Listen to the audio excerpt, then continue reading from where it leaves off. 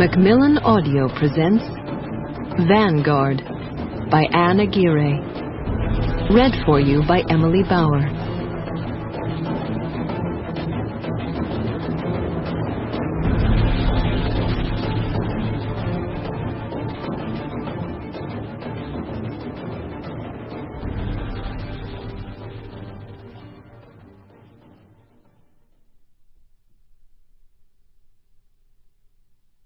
One.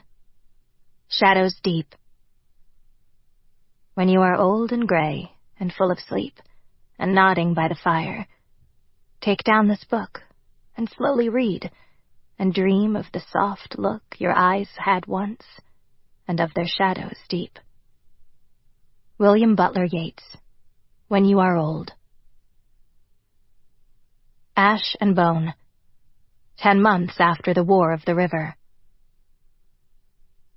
Morning crept across the floor in buttery streaks, sunlight warming the wood of the cottage Tegan shared with Dr. Wilson.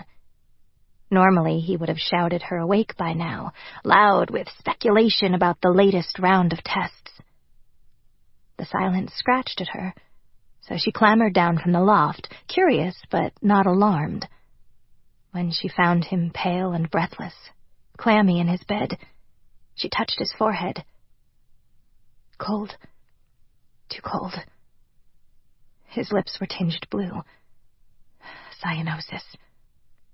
So what's the diagnosis, girl? Wilson asked with his eyes, not his voice. She considered the possibilities quickly. Pulmonary embolism or coronary failure. Either way, she had no medicine for him, and she lacked the skills to operate, as he'd said they once did, correcting broken hearts with a facility so advanced that it sounded like magic. He reached out, and she curled her warm fingers around his, noting the brittleness of his bones and the age spots on the back of his hand. I won't last, he wheezed.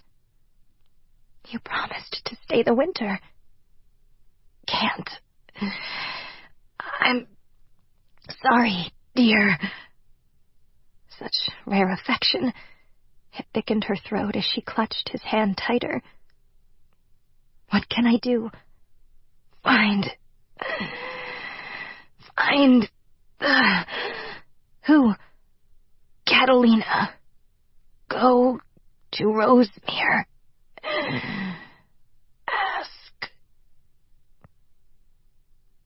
But Dr. Wilson failed to finish his final request, as the last breath shivered out of him. A rap on the door jolted her upright. She hurried to answer and found the mayor, Agnes Merriweather, pacing with an agitated air. Get Dr. Wilson. I have to... He's gone. Tegan cut in. The older woman stilled, her face falling into desperate lines. Then I'm too late. This woman had made the doctor's existence a living hell, tormented with guilt over what he'd done trying to save the town. Instead, his research nearly destroyed it. Tegan scowled. Even now, it was about what Mrs. Merriweather needed, not that someone clever and wise had passed. Indeed, she snapped. Whatever crisis she'd come upon this time, Mrs. Merriweather put it aside. I'll organize the services. Quickly wash him and get him ready. The mayor left, and within moments the bells sang out, tolling Dr. Wilson's departure. Tegan counted. 64. That was a good age in these times, but she wished he had stayed longer. Grief came at her like a determined enemy. With grim fortitude, she filled a pail from the pump outside and hauled it in. Normally the family performed these rites, but Tegan considered this service the last she could offer. His flesh felt cool and waxy as she cleansed the world's cares from him. Next came the anointment with scented oil. There might be some significance to this, but she reckoned it really just helped with the burning. Once she finished, she closed his eyes and knelt beside him, waiting for the bearers. I don't know what I'm supposed to do. Is Catalina a person or a place? The question burrowed at her until the men arrived, shuffling outside with awkward uncertainty. She let them in before they knocked, and they were efficient about getting Dr. Wilson onto the board that would take him to eternity. Tegan finally put on her good dress and tied her hair back. By the time she got to the center of town, everyone had already assembled.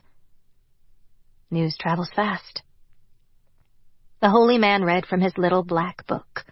Then the bearers delivered the scientist's body to the flames. Tegan wept alone.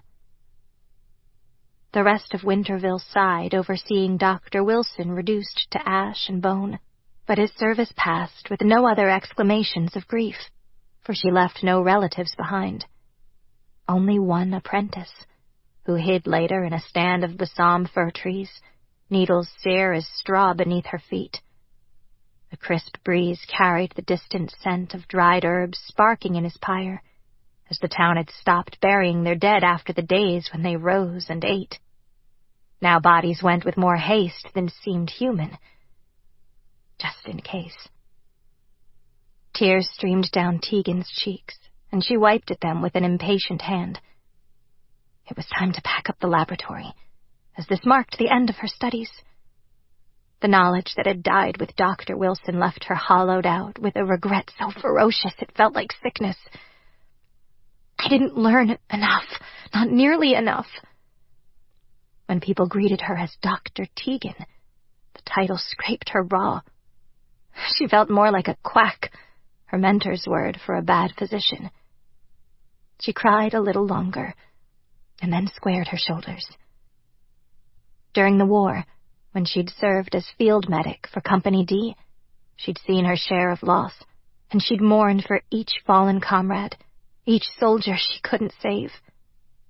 Nobody had thought they could succeed, starting with only 12 volunteers, but they proved themselves to everyone in the Free Territories by rallying a proper army and defeating the Horde, with unexpected aid from the Uroch and Golger.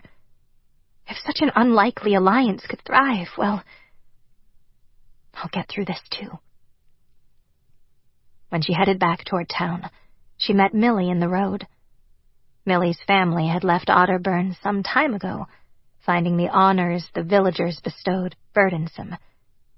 The girl's skin was burnished brown, and her hair fell in waves, black like a raven's wing, past her shoulders.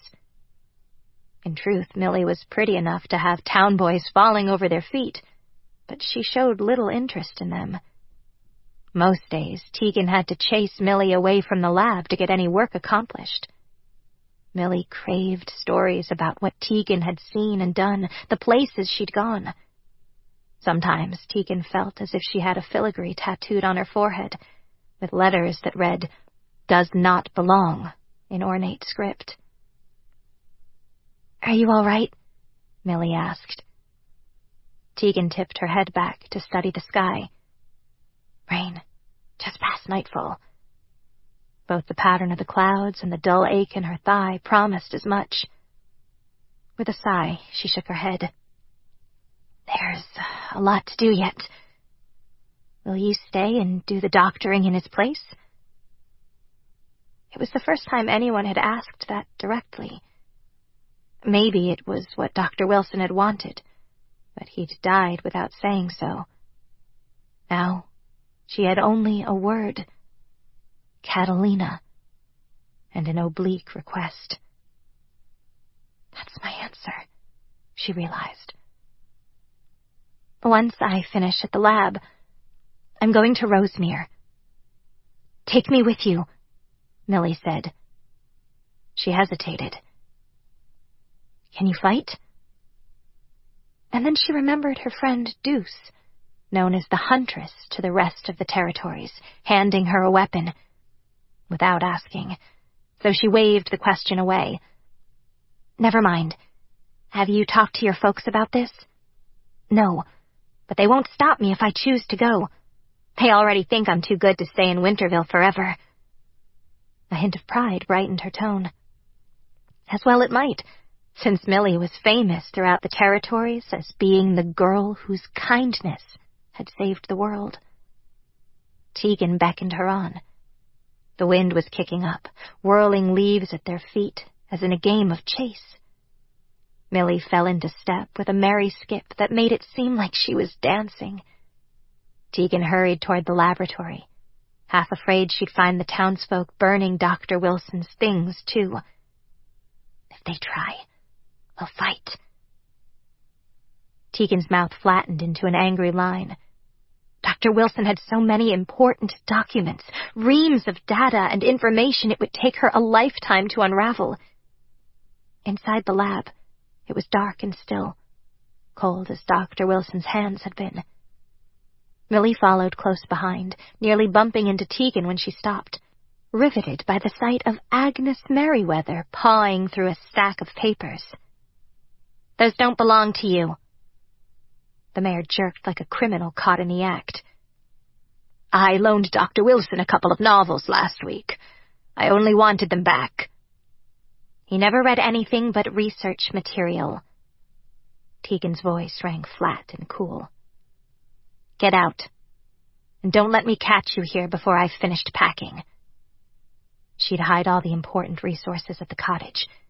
It wouldn't be long before Winterville purged this building and dedicated it to some other purpose. When she left, she'd take the most valuable book, the one that had curled pages and meticulous drawings of the human body. The cover was black with embossed letters, and though the thing weighed almost as much as her staff, she'd carry it with her always. Maybe, with sufficient time and effort, she'd grow into her title, like a sea creature that scuttled from shell to shell. "You don't like her," Millie said. Tegan nodded. "She wants easy answers, quick fixes. And that ends badly." To the terminus of his life, Dr. Wilson had been troubled by what he'd done to save Winterville. He'd performed experiments on a live mutant and created a pheromone solution that repelled the monsters. But it also drove people mad, resulting in carnage that haunted the living. Winterville still bore the scars, and the scientist had died with all that guilt still weighing on him. "I've heard about what happened," Millie murmured gravely. "Where should I start?" "Those crates, if you don't mind. The townsfolk should stay out of the cottage while I'm away." With Millie's help, it took only a couple of hours to ferry over the things she meant to keep. Exhausted, she prepared a simple meal of toasted bread covered in soft yellow cheese. She ate with Millie in silence, grateful that she didn't have to stay here alone. With Dr. Wilson gone, this didn't feel like a home anymore. Afterward, the girl touched her shoulder. "If you'll be all right, I'm going. Are we leaving in the morning?" Tegan nodded. "I'll gather the supplies we'll need to reach Rosemere. Can we make the journey alone?" Once, she might have hesitated. But she was stronger now, confident in the skills she'd learned from Morrow and in the peace Company D had forged. "If we're together," she said, "then how can we be alone?" Millie flashed a bright smile. "Thank you for taking me seriously. It's not that I don't like it here, but—" She paused, likely gathering her thoughts. "I want to be more, see more. In Winterville, they still know me as the girl who was so good in Otterburn. But that can't be the only thing I'm known for my whole life." Tegan understood. Just as she hadn't wanted to be labeled a former captive, Millie didn't want to stay on the pedestal people had built for her. "You'll love Rosemere. When I first saw it, I couldn't believe there was anywhere so pretty in the world. I can't wait." With a wave, Millie bolted. Tegan got to work immediately. Though she'd been in Winterville for a while, she hadn't forgotten how it felt to wander. Dry provisions, cookpot, walking stick, waterskin, the most accurate territory map in the doctor's collection, 2 changes of clothes, including socks, and finally, that precious book. Ready. As dusk ripened into full darkness, she climbed into the loft. Soon, the rain she'd predicted earlier fell, tapping against the metal roof. Apart from Millie, she hadn't made friends here, devoting all her time to supporting Dr. Wilson. It doesn't matter. In the morning, I'll be gone. Millie met Tegan at the appointed hour, and they set off with minimal fanfare, though a few townsfolk waved and others called out greetings. Travel wasn't as hazardous as it had been, and they'd likely see traders along the way. Tegan set a pace she could maintain, amused to see that the other girl had a staff as well, raw cut and in need of smoothing. But she didn't tease. In fact, pleasure swirled through her like milk spreading in a cup of tea, that Millie admired her enough to emulate. Me. Not Deuce. All over Winterville, girls sparred with twin wooden blades, reenacting the battle at the river. They always made the boys play the horde, much to their dismay. The clacking faded as the 2 friends put the town behind them. For a while, they proceeded in silence. For some reason, Millie was collecting small stones in a pouch, but Tegan didn't ask about that. Have you ever traveled before? Millie shook her head. Not really, unless you count the trip from Otterburn. That was only a few days, not like the Odyssey to Rosemere, where you infamously cared for the sick mutie. One act of kindness. That was why the Uroch had betrayed their forebears and fought with humanity at the river. When she thought about it, the free territories owed Millie Faraday more than they could repay. But it was also fitting. She recalled Ma Tuttle, her foster mother in Salvation, quoting, "A little child shall lead them," from her holy book. Please don't mention that, Millie said, sighing. It was so long ago. Did you know people bring things to our house sometimes? An old couple came all the way from Otterburn with a basket of vegetables. Tegan bit her lip against a smile. The pure vexation in the other girl's tone made for bright amusement, but she managed not to laugh somehow. It must be awful. You're mocking me. At least you know things. Thanks to Dr. Wilson. Even before, you studied under another doctor, right? In Salvation. Yes. That's 2 healers I've outlived. It's hard not to think it would be unkind to accept a 3rd teacher. Doc Tuttle, my foster father. He saved my life and took me in when we first came out of the ruins. It was terrible there, I hear. The statement rang like a question, but Tegan had no plans to talk about what her life had been like before. Even when her mother had been alive, there had been too much fear and uncertainty. Afterward, it was all shame and violence. When she'd told Deuce a more sympathetic version of the truth, she'd fought to make damn sure she wouldn't add any cubs to the wolves' number while clinging to such a miserable life. Blood and pain and... No. Deliberately, she snipped the thread of thought and tied it off in a mental suture. The world is better now. It might be there, too. But I doubt it. Do you know a lot of people in Rosemere? At the moment, Millie was all eagerness. Give her 5 days on the road, washing up in rivers and eating burned porridge. She'll lose that bounce soon enough. Tegan thought for a moment. Deuce and Fate are there, along with her family. Stone and Thimble and their boy Robin. Gavin. You might remember him. And James, of course. She'd have to be oblivious not to understand how he felt.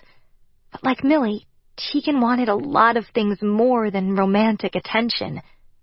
James was handsome, clever and kind. She supposed she should love him, but so far she could only muster the same pleasant warmth she felt for Deuce and Fade. Yet she'd nearly broken her own heart trying to save James's life, so maybe she did care a little more. Never mind that anyway. I'll be seeing him soon enough. It is so incredible that you say their names like that. As if they're just people. That's how others see you, too, Tegan pointed out. I suppose, but that's just strange. Tegan understood why the other girl felt that way. The huntress and her partner were famous in the Free Territories as ferocious fighters and the leaders of Company D. They'd come from down below to change the world, and that was fairly intimidating. Yet she'd traveled with them long enough to understand that they were human. She fell quiet and kept walking. Around midday, they took a break to eat beneath a stand of trees, basking in the sweetness of the shade. Tegan brushed her hands back and forth, the grass prickly beneath her palms. The summer had been long and dry, so it needed more rain than had fallen the night before.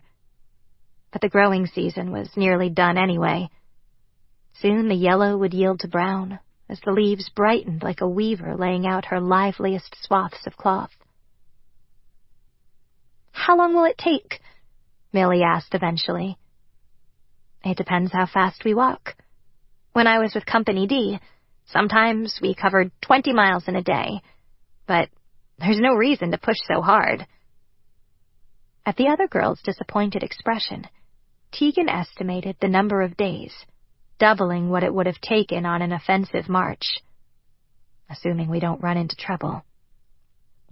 "I've never slept outside before, but I packed a bedroll. I heard Trader Kelly say he sleeps underneath his wagon." "Some do," Tegan allowed. "If you're done, we should move along. The distance between us and Rosemere won't shrink from discussing it." Millie leapt up and packed the remains of lunch without being asked. Tegan dusted herself off, checked the map to make sure she was on the right track, and then resumed the trek. Now and then they met travelers on the road, but nobody showed signs of wanting to pass the time with gossip or trade, so Tegan just waved and kept moving. It was a little unnerving to spot Uroch in the distance, and once she thought she spied one of the small folk scurrying into a burrow.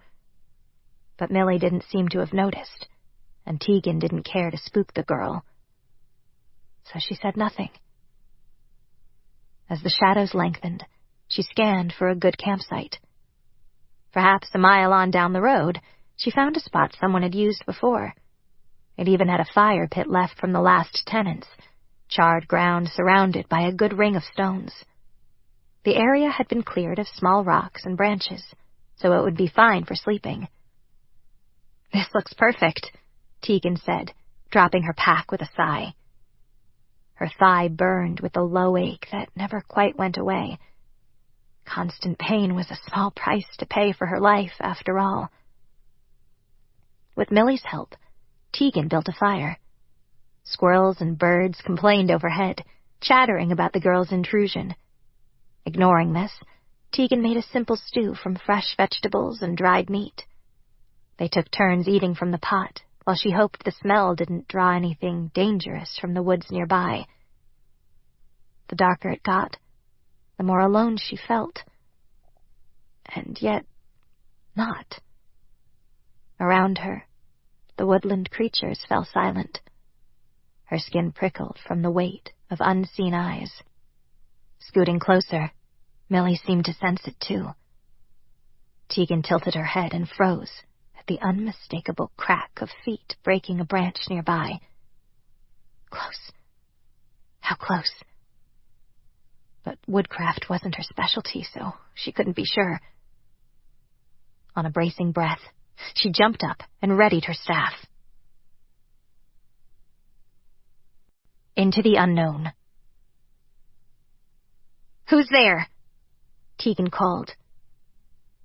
A cloaked figure emerged from the tangle of branches, brushing dry leaves away, surely not the act of a violent intruder. She couldn't determine who it was, however, so she kept her weapon high. Millie clutched her own walking stick. Later, Tegan might critique the girl's stance.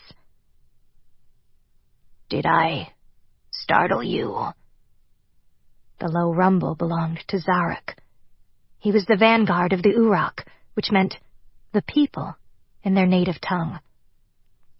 He pushed back his cowl, and she let out a relieved sigh. Millie showed no such relief, however. She probably hadn't seen any of these creatures since she was a little girl tending what she thought was a wounded animal in the woods. His skin gleamed silver pale in the firelight, and the shadows elongated his claws and fangs. There was a beautiful ferocity about him, Tegan thought, measuring the slant of his cheekbones and the golden gleam of his eyes. He was all precious metals, smelted and forged into the dread furnace of fate.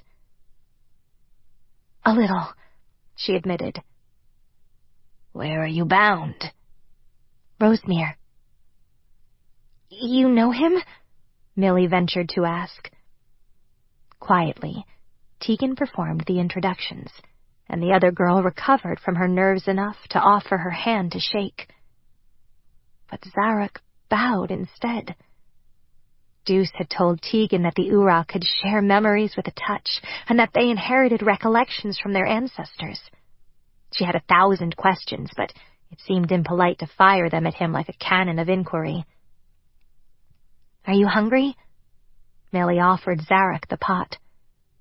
"No, thank you. I paused to warn you to be careful. When we broke the horde, the threat was quelled, but the territories are not entirely at peace yet." Tegan appreciated the warning. "I'll be alert. Our allies are still wearing armbands, yes?" "Since your people cannot tell us apart, not by appearance or smell or—" "I can," Tegan said, with a touch of asperity. "Your skin is healthy and free of lesions. Your eyes are a different hue, and the Uroch generally do not run about naked or clad in filthy rags. The rest of my folk will catch up in time." "I wonder if I'll live to see that day." Millie glanced between them. "Are you sick, sir?" She could have answered that his people died young, a curse from stepping onto an expedited evolutionary track. But it would have been rude to pretend to be an expert before someone who knew better than she. Szarok only shook his head. "Now that I've spoken my piece, I'll go." "Stay." The offer surprised Tegan, but she didn't retract it. Instead, she gestured at the fire. "The night is cool, and 3 shadows on the ground are better than 2. "You hope my presence will deter marauders?"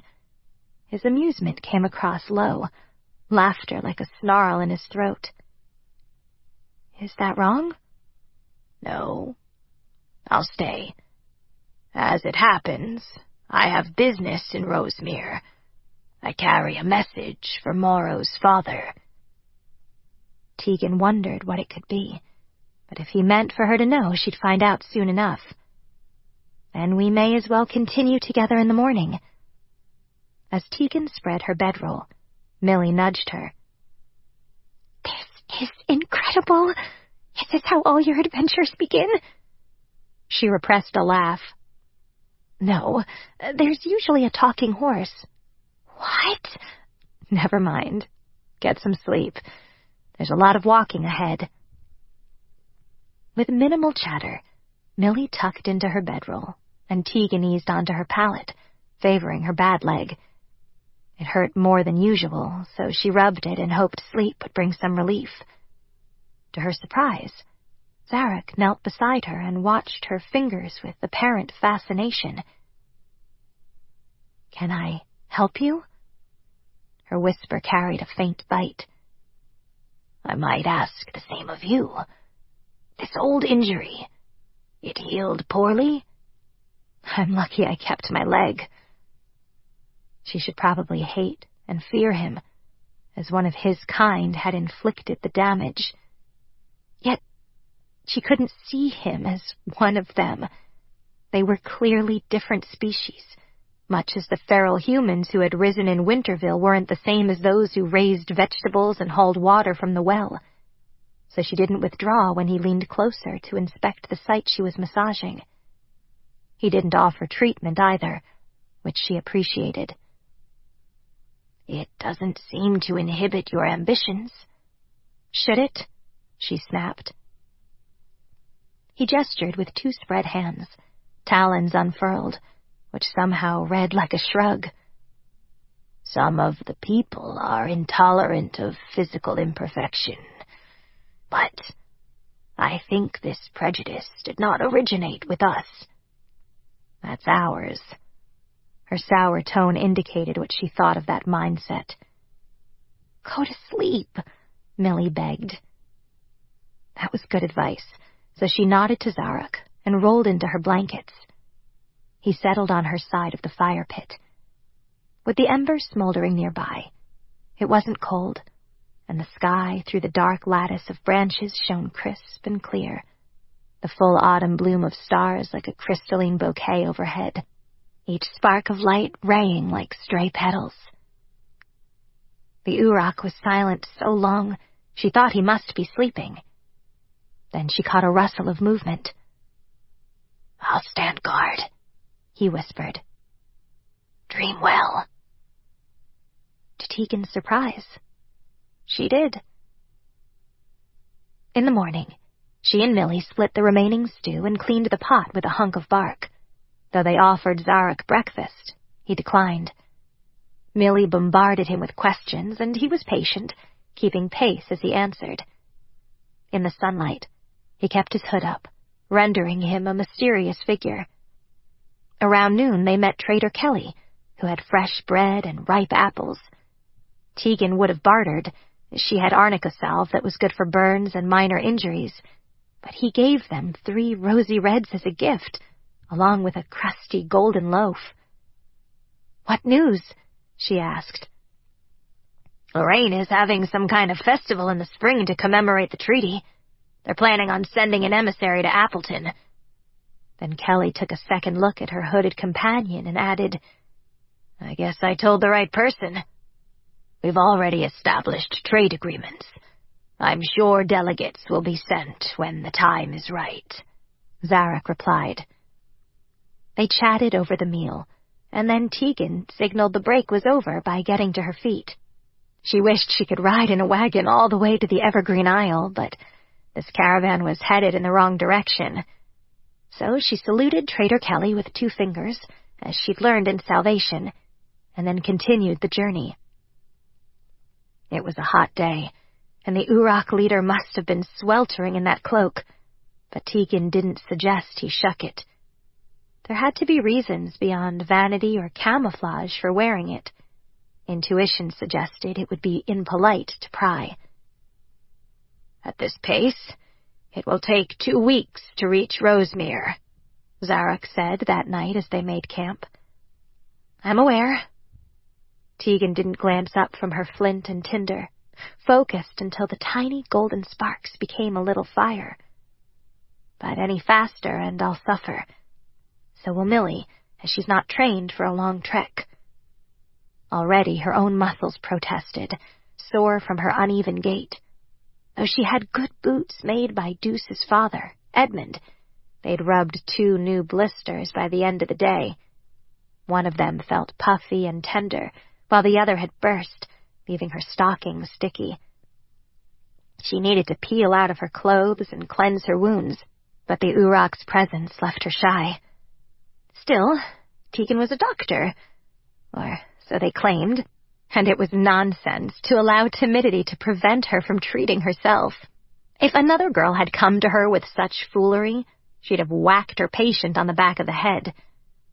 After dinner, she set aside some clean water and stripped out of her boots and stockings. Millie was entertaining their guest anyway, so she started when Szarok came to peer over her shoulder as she examined her own feet. "You're bleeding," he said. His evident surprise aggravated her. "I got soft studying in Winterville." She washed, then made short work of dotting the broken blister with salve. The other one she decided not to pop. Though the skin felt puffy, it was better to let it split on its own. Still, she wrapped it, too, so that her stockings wouldn't take any further damage. It would be a while before she could wash and dry them properly. She hung them up nearby to air out and headed back to the fire, where Millie was feeding thin, dry branches to the flames. "How are your feet?" Tegan asked. The girl glanced over with a dismayed expression. "Can you tell?" "No, but it's common sense. Let me see." Millie had 3 blisters, 2 on toes and 1 on a heel, so Tegan repeated the treatment.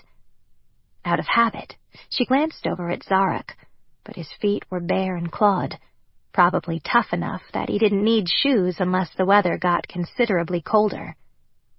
Curiosity pecked away at her like a hungry bird, but still, courtesy kept her quiet. Treating him as Dr. Wilson had Timothy, the freak he used to create the pheromone spray that once protected Winterville, would be unforgivable. As she packed up her supplies, in the distance she heard a clacking, grunting snarl. Not freaks, she told herself.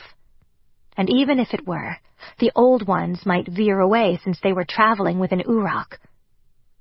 The noise got louder, almost like a challenge, and within moments, Szarok was on his feet, poised for action.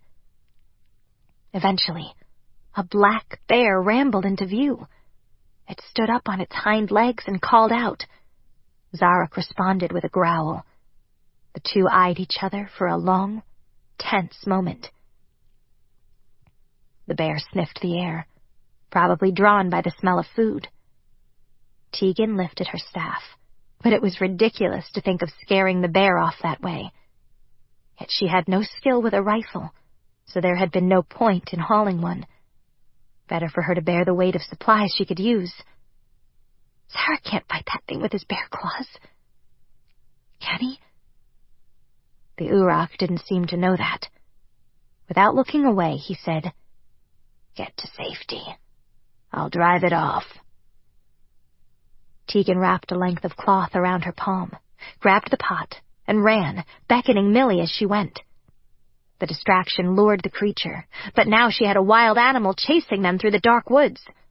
Behind them, Szarok swore, or at least she guessed he had from the guttural sounds, and a struggle crackled the undergrowth.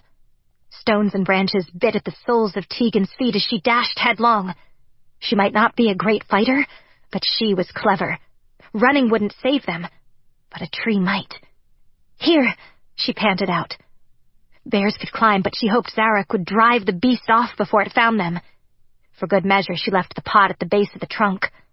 Better to feed it leftover stew than human flesh. She and Millie scampered up, breathing hard. Blast, now I have to rewrap our feet. That seemed a fairly mild concern, however. Hope there's nothing worse. In the dark, Millie clutched Tegan's hand, leaning into her. "Will he be all right? Should we have stayed to help? Have you fought a bear before?" The girl shook her head. "Then no. Sometimes the best we can do is follow instructions." Countless moments later, Szarok came for them, a dark shadow at the base of the tree. "It's safe. Come." Millie climbed down first, and Tegan after. Szarok reached for Tegan too suddenly for her to recoil. One moment she was perched on the lowest branch, preparing to jump, and the next he had her in his absurdly strong arms. Nobody had ever lifted her unless she was wounded, and even then she'd wanted to fight. Generally, she didn't enjoy being touched. Szarok didn't seem to register her resistance, and as he set her down, it faded. But he smelled of copper, a sign he must be wounded. Tegan waited until they got back to camp before demanding, Where are you hurt?" "It's not serious." She leveled a cool look on him, some of its impact doubtless lost in the dark. "I'm the doctor." "Tend to your own ills first." Sighing, Tegan did that, annoyed over the supplies wasted in wrapping their blisters a second time.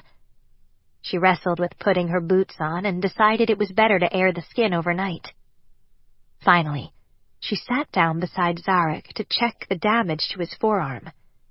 It looked as if he'd blocked a claw swipe, so it was incredible he'd only received a 4-striped gouge. "You don't need stitches. I'll clean and wrap it for you." His physiology fascinated her. His blood was darker than a human's, and she analyzed possible reasons based on what she'd learned. Venus blood is darker because it's deoxygenated. So, does that mean the Uroch have evolved to survive on less oxygen? That would mean they could thrive in high altitudes, and they would be able to hold their breath longer.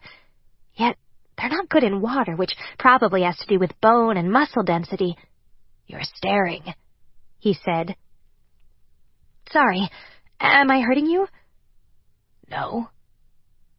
His eyes remained fixed, tracing her movements as she washed away the blood. It smelled a little different, not just like copper, but something else, like wet earth after a rain. She had no specific word for it, but it wasn't unpleasant. His flesh was cool and completely smooth, but it felt thicker than her own. She suspected the lack of hair made him vulnerable to the sun. That explains the cloak. With careful hands, she coated the wound with healing salve, and then wrapped his forearm in a bandage and tied it off. "How's the pain?" "Bearable." He put his hand over hers for a few seconds, and she stared at the long fingers, silver pale and topped with claws. "I'm not afraid. I should be, maybe. But I'm not." "Thank you," Millie put in from across the small campsite. Szarok shifted, seeming uncomfortable. Since Tegan couldn't see his face, she wasn't sure why she thought that, but his flinch confirmed that impression. Briskly she stood, put away her doctor's bag, and hung the troublemaking pot from a high branch. Provided there was no more excitement, they could eat the leftovers in the morning. Millie went to sleep first, and if Tegan had any sense, she'd do the same. But instead, Tegan lay awake in her bedroll, listening to the other two breathe. It wasn't adrenaline keeping her awake. She'd survived much bigger battles. While she didn't love fighting like Deuce did, she didn't fear it either. With a curse, she rolled over to find Szarok awake and watching her. Her heart skittered. "You didn't sleep last night either. Is something wrong?" There had to be some reason he'd been sent to Rosemere. Maybe the rest of the Uroch didn't like the treaty terms? If they want more, the Free Territories will go to war again. And this time... No, there couldn't be worse lying in wait. It had to be behind, with hope and brightness shining on the horizon. But his whisper surprised her. Stole her breath, in fact. "Could you rest at ease among your enemies? You've killed so many of my kind." "You're afraid of us?" The idea seemed laughable, and yet... Then why did you approach Deuce and fight alongside us? "Fear does not change what is right, or my grief over what I've done.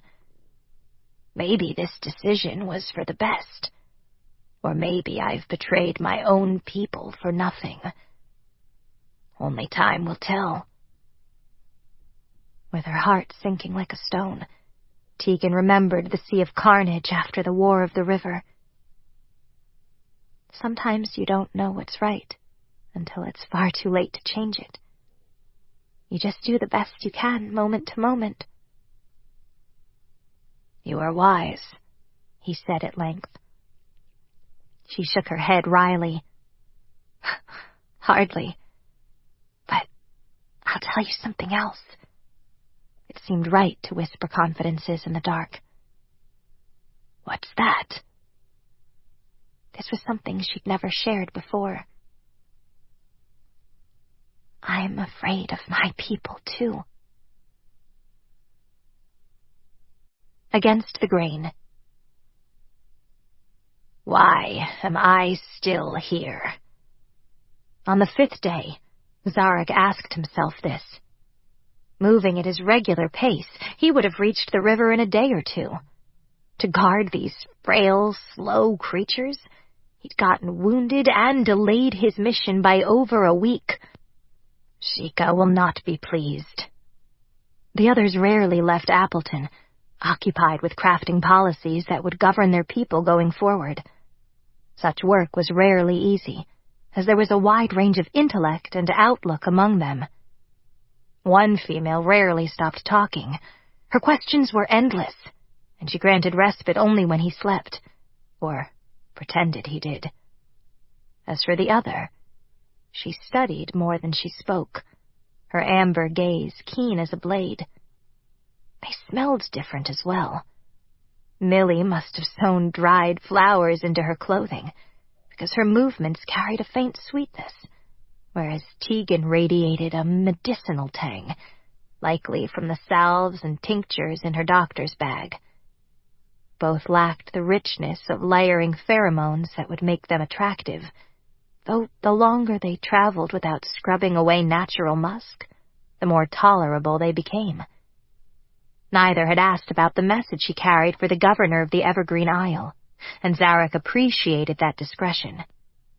Their company wasn't disagreeable, even if it was odd. This was the longest he had ever spent in close contact with humans. His ears and nostrils hadn't stopped twitching under the bombardment of oral and olfactory input. They even breathed louder than the people, particularly when he tried to move faster. "You need to rest," he guessed. They had only been walking for half a day. It was difficult to be patient when time meant such different things to their species. But he tried not to show his need for haste, as his ancestors had harmed Tegan in the first place. While he might not have injured her directly, he carried some of that responsibility by way of the rage-fueled memories he'd inherited. Tegan nodded. "We should pause for a meal anyway." Efficiently, she passed out equal shares of food. Szarok found it easier to chew through the tough, dried meat than they did, so he finished first and tried to quell his distaste and impatience. Not well enough, evidently, for Tegan gave him a sharp look. "You needn't travel with us the whole way. Since your arm's healing well, you have no further need of me, and we'll be fine on our own." There was no hint of hesitation in her voice, or countenance either. Not a bluff. "Are you so eager to part company?" he asked, mostly to test her. A lie will smell sharp and acrid. "No, but I'm not the one constantly staring down the road either." A fair and honest response. "Apologies if I pressured you." "It's all right," Millie said cheerfully. "I think she's going easy since this is my first trip." Tegan didn't deny that, so it must be true. Interesting. She would push herself harder, but not this girl. They must be close kin. It was a trivial fact that might prove useful, so he filed it away and let them enjoy the break until Millie's sweat had dried. By that time, she got to her feet on her own and didn't need to be prodded. Now and then he broke and ran ahead to check the path for potential threats, but for reasons he couldn't articulate even to himself, he always circled back.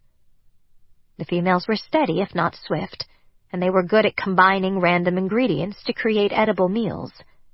Tonight it was dry grain mingled with fresh fruit, and while he wouldn't call it delicious, it filled him up with minimal effort. The texture revolted him, but humans seemed to prefer softer food.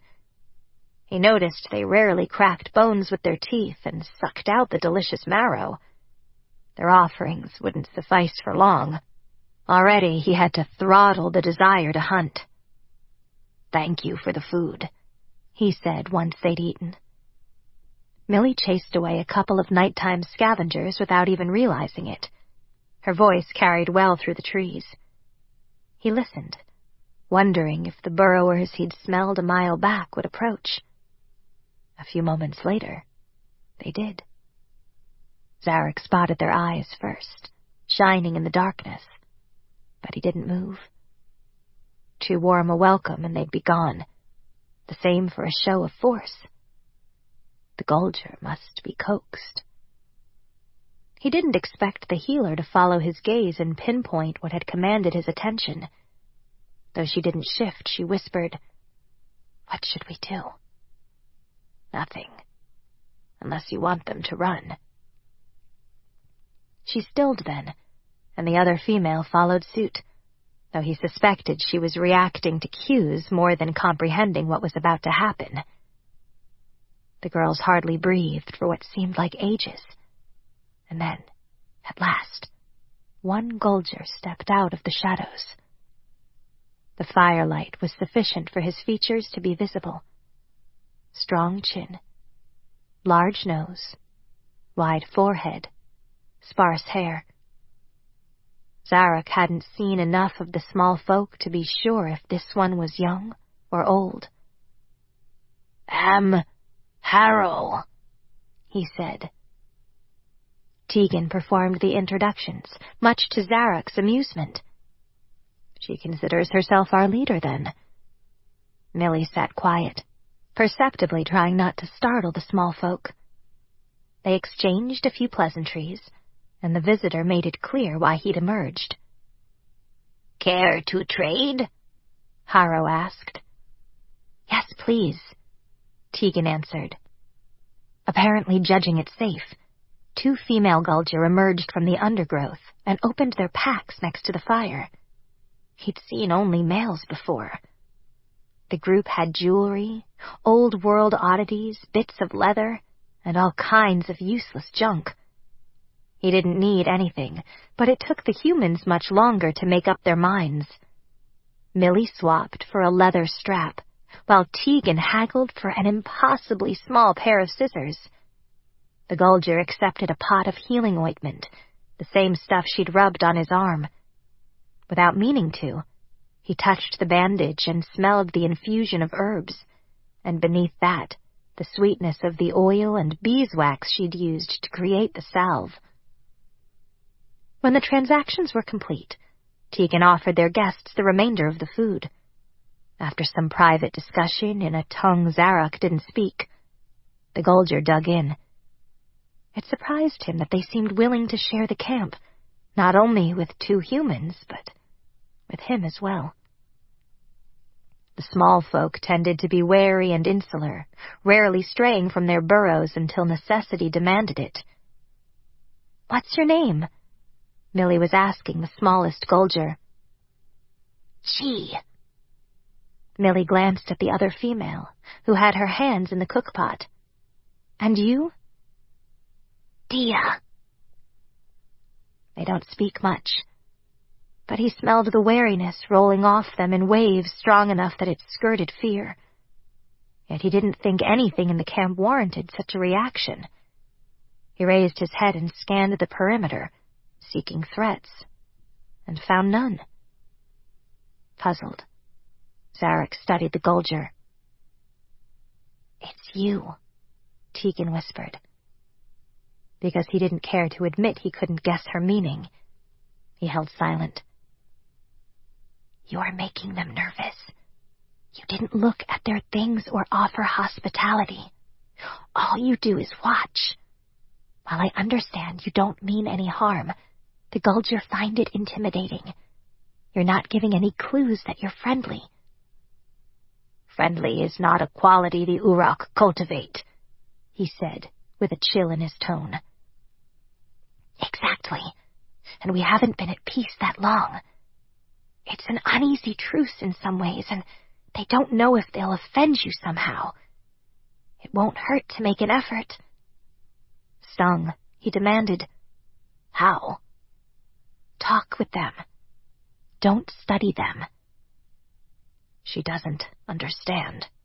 As Vanguard, it is my duty, my honor, and my obligation to learn as much as I can. Only recently had the people realized how critical it was to take in information as the one service they could provide to their descendants. If only my ancestors had known, perhaps I would be wise. Perhaps I would not be so uncertain if such memories had been given to me instead of so much hate and violence. Certainly she couldn't understand that each moment he chose not to lash out. He repressed the tide of loathing that surged from breathing human stink. That required a choice, control over impulse. My instincts tell me it would be better if you were dead, healer, that I would enjoy the taste of your blood in my mouth. Szarok imagined speaking the words aloud, Tegan's cries of terror startling the birds from sleep in a frantic panic of beating wings. But no. The Uroch had chosen peace. They had chosen not to join with the Horde to annihilate their distant ancestors. Even if humans were dumb and slow, heavy like clay boxes, their bones had provided the foundation that brought the people to life. Zika had put it best. If we destroy the last of our distant kin out of blind hate and fear, we may as well be like the old ones. We may as well live and die without awakening. Beside him, Tegan stirred. She touched her throat. For some reason, it pleased him to make her uneasy. Though he remained unnaturally aware of Tegan's discomfort, Szarok addressed Harrow. I saw another trading party, half a day from Appleton. Would you know them? Definitely. Thus encouraged, Harrow launched into an explanation of how the bravest of the Gulger were being tested, the ones who survived and returned with anything of value, objects or information, would be promoted in clan hierarchy. Interesting. Szarok knew little about the structures of Gulger society, so he asked questions as long as Harrow would indulge his curiosity. It proved to be longer than anyone else cared to listen, as the females began settling in for the night. Eventually, Harrow tired as well, and Szarok relaxed enough to let exhaustion trickle in. How many days has it been since I slept well? He couldn't recall, certainly not since he'd joined company with the humans. Szarok thought everyone else was asleep, so he startled when he turned and found the healer far too close. Somehow he swallowed the instinctive snarl. I don't hate her. I barely know her.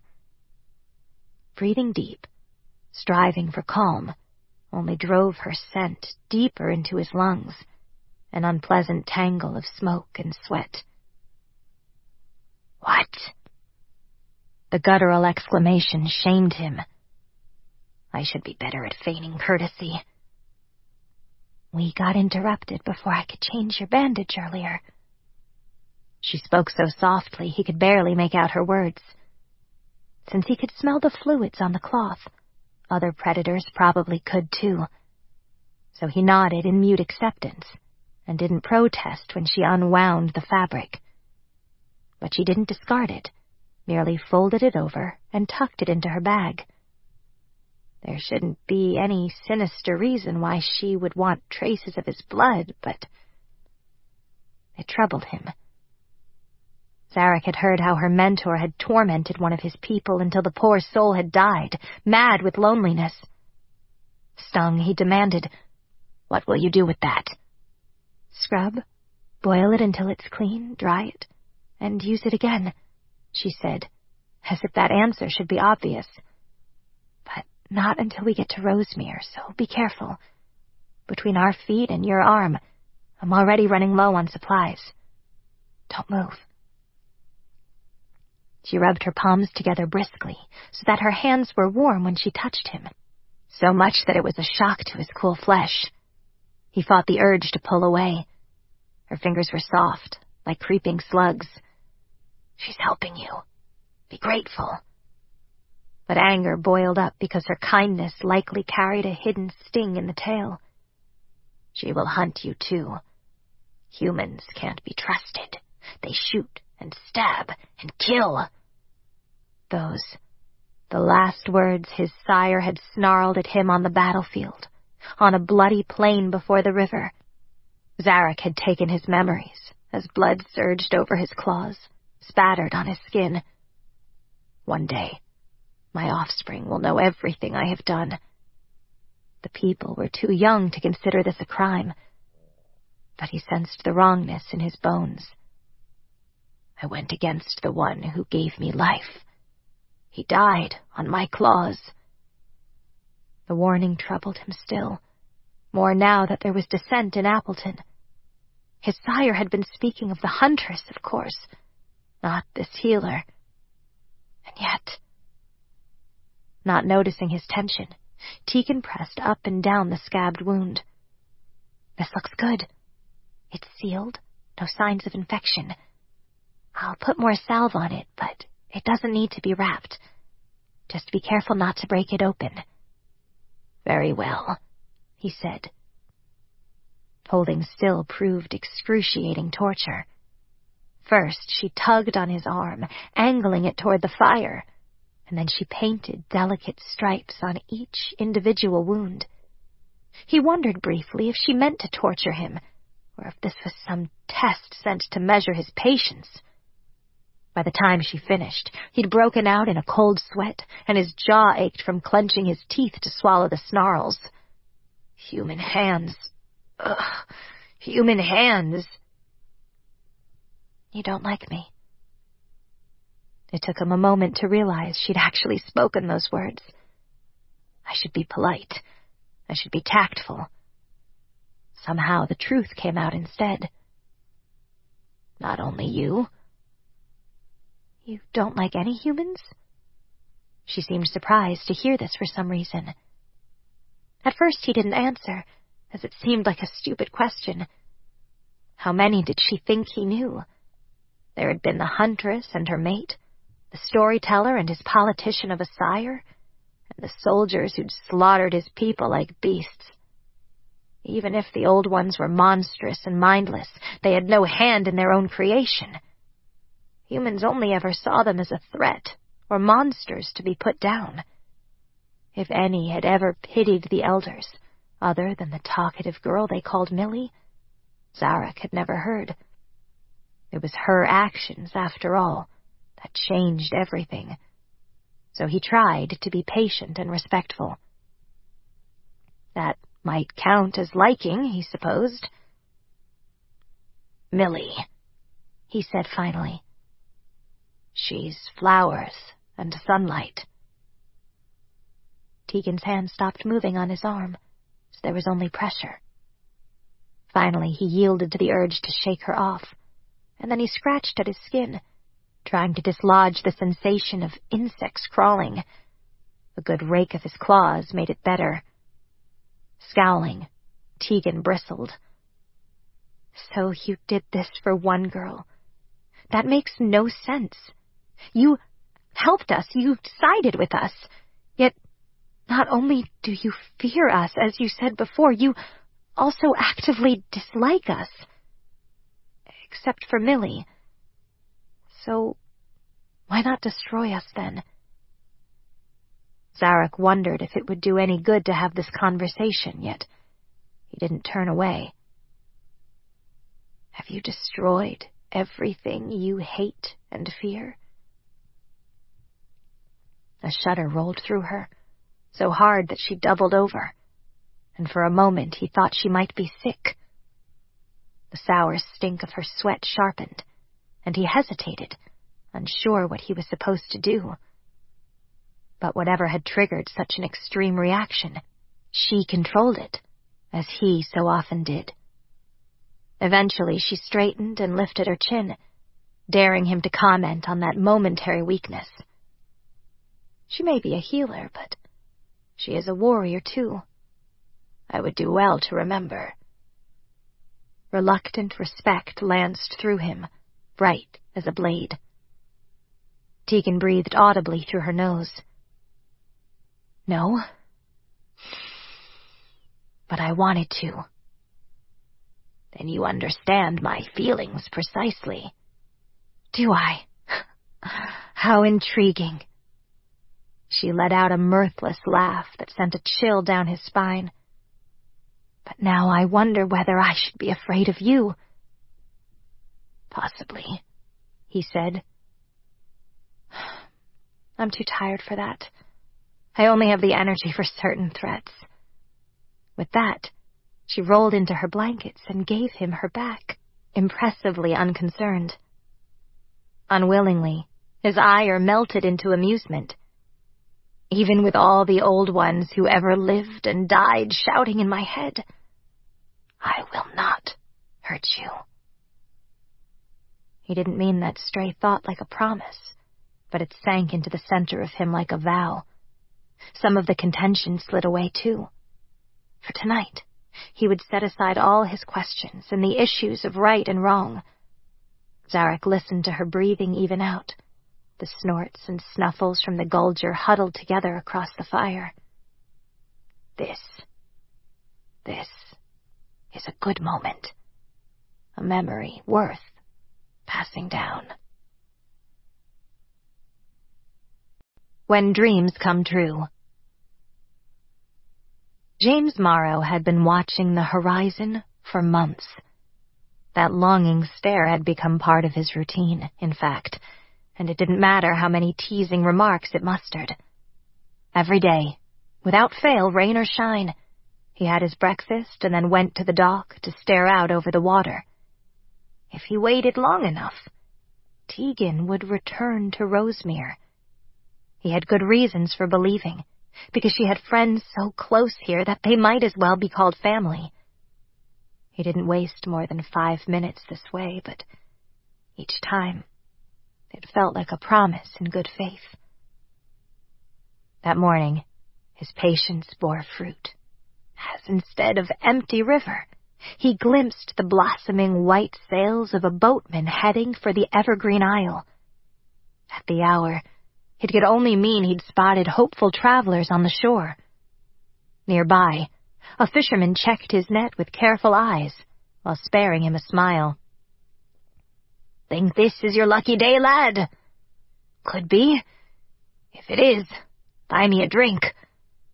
Morrow flashed a smile, trying to hide the wistful ache square in his chest. If she loved you, she wouldn't have gone. But love didn't always grow at the same pace. For some, the feeling shot up like a determined vine after a hard rain.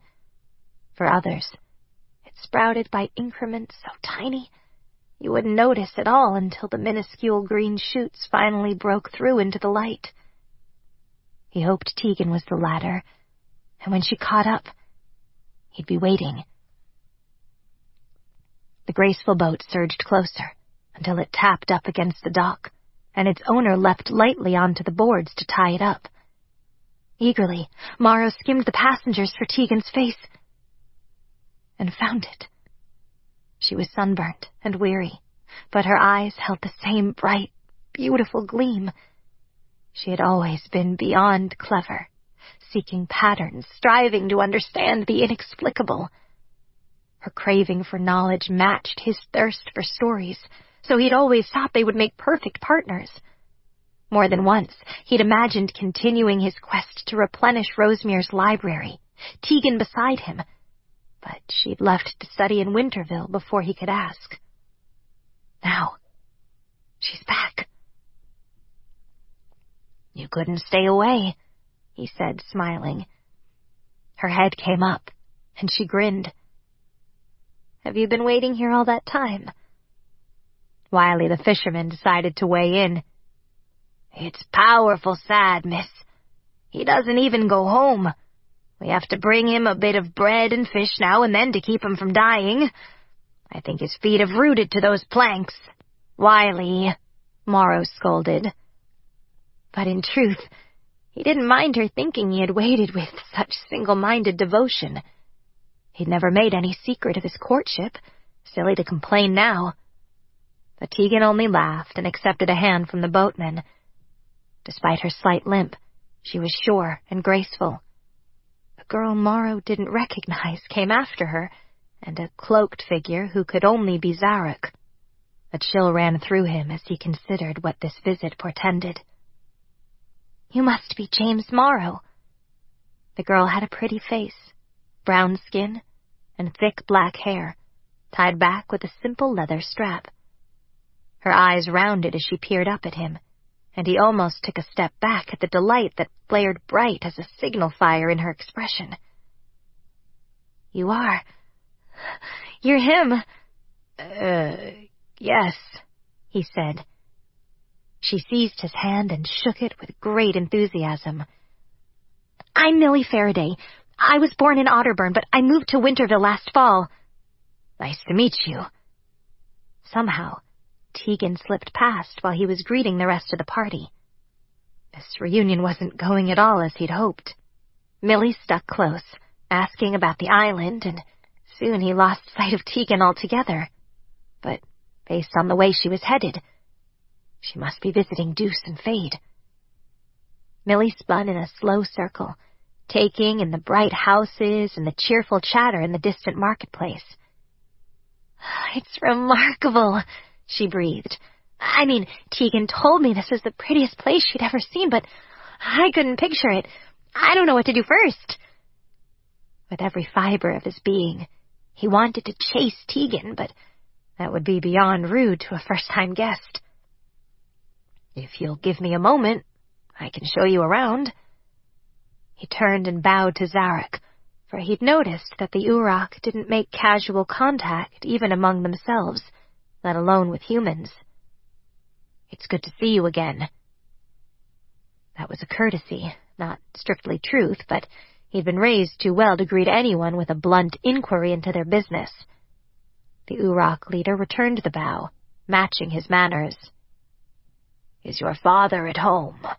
I bear a message for him. Morrow nodded.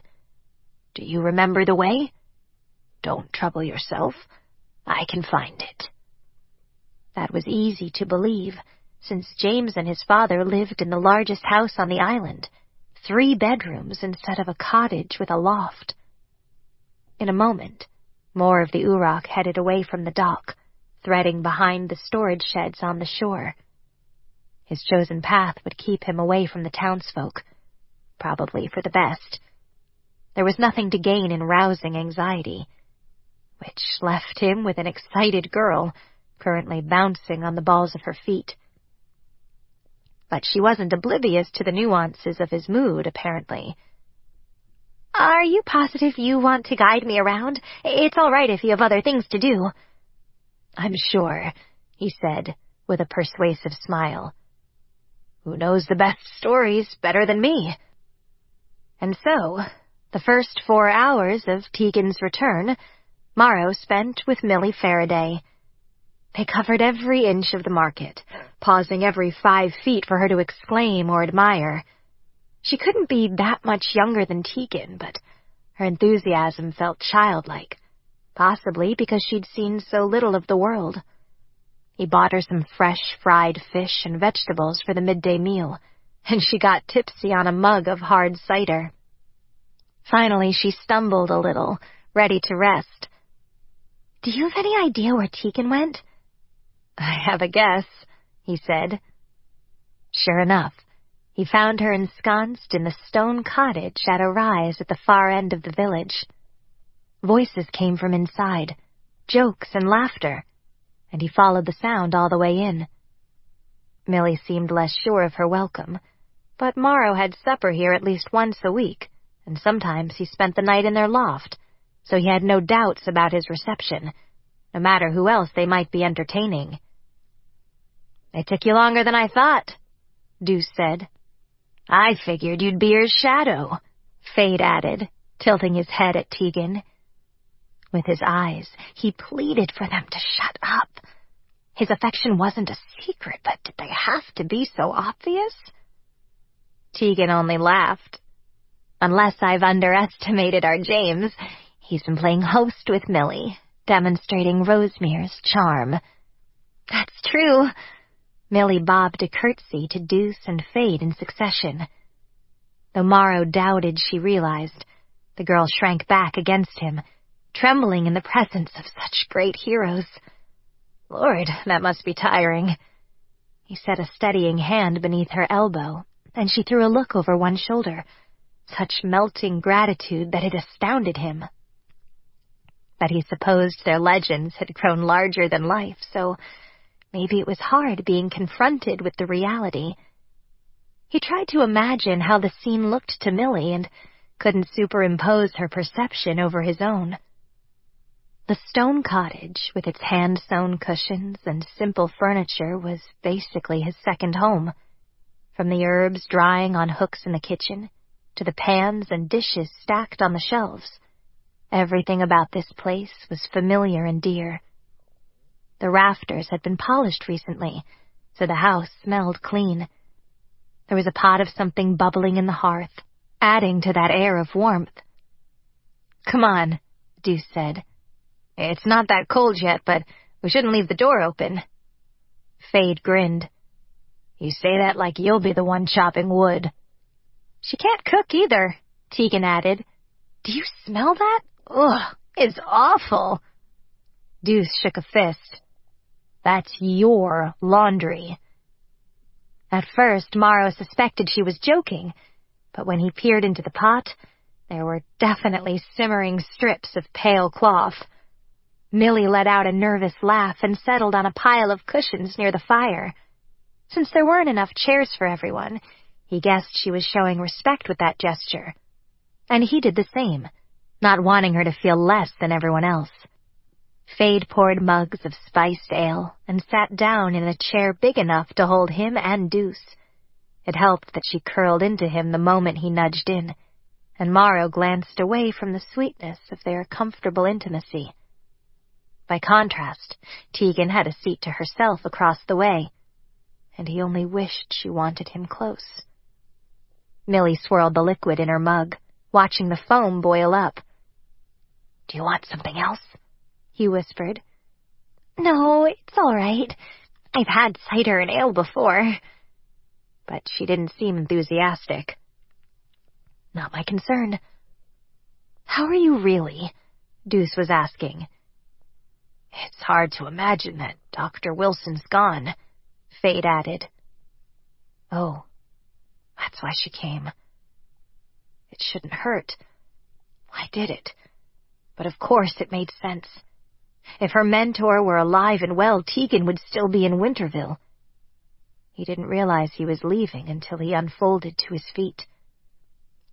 "I should make sure Szarok found our house. Please, excuse me." He hurried off without waiting to see if anyone would call him back. If anything, his steps moved faster because she wouldn't. And it would be worse if someone else did.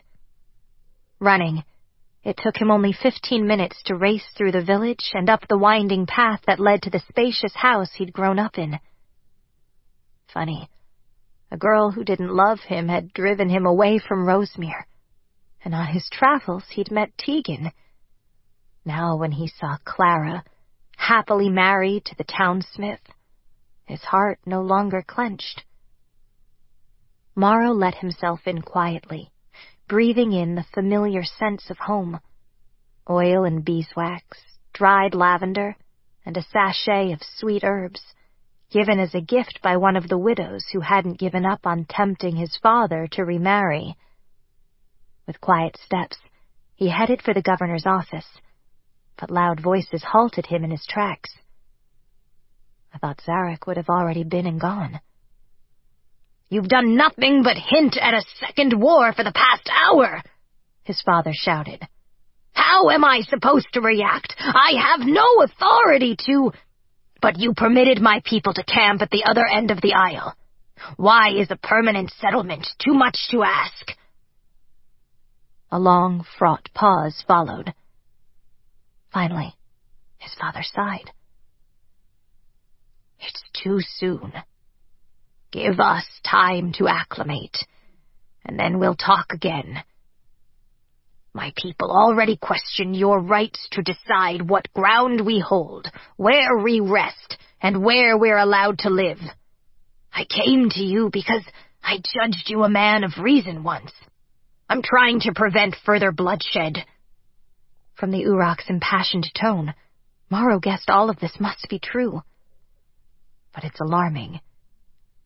I understand all of that. I do. But only last year we were slaughtering one another. You think people are ready for Uroch neighbors? The villagers will rise up if I grant permission for you to found a colony here. Ferocity gave power to Szarok's reply. Because the Evergreen Isle is pure? Because you want to keep it that way? You will leave us the places you don't want. Force us to live in your ruins and hope we don't get sick from mechanisms we don't even understand. Though eavesdropping was beyond rude, Morrow couldn't tear himself away. It's not about purity, it's about keeping the peace. Then this is your final word? His father sighed. I'm not saying no, I'm just saying not yet. How long must we wait? Do you understand that our lives burn at a different pace? While you wait for the perfect moment, you may be explaining to my offspring why you denied such a reasonable request. Or perhaps there will be no talk at all by then. Are you threatening me? We are a warlike people inexperienced in the pursuit of peace. If you refuse our good faith offers, I can't guarantee the truce will hold. I can smell your fear, even now. You are uneasy at having me in your home. The rest would feel the same over allowing us to settle the other end of the island, yes? Another pause. Then the governor confirmed. Yes. Can you give me some time to think? I understand your position, and you're not wrong.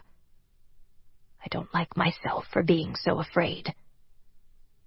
Acknowledging fear is the first step to overcoming it, Szarok said. Perhaps. I haven't even thought about integrated towns, but that would be the next step, wouldn't it? It's one that frightens us also, but we don't want to be left behind, and there is much we can learn from one another if we're brave enough. Well spoken. Both parties seemed calmer now, so Morrow relaxed a little. He leaned against the wall, wrestling with the idea that he should go before he got caught. Yet, there might be a little more to learn here, and curiosity flickered like a candle that couldn't be blown out. To answer, yes, I can give you a while to consider. I'm not eager to return to the elders with a firm rejection.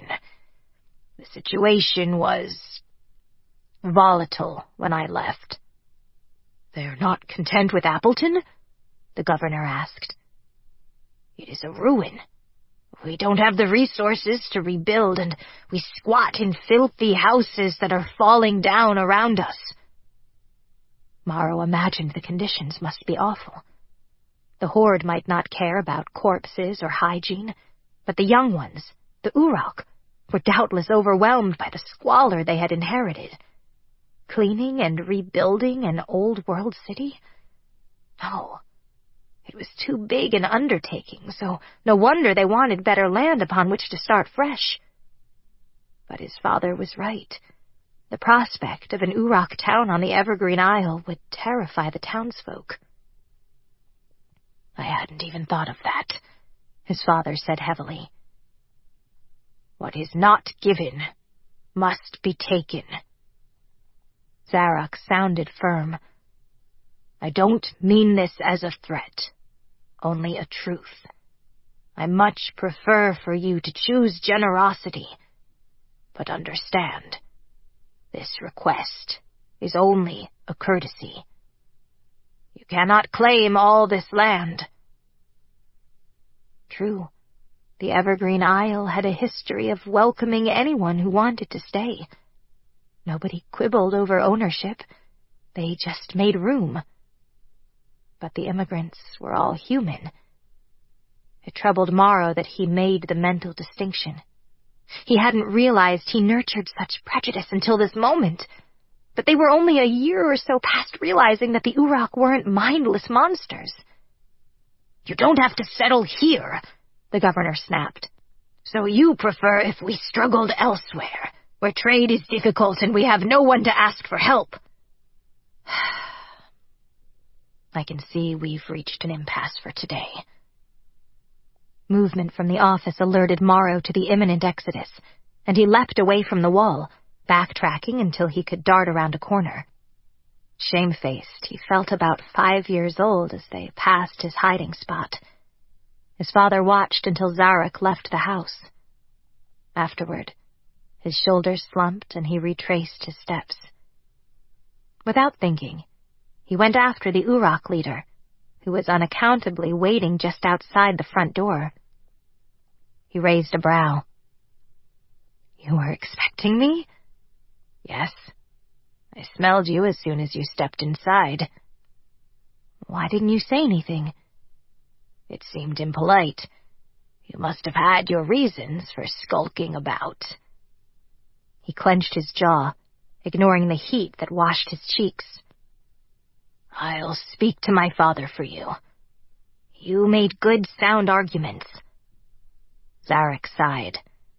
Despite the cowl, the slope of his shoulders hinted at great weariness. Even if he agrees, this will be no easy task. Maybe I can help with that, too. The villagers like me, so they might. A pale thing such as like will melt away when you request a terrifying favor. A kind offer, but stick with your stories. With that, Szarok strode away. Morrow might well feel the sting of that rejection for days. Questions and answers. Afternoon ripened into night before Tegan finished catching up with Deuce and Fade. For as long as she'd known the girl, Millie had never been quiet so long. Instead of questions, she had only admiring stares. But over dinner and 2 cups of ale, she loosened up enough to quiz the two about their time down below. That suited Tegan fine. She'd already asked if they knew anyone named Catalina, and since they were newcomers, it didn't surprise her to learn that they didn't. I ought to ask James, she thought, but he'd taken off so fast that she didn't have a chance. In the morning would be soon enough, however. Tonight, all she really wanted was to feel clean. She hated to ask, since Fade looked so comfortable, but she couldn't stand going to bed this way. If you'll point me in the right direction, I want to draw a bath. With obvious reluctance, he pulled his hand from Deuce's shoulder. There's a cistern out back. I'll haul the water for you. That spurred Deuce into action, and she fetched a cauldron large enough to stand in. This is what we usually use, and here's the dipper for rinsing. Would it be too much trouble for me to wash up as well? Millie asked. Tegan smiled. We might as well do it together. I suspect they'll be happier when we scrub the sink off. Laughing, Deuce said, It's been a while since I lived so rough, but the smell has not gotten better. After he brought in several buckets, Fade took off. Tegan appreciated his discretion, since the house didn't offer much privacy. It might be fine for Deuce to strip off in front of her man, but as for Millie and herself, this was best. Deuce heated the water a little at a time, enough to wash and rinse. Tegan grimaced at how cloudy and scummed the water was by the time they'd finished. Sighing with pleasure, Millie put on clean clothes. While Tegan did the same, Deuce dumped the dirty water onto her kitchen garden. "Careful you don't kill your vegetables," Tegan teased. They're already growing in dirt." This made Millie laugh, but then she clapped both hands over her mouth as if she weren't sure she was allowed to find the huntress so entertaining. Tegan encouraged her with a smile. Though these were her comrades, they had to seem larger than life to Millie. She tried to imagine what it would have been like to live quietly in Otterburn, and then suddenly have the greatest heroes in the Free Territories show up and pronounce that she'd played a role in saving the human race. It's no wonder she's nervous. As a distraction, and out of real curiosity, she asked, "What was that we used to wash with? It wasn't the same as what they use in Winterville." Soap-making was a huge undertaking, and half the town turned out to cooperate. They used a mixture of ashes and animal fat with enormous vats for stirring and cooling, and the end result was tan and soft, given out in cups to everyone who participated. But Deuce had shaved what looked like a chip of wood directly into the washing water, and then agitated until it turned white with suds. Tegan had never seen anything like it. "It's some root that grows around here. You can dig it up in the fall," Deuce answered. "And it requires no processing?" After Tegan asked, she read the impatience in her friend's expression. "Yes, I did forget who I was asking. Sorry." If it wasn't a weapon, Deuce had relatively little interest in learning more about it. Or at least, that used to be the case.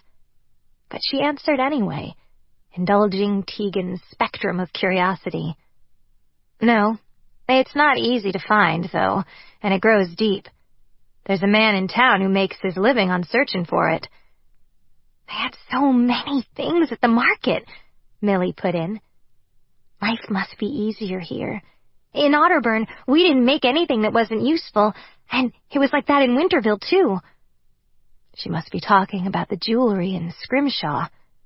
Tegan recalled her own first impression of Rosemere, how she'd marveled at the beautiful bone carving of a fanciful creature that James had told her truly existed. Dolphin. From that day on, she'd longed to see one just once, leaping in the sea. "It's like a dream," Deuce admitted, cleaning up after their bath. "You can't imagine how it was down below. The sun scared me half to death when I first came topside with Fade." "You truly grew up under the ruins of Gotham?" Millie ventured to ask. "So they tell me. Our elders told us the above world was all poison and death. We thought being exiled was the same as an execution." Tegan considered this, comparing it to her own childhood. Her mother had lived with a small pocket of survivors in what they'd called a university, teaching her to read, while they hid from the gangs and the occasional monster, had been the best gift her mom had been able to offer, despite her physical weakness. Tegan couldn't remember ever seeing her mother fight.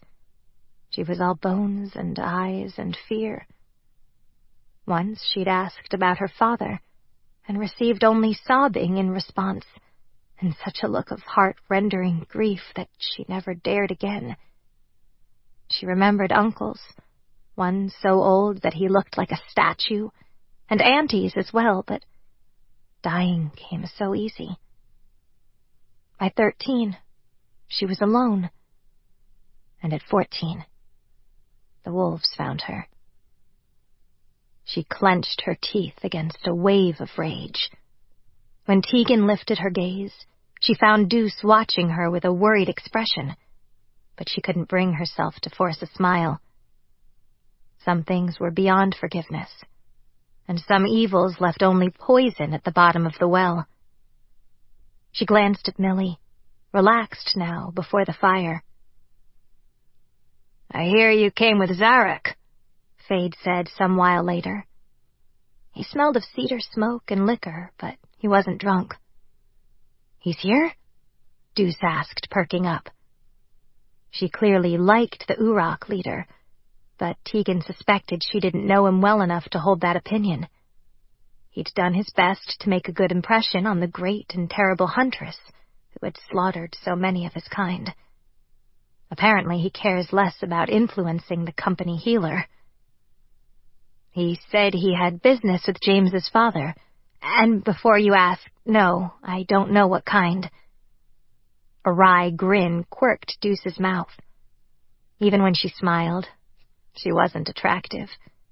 Living underground had left her sickly pale with skin that never took color, only peeled and burned and peeled again. Likewise, her eyes were a milky gray, and her teeth uneven. But she was fierce, loyal, and lethal in a fight. Tegan would do her best never to cross her. "It's not my business," the huntress muttered. "I'm your business," Fade said, settling behind her. Tegan mumbled something as she headed for the loft. It was impossible to talk to them when they were like this. Since Millie was a smart girl, she followed Tegan up, where 2 pallets were already spread. The space smelled smoky and sweet, cozy because of the hot air wafting upward from the fire. Sighing, Tegan snuggled into her blankets. "They're not what I expected," Millie whispered. "Nobody ever is." That seemed to settle the conversation. Fade and Deuce quieted downstairs, and eventually retreated to their room. Lying in the dark, Tegan stared up at the rafters, wondering why she felt out of sorts. Aggravated at herself, she closed her eyes. They snapped open when she realized she was worried about Szarok, where he might be sleeping, if he'd eaten, if he was cold, and whether his errand had gone well. James should have offered hospitality, and he had ample space to play host. Yet such thoughts weren't like her. Odd. But I suppose you can get used to anything. In the morning, she woke, still wondering, so she slipped out of the loft before anyone else awakened. The sky was still pink and gold, light creeping over the water and painting the treetops. They truly had a lovely view from here, and she paused long enough to savor it before putting on her boots and hastening toward town. Market vendors were barely stirring, though the boatmen had already taken to the water, and fishermen were casting nets from rowing boats closer to the shore. Odd, she watched one woman's impeccable balance, despite the rocking of the water, momentarily distracted from her errand. "I consider myself to possess reasonable courage, but I'd rather be burned alive than try that," a deep voice rumbled at her shoulder. Tegan turned and found Szarok, hooded as ever. His brown-clad figure created a little chaos near the pier where they stood, townsfolk giving second and third looks and a wide berth. That unnecessary caution sparked an urge to scold, but Tegan restrained it, because she reckoned he wouldn't welcome her interference. Still, she understood all too well how it felt to be alone among your enemies. "You hate the water that much?" "I believe you already know the answer, healer. Did I not make my discomfort plain during yesterday's crossing?" She had noticed that he crouched in the center of the boat, his claws dug into the wood as if he could prevent the craft from flipping through sheer determination. "I'm teasing. Don't the Uroch do that?" "We do," he said with gentle stress. "But that presumes a certain degree of kinship." "I'm sorry, I didn't realize." Genuine regret pierced her. "Presumption sometimes reads like kindness, if it's well meant." "If you say so. Did James take care of you last night?" It was impossible to see more than a hint of his features, given the angle of the rising sun and the shadow of his cowl. "Was he supposed to?" Then I guess not. Where did you sleep? He paused, probably weighing whether she needed that information. In the end, he gave it, though Tegan didn't know why. I made camp outside the village. It seemed safer. And what? Staying with James or asking for a room at the tavern? Either. Take your pick. Deuce and Fade will put you up. There's a space in their loft with Millie and me. Tegan made the offer on impulse, but she had no doubt her friends would back it up. Szarok stared at her in silence. If not for the Uroch joining their side and negotiating with the Gulger, they would have made their final stand at the river. None of us would even be here, so I can't believe they're treating him this way. With a ferocious scowl, she tugged at his sleeve. Come, they'll be fixing breakfast. Don't dawdle. Without waiting to see if he'd follow, she led the way through town, back to the cottage. Though sometimes she felt wistful about not having such a place of her own, she also understood that meant being unable to pick up and go on a whim. Roots in the ground equaled personal business to tend, and she wanted no part of that. There were dolphins in the world after all, and they were only the first of many wonders. When she stepped through the front door, Szarok in tow, Deuce waved from stirring something in a pot. It smelled like burning. Laughing, Fade took the spoon from her and whispered something that made her hit him. Millie was sitting at the table, wearing a shy smile. Her visible relief at recognizing Tegan made her feel bad for sneaking out. I brought someone, she murmured, somewhat unnecessarily. You shouldn't have needed bringing, Deuce said to Szarok. Take off that cloak, it's plenty warm in here, and we all know what you look like. Fade echoed the greeting as he served somewhat charred porridge. There was also bread, cheese, and fruit, along with baked fish left from the night before. Fade brought a chair from the back room, so everyone had a place at the table.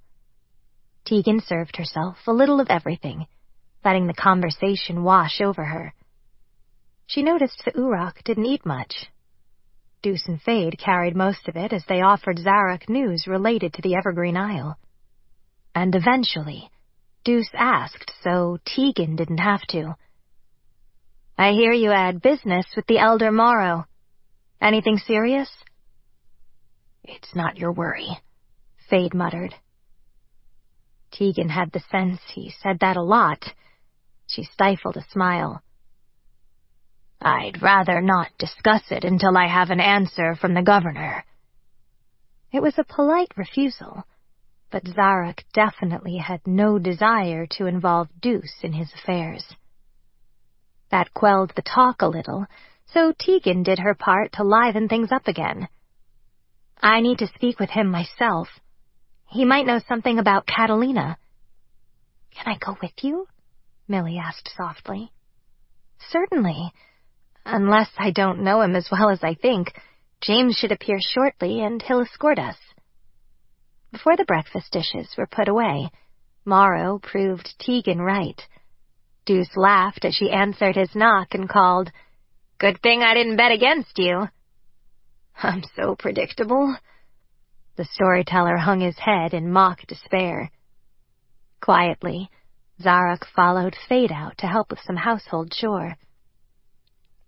Tegan had already gathered her bag, as she didn't like to move without it, just in case someone needed treatment. Her time with Doc Tuttle had persuaded her that preparation was half the key to saving lives. As she set out, she noticed that Millie practically glowed over seeing James again. She tried to hang back and let the girl monopolize his attention, but James caught on and slowed his pace, putting himself between them. You are too kind, truly. Passing the docks for the second time, Tegan didn't expect anything of note, but a larger ship than she'd ever seen had its sails unfurled, streaming toward Rosemere. She stopped and got jostled from behind. James drew her smoothly out of the path of some merchants lugging a crate of wares, and she pushed his hand away half-heartedly, her gaze locked. He laughed quietly. The long haulers don't come often, but when they do, you can expect some excitement. Who are they? Where are they from? What kind of excitement? The questions tumbled out of Millie, and, for once, Tegan shared her enthusiasm. By their colors, this ship's out of Anticost, an isle north of here. They've got goods to trade for sure. About twice a year they stop to see if anyone wants to sign on for a long voyage. To where? Tegan demanded. James furrowed his brow, seeming troubled. You'd have to talk to their captain to learn more. They'll be docked for a few days, laying in supplies. There's no rush then.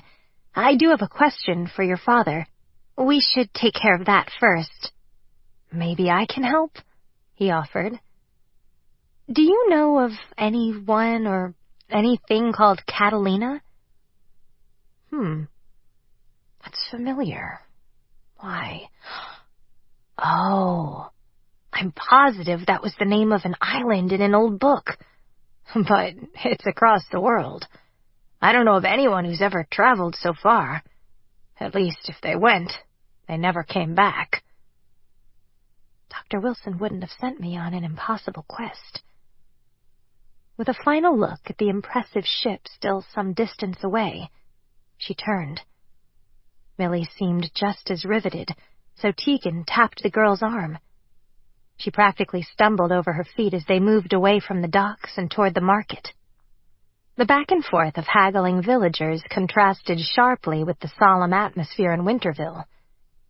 It's like a different world here. Is that all you can remember? Tegan asked, disappointed. James took her arm to guide her around a wagon stalled in the road, and then paused to ask if the man fiddling with the wheel needed any help. Do you have your tools, Cedric? I can run to your workshop. No, it's fine. I'll be done in a jiff. Millie smiled as they went by, seeming charmed by everything Rosemere had to offer. In fact, the other girl opted out of visiting the governor in favor of chatting with people in the market. James watched her, evidently concerned about leaving her behind, and Tegan nudged him when he didn't appear to realize he'd left her question dangling. James, she prompted. Yes, right. Well, there was a woman, he said, teasing her with a bright spark of hope that foundered when he frowned. Wait, no, she might have been Katerina. I'd need to confirm with my father. I was pretty young when she died. Then let's ask him. Silence answered. The conversation with Morrow's father revealed no new information, and it was nearly lunchtime by the time they finished with lengthy pleasantries. Frustration simmered like a soup at low boil, but she didn't know who Dr. Wilson had wanted her to talk to. You taught me so much, yet I can't do the simple thing for you. James stood as she did, but he wasn't done with his tea, so she waved him off. I know the way back, she said. Please don't rush on my account. But she should have known that wouldn't discourage him. She refused his arm when he offered it, and he walked her back toward town while she stewed in frustrated silence. Millie met them on the outskirts, visibly excited by something she'd heard. The girl grabbed James's arm. Is there really a library in Rosemere? That was exactly the right distraction, because James lit up like a storm lantern. Yes, there's a building in town. I've been bringing back volumes from my travels, for the last 4 years. Would it be too much trouble for you to show me? Quashing a flicker of amusement, Tegan left them to sort out their plans for the afternoon. Doubtless, James would be irritated when he realized she'd slipped away, but he loved books enough for that to count as compensation. She enjoyed the solitary walk back toward Deuce's cottage, bathing in the silence as one would a big copper tub. Peace washed over her, and eased some of her impatience. Perhaps Dr. Wilson wouldn't blame her if she couldn't solve the riddle he'd unintentionally set forth, but she would always feel unworthy as his last student, should that eventuality occur. She passed the tavern first, low trills of smoke puffing out the chimney, and then the market. The stalls were open now, though only a small number of vendors came every day, mostly fish and produce. As for the wares Millie had admired, they only showed their finery a couple of times a week, as it was impossible to earn a living on beauty alone. Tegan stopped at the dock, because the ship she had admired from afar had dropped anchor, and they were rowing their party ashore. A sailor nearby turned to her and likely guessed her next question. "The water's too shallow for a ship that size. They'd run aground." "Thank you," she said, smiling. "I did wonder." "You're James's girl, aren't you?" That claim pricked her like a needle left in a cushion. "He is my friend, yes. We fought together in the war." The man's gaze went to the polished staff she carried, and his smile brightened. "You're the healer. I'm sorry to ask, but would you mind checking out my shoulder?" Oh, dear. Tegan tried not to make a face, but this was the most common response when people recognized her. I'm lucky it's not worse this time. Yet she always carried her bag for just this sort of request, so she glanced around and found an empty space in the shade. The sun shone surprisingly bright for a day so late in the fall, but the blue sky made up for the heat. "Come, I'll have a look." The sailor whipped off his shirt with no concern for who might be watching. She noticed the lump on his left shoulder immediately, and he flinched when she applied pressure. A few moments later, she felt reasonably sure of her diagnosis. "Is it serious?" the sailor asked. "I think not. This is most likely a boil. It needs to be lanced and cleaned. At some point it may rupture on its own, but it will become considerably more painful and swollen before then. I'm supposed to set sail in a few days. I promised Captain Advika. Will I be hale enough for a long voyage?" "I don't see why not," she said. "It isn't a life-threatening condition, but I can't take care of it here." "Oh." The sailor seemed disappointed that she wouldn't take a knife to him on the pier. Tegan didn't feel comfortable offering Deuce and Fade's cottage up for medical services either. If this man told anyone else, soon she'd have a line out the door, and her friends would have no peace as long as she remained under their roof. A glance around didn't suggest an immediate solution either. "The tavern has a storeroom. Would that work?" "Let's take a look." It was better than she'd hoped. When he heard what she needed to do, the proprietor helped the sailor stack the crates, clearing one half of the space. Then he offered a set of clean sheets for her use. Her patient sat down on a crate and waited for treatment to begin. Half an hour later, she had a bowl of blood-stained cloth, a fresh bandage tied around the sailor's shoulder, and a line outside the door. The tavern owner must have let it slip that she was treating ailments, so it wasn't surprising that this would be the result. Doctors were few and far between in the Free Territories, so she worked willingly through lunch and beyond. Some just wanted someone to listen for a moment, while others truly needed help. One old woman with a persistent cough didn't like hearing she needed to give up her pipe. By the time Tegan emerged from the back room, carrying her sack of tribute offered in exchange for medical care, the main hall was full of farmers and sailors. She'd seen most of them in passing, but she didn't recognize the tall, brown-skinned woman with a mass of black braids. Like Deuce, this woman preferred pants to skirts, and hers fit well, belted around the hips, heavy with pouches and weapons. Her tunic gleamed with bits of gold, lending her an audacious charm.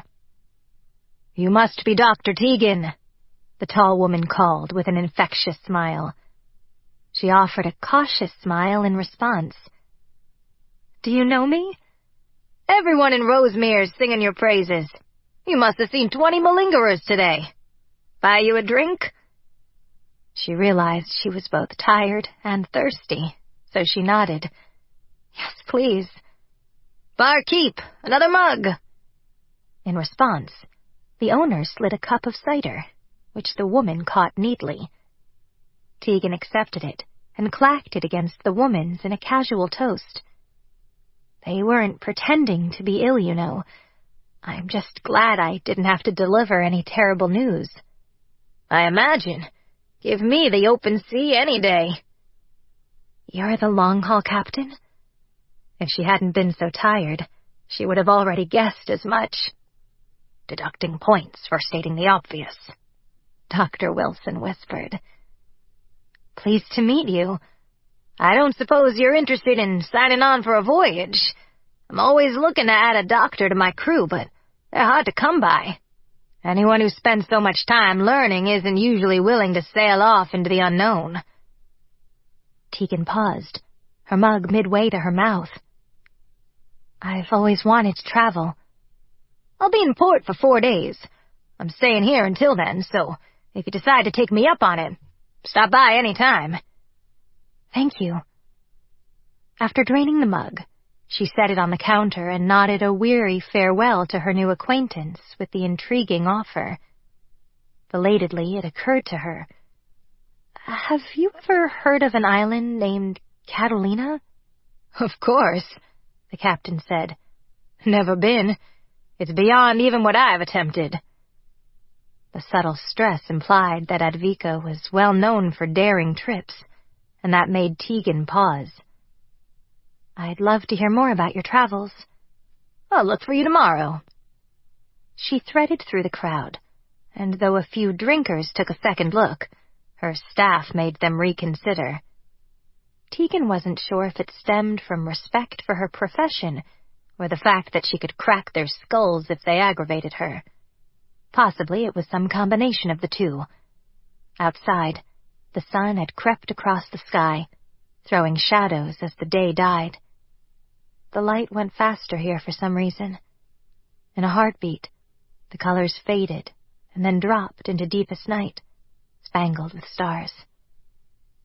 "There you are," said James.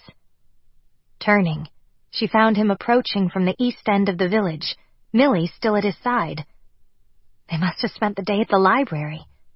She'd done the same when she first arrived, but based on the sparkle in Millie's eyes, Tegan suspected it was more James's charm than any overwhelming adoration of the written word. "You had a productive day?" she asked. Millie tipped her head with a frown. "Why do you look so tired?" Can't accuse her of being tactful.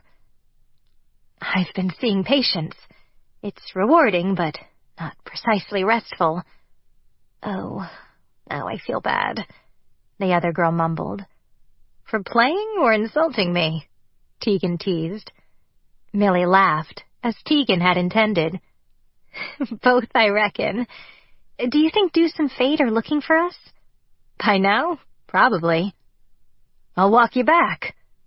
James fell into step between them, offering his arms for escort. Though Millie accepted, she couldn't. Tegan already had her staff in one hand and doctor bag in the other. Maybe it frustrated him that she found it impossible to lean, but it was a fact that wouldn't change. Soon enough he'd force a personal conversation on her, and she didn't look forward to it. If only he could content himself with friendship, life would be much simpler.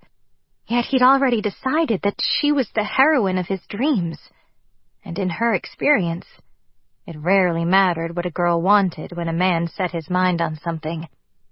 The people of Rosemere would doubtless protest if they knew she thought of their favored son that way. But whether his courtship was cruel or kind, one thing was unassailably true. Love is a burden when you don't want it. "You seem to be thinking hard about something," Millie observed. Rather than deal with that today, she mustered a smile. I am, in fact. Don't be stingy. The other girl nudged her with a friendly shoulder. That was one of her favorite things about Millie Faraday. She never treated Tegan like a careless misstep would leave her floundering. So many people took one look at the hitch in her stride and assumed she had been broken once and would be again, when it was the opposite, that the pain reminded her she was strong enough to survive, and always will be. Remember the ship we saw earlier? At Millie's nod, she shared her news. While Millie asked her usual plethora of questions, James went lukewarm, his steps slowing to the point that even the other girl noticed. What's wrong? But James only gazed at Tegan steadily, his heart in his eyes. I thought... Do you remember that I offered to take you to sea? I was going to show you the dolphins. It has to be you, she thought. The dolphins don't exist otherwise? But she didn't say it aloud, for he was a good man. He just wasn't hers, and it would be unkind to wound him for her own amusement. I remember, she said. But I was hoping you'd forget. James seemed to sense her reluctance, and he brightened up, that effort like pulling a sore tooth. If you decide to go, tell me. I've fallen behind in my quest to fill Rosemere's library, and I'm always game for adventure. Tegan surveyed him with an assessing eye. When he'd almost died, she realized she loved him dearly, as a friend, but he seemed hardy enough now. He probably thought traveling together would wear her down, like a shoe against the road, but they would see in time who was leather and who was stone. So she nodded. I have a couple of days to think it over, but I'll tell you, I'm drawn to the idea. I've always wanted to learn more about the world. I wish I could go. Dejected, Millie kicked a rock that bounded along the path and eventually skittered into a ditch. A splash of water followed. Tegan bit her lip. She held no sway over the captain, and it seemed unlikely that the woman would consent to taking on dead weight. She might consider you if you're willing to work. Do you have any useful skills? I'm ever so kind, Millie said with a wicked grin, her eyes wide as soup bowls. Tegan laughed. You're welcome to try that look on Captain Advika, if you wish. My ma always says I'm the fastest at cleaning that she ever met. Do ships need scrubbing as much as houses? Millie wondered aloud. In fact, they do, James answered. And some captains will take on passengers if the price is right. I'm sure my father could help us come to terms. It was hard not to hate him when he said things like that. The hardship and terror that had swept over everyone else in the free territories, that was an adventure to him, or rather, a choice he'd made. He'd only suffered because he wanted to save books, not people. The fact that he didn't seem to grasp what pure luxury his prior existence had been, that lack of awareness separated them more completely than a chasm. Before he decided to go out and face monsters, he lived here in perfect peace and security. The world opened before him like an oyster with its pearl, and that was a creature she had only seen in books. Millie whispered to Tegan, Did you know his father was so powerful? I knew. A long pause, and then the girl said, I'm glad nobody spelled it out for me then. I probably would have been too nervous to speak. Secrets are rude, James reproved. We're plotting against you. Don't take it personally. Tegan smiled and pressed ahead, quickening her pace through town. She greeted a few people as she went, not pausing or looking back until she reached the cottage yard, where Deuce was talking to friends from down below. Stone and Thimble were a lovely couple, the only known survivors from Deuce's enclave, Before Deuce and Fade's house was built, they had stayed with Stone and Thimble. Today, Stone and Thimble had their little boy, Robin, with them, and they seemed to be having a party, gauging by the laughter. Tegan's palms went damp as she stared at Robin, and suddenly, she wanted to be anywhere but here. She didn't regret what she'd done, but when she saw his fat, rosy face, emotions tightened into a knot too complex to be termed one thing or another. Her head melted under the chaos, and she turned with a mumbled excuse. Before anyone could question her, she hurried north along the shore. Tegan put quite some distance behind her, and for the longest time, she concentrated on breathing, not feeling. She ran until the dull pain in her thigh screamed like a whistle, shrill and undeniable. Slowing to a walk, she rubbed her leg. If she sat down now, it might be difficult to stand up again. I always get up again. That's what you learn from falling. Eventually, her heart stopped racing. She strolled along the promontory, counting the different kinds of birds. From here, she couldn't see the village at all, only the spiky green tops of trees behind her and the silver gleam of water ahead. It was hard to imagine what lay beyond the river, which was supposed to open into the sea, an expanse so wide it took weeks to cross. And what's on the other side? Uroch? Culture? Or something entirely new? With a groan, she plopped down on a rocky overlook. She'd left the tavern in search of food, but now it didn't seem likely she'd eat any time soon. What sounded like her name echoed some ways off, which meant James was probably searching. He wouldn't give up until he knew she was safe. I should be moved.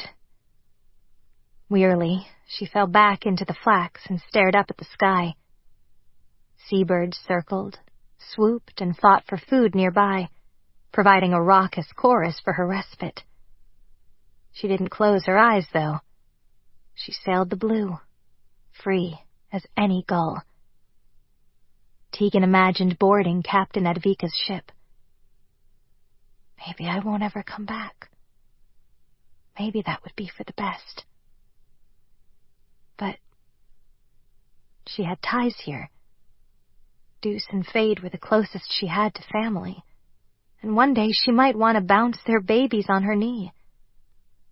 Sometimes the impossible came to pass, creeping on such quiet feet that you didn't even notice the world had changed. Around her, the birds quieted. When that happened in the wood, Szarok stepped out of the dark. Tegan sat up and glanced about. "I know you're there," she said to the silence. And the silence answered. The sweetness of her trying. "How did you know?" Szarok asked. She was a mysterious creature, this human.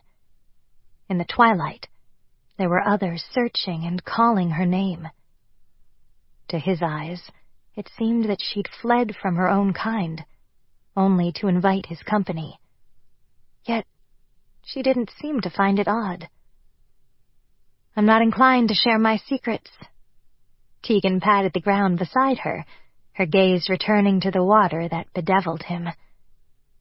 "I'd rather not," he said. "Oh, I'm sorry. Should we move closer to the trees?" Rising, she left the view she had been enjoying and chose a different spot.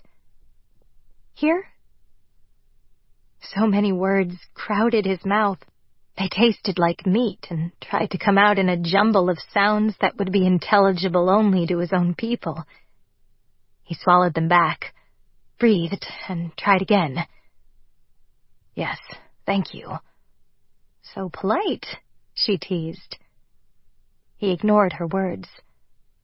Today, he was tired in a way that he never had been before, his heart overflowing with the silent surety that, no matter how long he waited, The answer would never come as his people needed. Yes, we trust you. Yes, we will help you. No matter what promises had been made, humans would always view the Uroch as the terrible threat lurking in the dark. Being surrounded by the enemy might well drain the life out of him, for it was a constant struggle to bow and smile and not seem menacing. For some, his mere presence was enough to make them cross the road. This is why they made me the Vanguard. I can do this. I am patient. You're not well, she said eventually. His gaze swung to her. It was nearly dark now, so he could see her better. In the light, the shapes lost their cohesion, and it was hard to tell humans apart. Szarok did better identifying them by smell. Today, she was sweat and medicine, an unpleasant combination, but he could find her with his eyes closed, unlike that idiot still shouting her name. His ears prickled. What makes you say that? I'm a doctor, remember? So I seem sick to you? A little. Tired, at least. And homesick, I think. What does that word mean? Nobody had used it to him before. That you miss your home.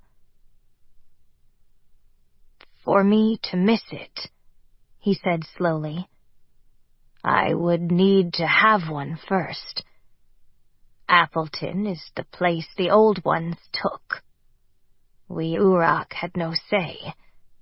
Now that our time has come, we hope for better, but I don't see how. The human words dissolved again, under the weight of a despair so profound that it must sink him in the ground, like the mass graves they had dug for his ancestors. Oh. That round little sound was a rope, and it let him climb up to sit beside her, blinking in the starlight. I'm sorry. For what? She didn't look at him, and it helped. He closed his eyes and listened to the water he hated. As long as he couldn't see it, the sound almost soothed him. Troubling you. At that, she laughed, and the vibration rang in his ears like a happy growl. You're keeping me company while I vex those who love me. Don't you think I'm awful? No. You'll feel lighter if you tell me, she said. Szarok's eyes snapped open and gazed at her in wonder, trying to figure out how her eyes worked. Could she see the weight on him? From his own observations, these creatures were nearly blind and definitely dense to smells, but maybe she was different. Better training? He didn't even mean to answer her, but the words flowed out of him, hesitantly at first, and then in a torrent, until she knew everything. Shame and chagrin should be overwhelming him by now, but in the silence that followed, he only felt hollow, and in that space, a kind of relief. Full night had fallen as he talked, and it was cold enough that he could see his breath when he exhaled. She was shivering, trying not to show it. Why won't she go back? Tegan blew on her hands and then tucked them into her sleeves. Does the answer have to be yes or no? Is there no room for maybe? I don't understand. I understand why you can't stay in Appleton. But do you want to come here where you'd have to fight for acceptance? Wouldn't it be better to find somewhere that's all your own? We learn quickly, he said without looking at her. But we have never built. The people are not patient. Without guidance, you're afraid it will go wrong. That the Uroch will decide it's easier just to kill and take, like the old ones did. Yes. He didn't say it aloud, but she knew. It would be natural if she hated him, if she feared him, for those feral impulses not wholly settled. But instead she leaned against his arm, a minute but unmistakable shift. That small and subtle warmth reminded him of simpler times, before he understood the burden Zika had handed him. "Maybe won't save us," he said quietly. "It could. Listen, I've been invited on a long-haul voyage. Maybe you could come and scout potential settlements, near enough that you could trade and request help, but not so close it makes either side uneasy, and if you made that offer to settle on a neighboring island, Governor Morrow might round up some men to help with the building." She peered at him, so pleased with herself, and so earnest. Szarok laughed. The sound startled her, but she didn't shift away. To her, he must have sounded like a barking dog. "That's the worst idea." "Why?" she demanded. "My people hate water, yet you propose an extended sea journey? Rosemere on the river is bad enough. The only reason we came here first is because we have no relationship at all anywhere else." That wasn't the only reason. It was impossible to put into words how the island made him feel. Crossing the water, that was a necessary trial to reach paradise, so pure because blood had never been spilled here. Humans expected that beauty as their birthright. It wasn't wrong to want the same for his people.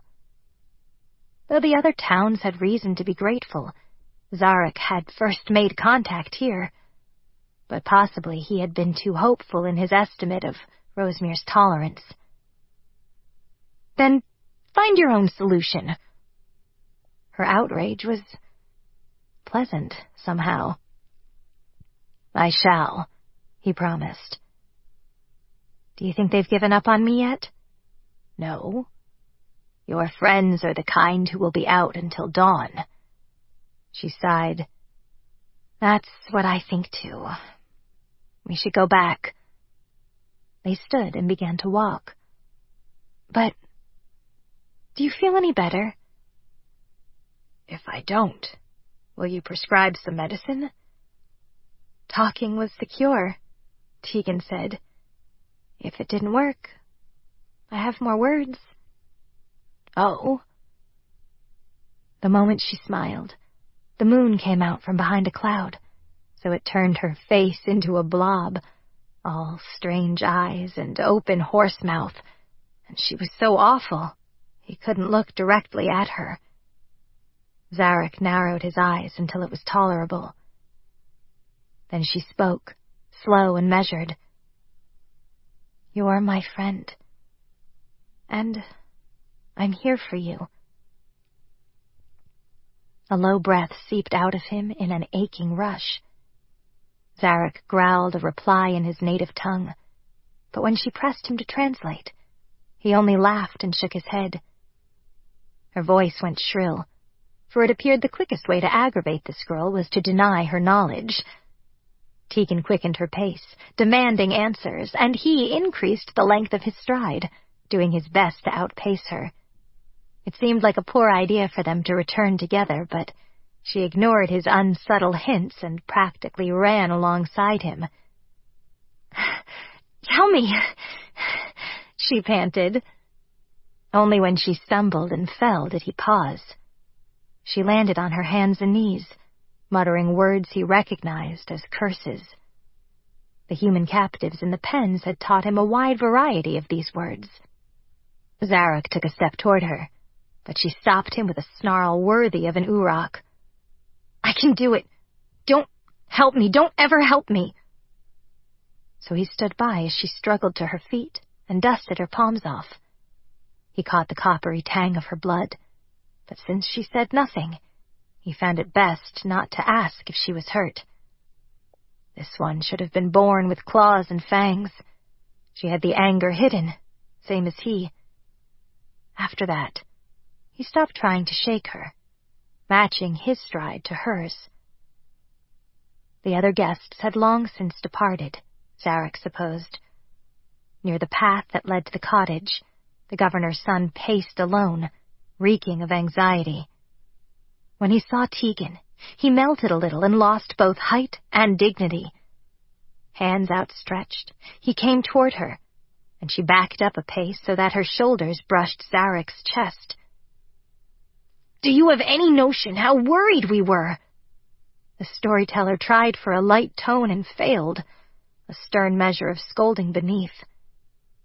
"Is there some reason you should fear for me on Rosemere?" Anger radiated from her in a peppery wave. Too bad the human male couldn't smell it. "You could have fallen or gotten lost." He was very gentle in his reprimand, but he didn't seem to realize he was making it worse. "I did fall," she bit out. "Then I got up again." Szarok had no idea why he spoke then. "And if she got lost, I would find her."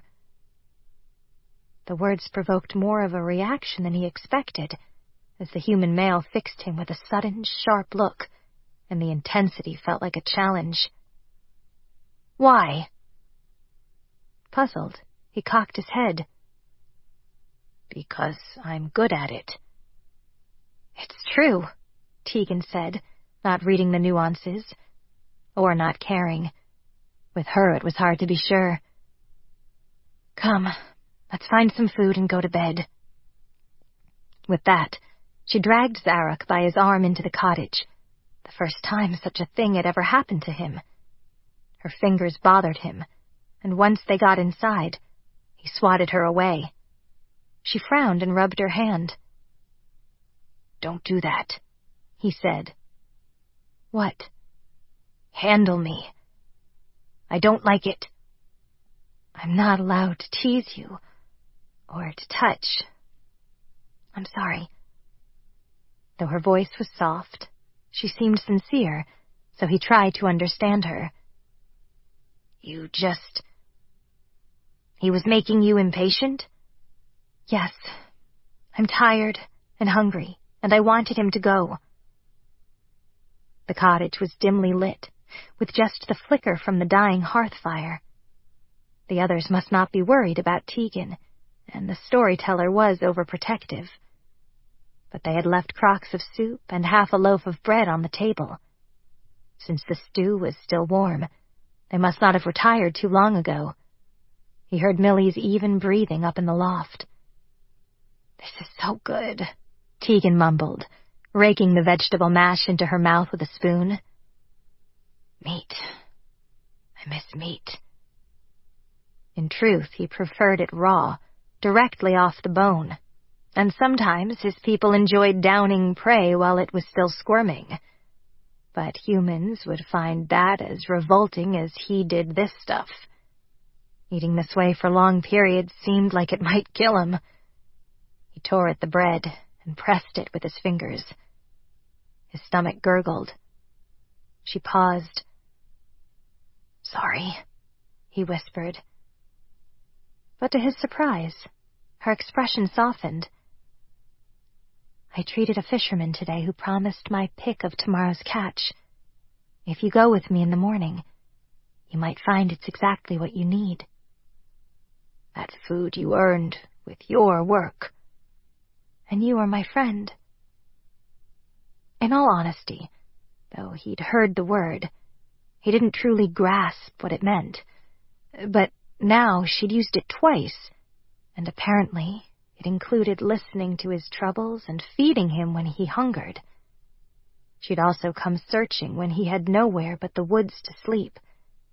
So then, by friend, she meant kin?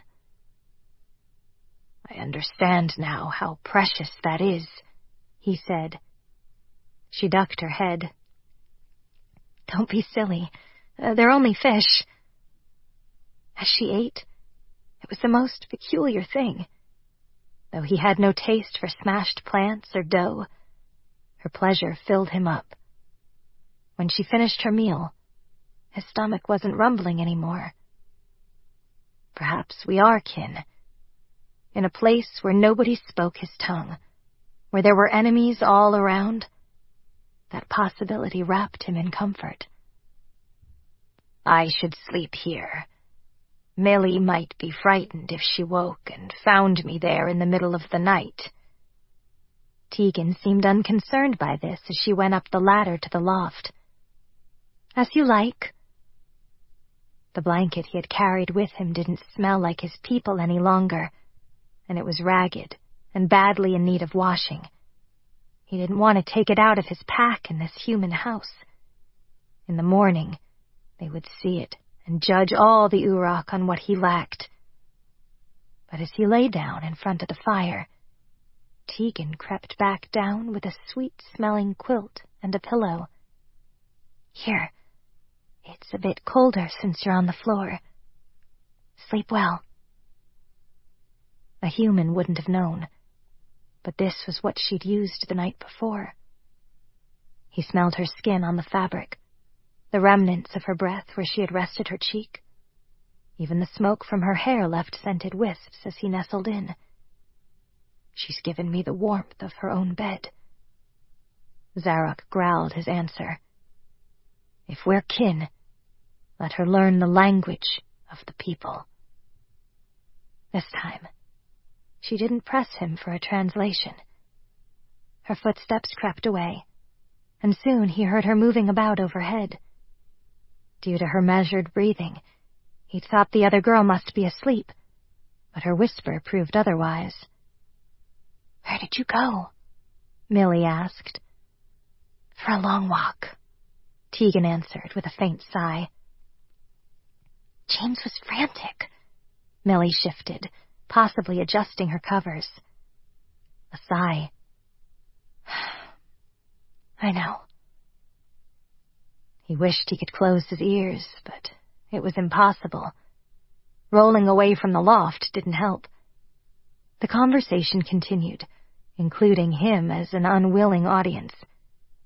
But they did lower their voices to the point that the words turned into meaningless sounds, and the susurrations lulled him to sleep. His dreams came broken but sweet, shards of memories that didn't belong to him. In the morning, he woke nearly light-blind with someone squatting over him. He scrambled away, claws out, only to realize it was Tegan. His heart thundered in his chest, and he had no idea what he might do if she drew closer. Did I startle you? She didn't move. The words stuck in his throat. It's not all right. I'm not all right. Don't come so close without warning me. It's impolite. That was the least of what he wanted to say. Rage snarls nearly throttled him. Humans wake each other up in a variety of ways. Just tell me what I need to do. He couldn't focus on her expression, and fear rioted in his head, giving way to uncertainty. How did I sleep so well among my enemies? The last time he'd gone down so deep, he had been protected by his kinfolk, secure in the fact that nobody would come with guns or knives. Bewilderment tickled like a bug in his ear. Without meaning to, he jerked his head to shake it out. His breath galloped away from him, hard and fast. He couldn't speak to answer. Szarok, breathe. Just breathe. I'm truly sorry I scared you. He dug his claws into his scalp until the pain cleared his head. This. You say, this. Then he made the wake and rise sound, without expecting she'd ever attempt it. We're animals to you. You won't. To his astonishment, she did, deep in her throat. It wasn't right, but it was so close that he squeezed his eyes shut and almost begged her to do it again. Her tone drooped, a flower too wet with dew. Was it that bad? The sweetness of her trying tightened his throat until he couldn't breathe. "No," he said eventually. "Please, wake me that way tomorrow. Though I'd like to know why you've roused me so early today." Nobody else in the house was stirring. The embers of the fire were dead and cold. Yet she was bright-eyed and eager, practically dancing in her desire to drag him into the daylight. As he stared up at her awful dollop of a face, he had the strange idea that if she woke him enough, days on days, that maybe he would get on that hellboat with her. Because she was kin? Because she was Tegan? Just because. Fellowship of the River. That morning, Morrow left home early. He bought sweet buns fresh at the bakery with a handful of chits, good only on the Evergreen Isle. Trade with the wider world was proving to be a challenge for his father, but fortunately he didn't have to worry about that. But he spotted Tegan much sooner than he expected, already on the dock, talking with Wiley, who was gesturing with a bucket. He recognized the brown-cloaked figure with her as well, but he couldn't fathom why they were together. Again.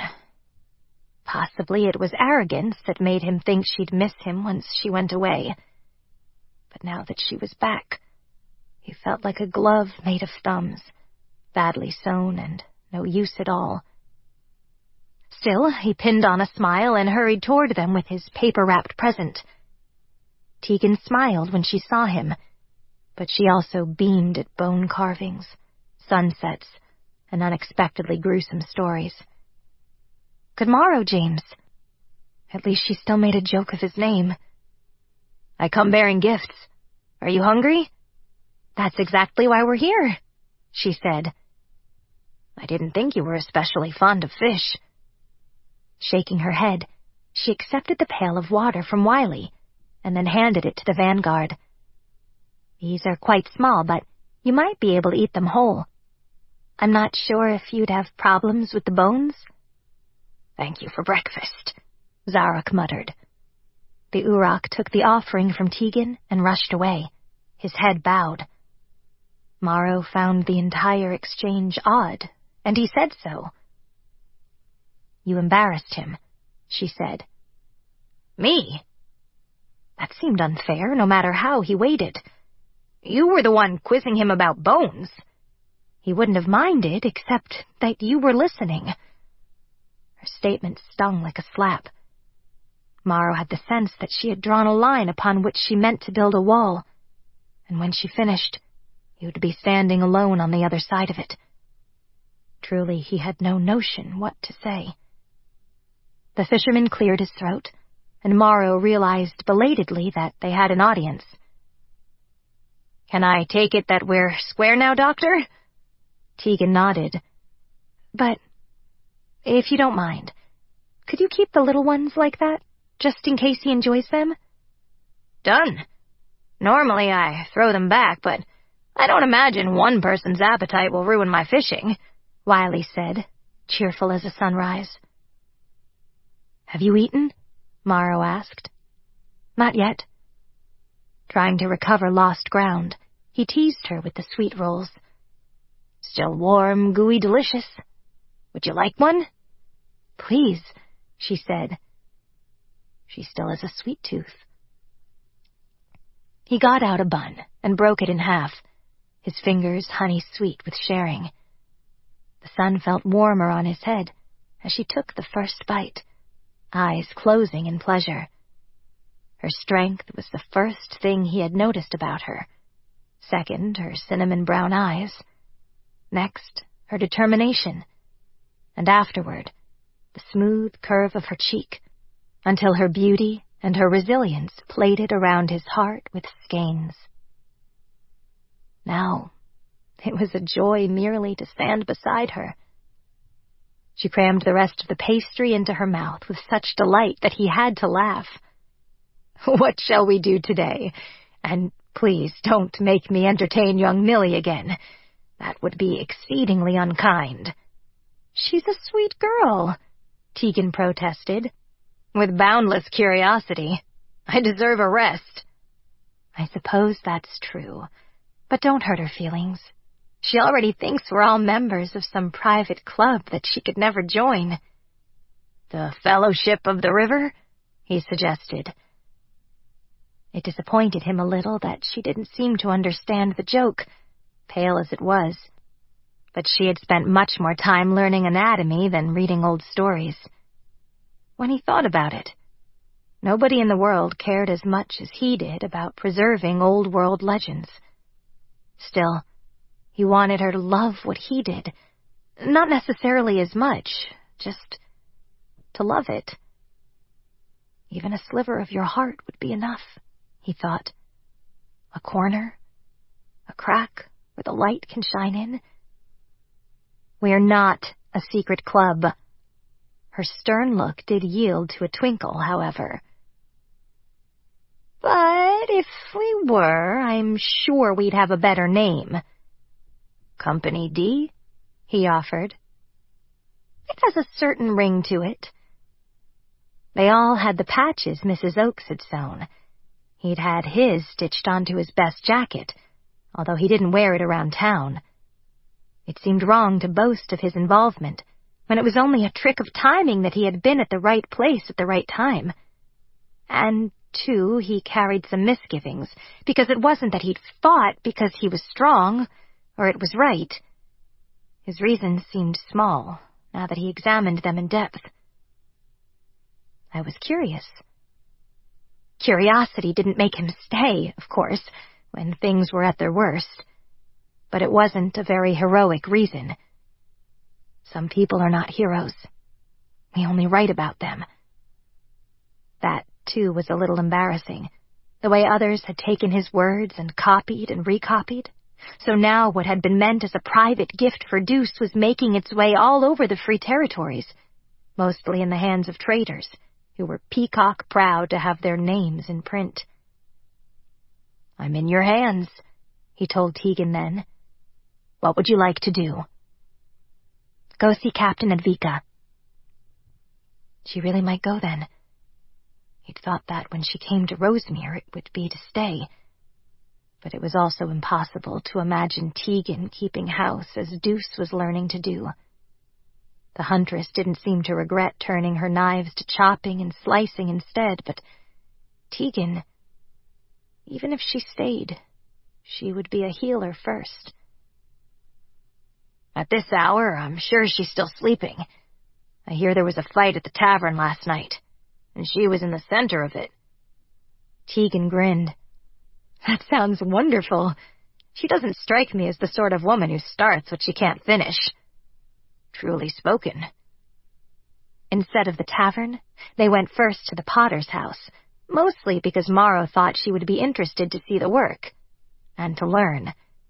As he'd guessed, Tegan found the process fascinating. Like Millie, she had questions, but she paced them better, not distracting Artano from his work.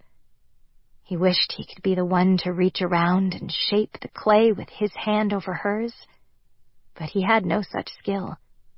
Her enjoyment was reward enough, though.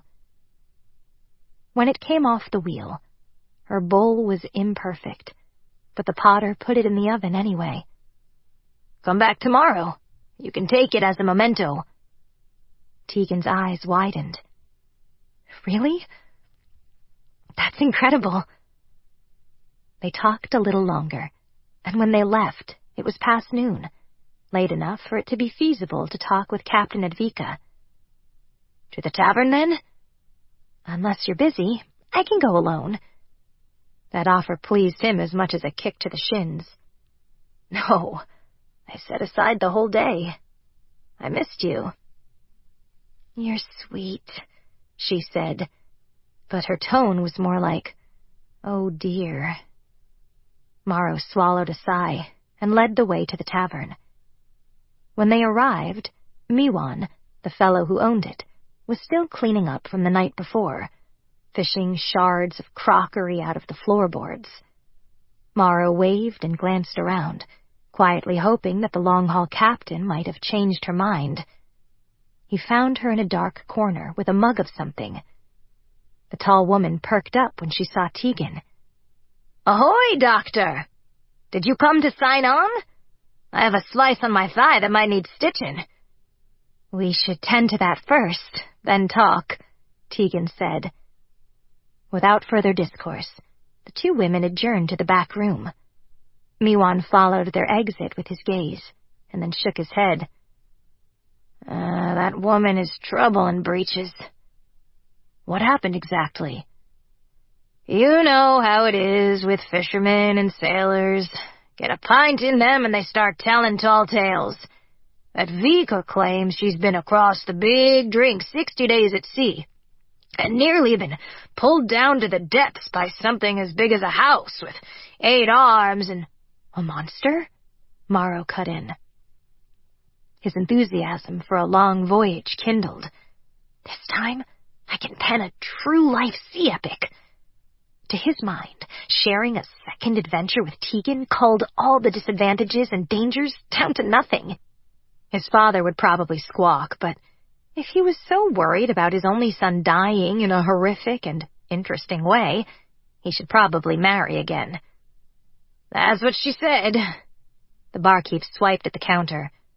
"But she had 4 pints in her by then. She said something about giant suckers as big as your face, and someone called her a liar, and a tanker got thrown. All downhill from there." Morrow could see that some of the mugs had fresh dents. The tavern was usually a safe place to drink a bit, warm up, and eat some mediocre stew. But when the long haulers put into port, life got more exciting. Before he could ask Miwan anything else, the storeroom door opened, and the two came out. "How many stitches?" Morrow asked. 5. It wasn't as bad as I feared. Tegan set down her doctor's bag, wearing a satisfied expression. "Another fine scar from my collection," Captain Edvika said. "You mentioned before about signing on." Tegan seemed eager to bring the conversation back to the job offer. "What I said still stands, and now I know you've got a calm manner and a steady hand. You might find it challenging to do the same work on board, though." "I have a few questions," Tegan said. "Let's hear 'em." To Morrow's great delight, she had clever queries that elevated her in his esteem when he'd already thought it was impossible for him to admire her more. Tegan grilled Captain Edvika about their route, asked to see navigational charts, requested a complete itinerary of planned stops, asked what sights they might see along the way, and then, of course, inquired about food and lodging, working conditions. The conversation carried on well into the afternoon. Now and then Morrow made an occasional comment, but mostly it was a pleasure watching Tegan work. As they wrapped up, Millie popped her head in, seeming relieved to find a couple of familiar faces. Politely, he raised a hand to beckon her over, and she smiled so bright that he felt like the sun had come out. "It's too much for so little," he thought. But her joy didn't waver as she sat down beside him and smoothed her gray skirt. He couldn't remember if he'd seen her in Otterburn, and she said she'd moved to Winterville to be near Tegan. Morrow guessed they must be close if Millie wanted to follow the other girl to sea. Oblivious to his scrutiny, Tegan was saying, "That sounds tremendous, but I'm wondering, how long would we be gone, counting the return trip?" "Half a year, most likely, unless something goes horribly wrong. In that case, I couldn't say. So far, I've always come back, but that's the way it goes until the time you don't. There are no guarantees on the high sea. I'll say this, though.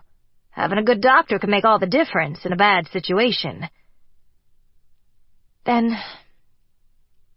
I want to go," she said. "Do I need to sign something?" Millie glanced at Morrow, her eyes wide. "This is happening?" "For her, I haven't asked about us yet." It wasn't such a great service, but she touched his arm, quick like a butterfly, in a gratitude that looked so profound it made him squirm. Captain Advika shook her head. "Show up day after tomorrow, bright and early. As long as you're there when we leave port, your word is good with me." "What if I have second thoughts?" Tegan asked.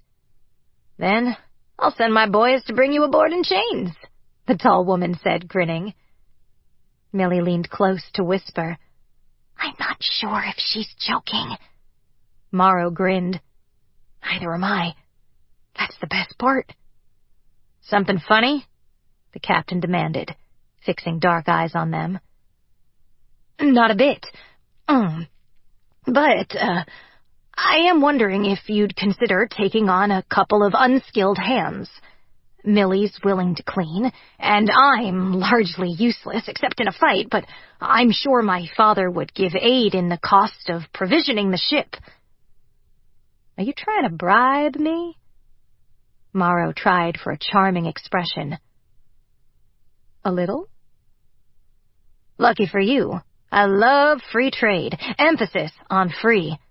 I hear you're a storyteller, and you wrote about the War of the River. If you have a copy, I'll read it the next 2 nights and give you an answer. I can't have some fool on my ship who's going to make me look bad." With that, she turned to Millie. "As for you, girl, as long as you're willing to do exactly what you're told, I don't mind taking on another deckhand. No pay, only rations, and no cut of any valuable salvage we run across. Is that a deal you want to make?" Since Millie didn't seem to realize how bad an offer that was, and seemed about ready to agree without haggling, Morrow stepped in. "You're asking for a half of a year with nothing at all to gain? That hardly seems just." "She gets a free trip," Advika snapped, "and a wealth of experience. Plus, once it gets out she spent that long on my ship, she can take her pick of vessels." Morrow surprised himself by wanting to fight. "So you say. But unless we see proof of that, she should get half a cut on any salvage. Her work matters." The captain scowled, but Morrow suspected it was just for show. "Fine. Get me a copy of your rotten book. I think I'm in the mood for some critical reading." He pretended to wince. "Focus on the story, not my poor skill." "Worried now, are you?" His discomfort seemed to fill Captain Advika with glee, and he didn't mind, as long as it meant Millie wouldn't suffer on board. "A little," he said cheerfully. "Well then, this has been delightful, but I need to visit the library. I think they have a spare copy of the Razorland saga. My apologies in advance." As he got up, the captain was starting to repeat some of the stories she'd shared with Tegan. That must have felt like her cue to leave, because for once, Tegan followed him instead of the other way around. Morrow paused just outside the doorway with an inquiring look. "Did you want to browse some books? They won't let you take them to see." She smiled up at him, eyes bright and clear as sunlit whiskey. "I saw what you did back there, and I just want you to know, it was wonderful." Pleasure rushed through him in a heady heat, until he realized it was nothing to do with her.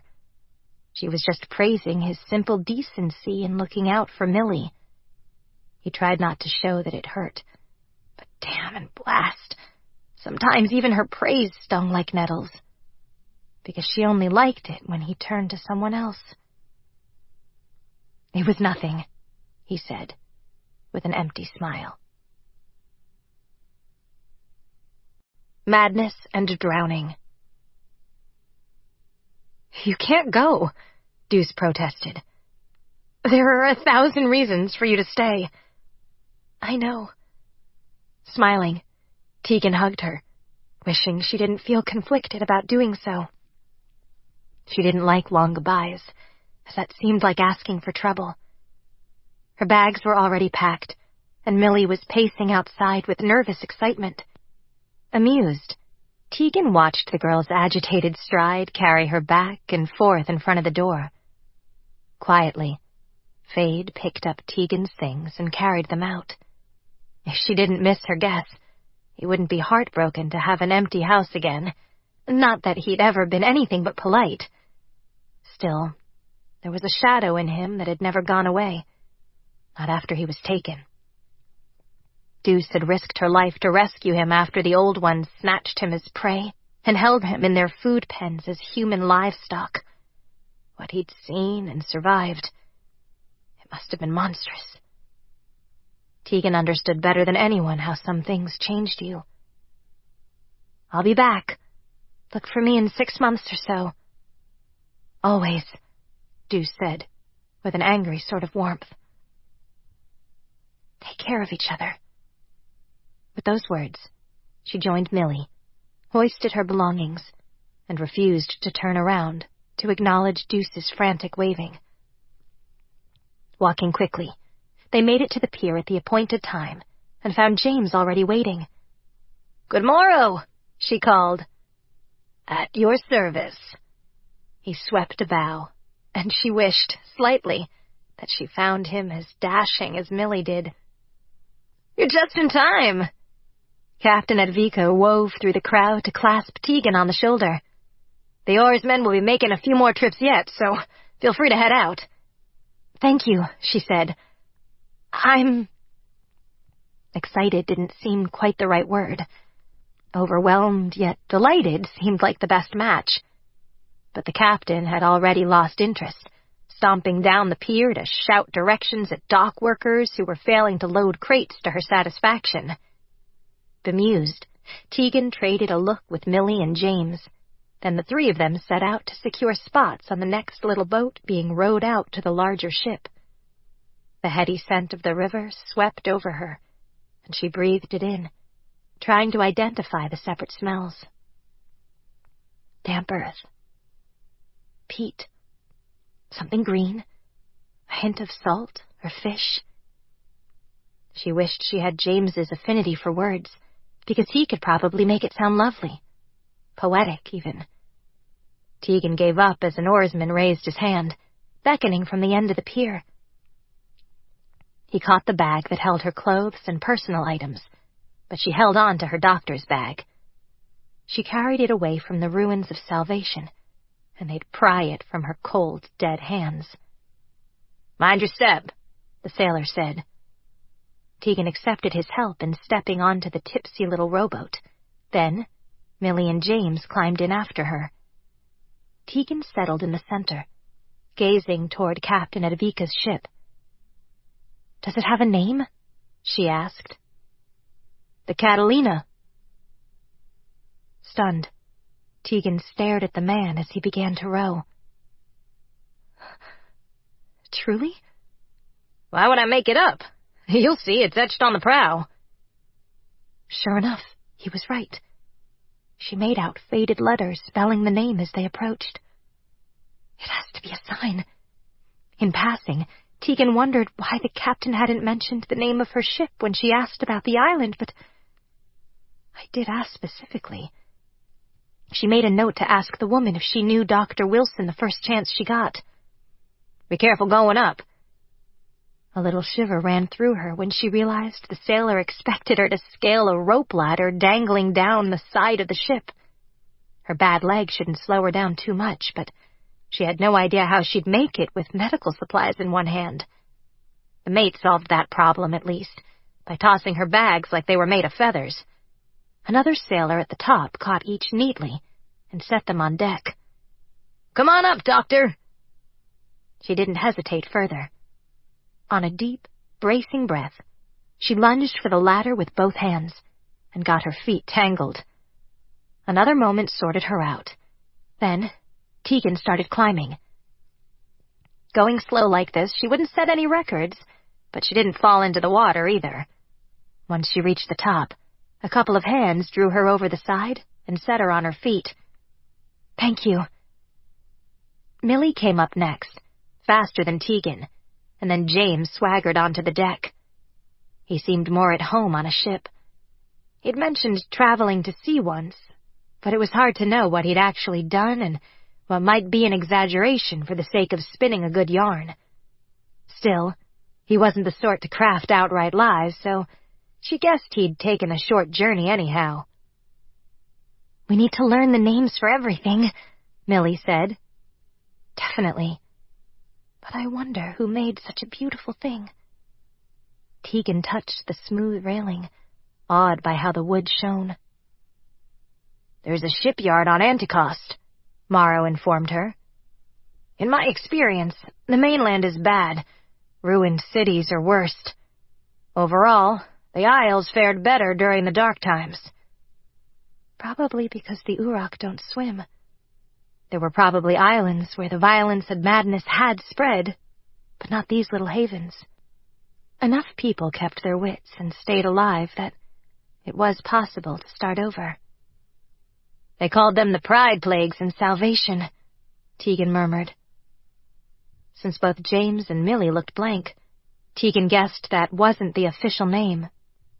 Likely most of what she'd learned at school in Salvation would get her mocked by more educated folks. Tegan's mother had taught her what she could, but most days their lives were driven by two principles: run or hide. Belatedly, she sympathized with Deuce, who had gotten so frustrated wasting her days in a classroom. At least what I learned from Dr. Wilson can't be judged and called wrong. But, as if he'd known his time might be limited, he didn't waste any of it on what he considered extraneous subjects. Like history. Yet it was hard to swallow, knowing that on the islands, small pockets of humanity went about their business, not knowing or caring how awful it was to eke out an existence elsewhere. In a way, though, it was also good, because now that the tide had turned, people could join hands again, slowly, and learn about what they'd lost. A sailor cleared his throat at her shoulder. "Doctor, I'm the first mate, Song-ji. I've been with Captain Advika almost 5 years. It's a pleasure." "Is she as fantastic as they say?" Tegan wondered aloud. "If she is the captain, then yes. I'd never dispute a word she said." The man grinned, showing a gap in his front teeth. He was a tall man, lanky, with deeply weathered skin. He had permanent smile lines, probably from staring into the sun, but his corded arm said he was strong enough to handle any emergency. Though she knew precious little about such matters, Tegan figured the captain had chosen her second-in-command well. "Good to know," she said, smiling. "I'll show you to the cabin." Happily, she followed, eager to find out where she'd be living and working for the next half-year. The space astonished her, in that it was minuscule, and everything was built into the wall. Tiny drawers, medicine chest, bunk attached with rope that folded down for the end of the day. There was hardly room to turn around, and if she had more than one patient. But Tegan forced a smile. "Thank you. I suspect you have work to do, so I can get settled on my own." Nodding, Song-ji dropped her bags and left with a final smile. Millie hovered outside, and it seemed to be sinking in that once they left Rosemere, this would be their home. "I'll probably be sleeping on deck," the girl whispered. James shook his head. "The regular crew have hammocks in the hold." Tegan winced, as that sounded worse. "You can bunk with me, Millie. We'll have to squeeze, but it'll be better for both of us." It wasn't that she thought Captain Advika had ruffians on board, but just in case, it seemed wiser not to risk it. James stepped past Millie and began inspecting the facilities, like he'd know a well-appointed exam room if one bit him on the behind. Exasperated, Tegan gave him a shove. "This isn't yours," she snapped. "I'll organize it myself." "I was only looking." "Lovely. He sounds hurt." "Shouldn't you make sure the captain got all the provisions your father donated?" "Yes, that was unkind, but it did the trick nicely." James straightened, his cheeks hotly flushed, and he ran an aggravated hand through his hair. I suppose I better. It would be terrible if I got put ashore on a rock in the middle of the sea. He tried for a light tone and failed, but Tegan smiled as if it was funny. Don't even joke, Millie said soberly. Once he'd gone, Tegan took inventory and added her own supplies to the ones already on hand. A few articles made her gasp in wonder. Clearly old-world salvage. Dr. Wilson had told her about such fine tools and shown pictures when possible, but certain things were hard to find in Winterville, like these gloves. They were stretchy and snapped right back into place. Unearthly resilience. But they looked as if they'd boil clean immediately. From just inside the doorway, the other girl watched in silence. Eventually, Tegan glanced over, startled to catch a speculative look shot her way. What's the matter? I'm just wondering, is all. About? Why you're so mean to James. Biting her lip as if she wasn't sure she should go on, Millie added hastily. Well, you both laugh afterward, even when it's not funny, so I guess you two are playing some kind of sparking game, where you run and he chases. That's one way to look at it. Tegan regulated her tone with some effort. Not exactly. Sometimes when you run, it just means you need to get away, not that you're asking to be followed. That's what I think, too. It's pretty backward to do the opposite of what you want. The other girl's expression shifted to pensive shadows. Tegan didn't pursue the conversation, preferring to finish her inspection before the ship got underway. With any luck, there wouldn't be major problems until she found out if she suffered from seasickness or not. That would be an auspicious start. Somebody needing to care for me while I puke in a bucket for days. Eventually, Millie got bored and went up to watch them set sail. A bit later, Tegan did the same, because she didn't want to miss the departure. Deliberately, she went to the other side of the ship, leaving Millie and James alone. A twinge ran through her over not finding Szarok to say farewell, but he hadn't been anywhere she looked. Delaying further would have seemed obsessive, or like she thought.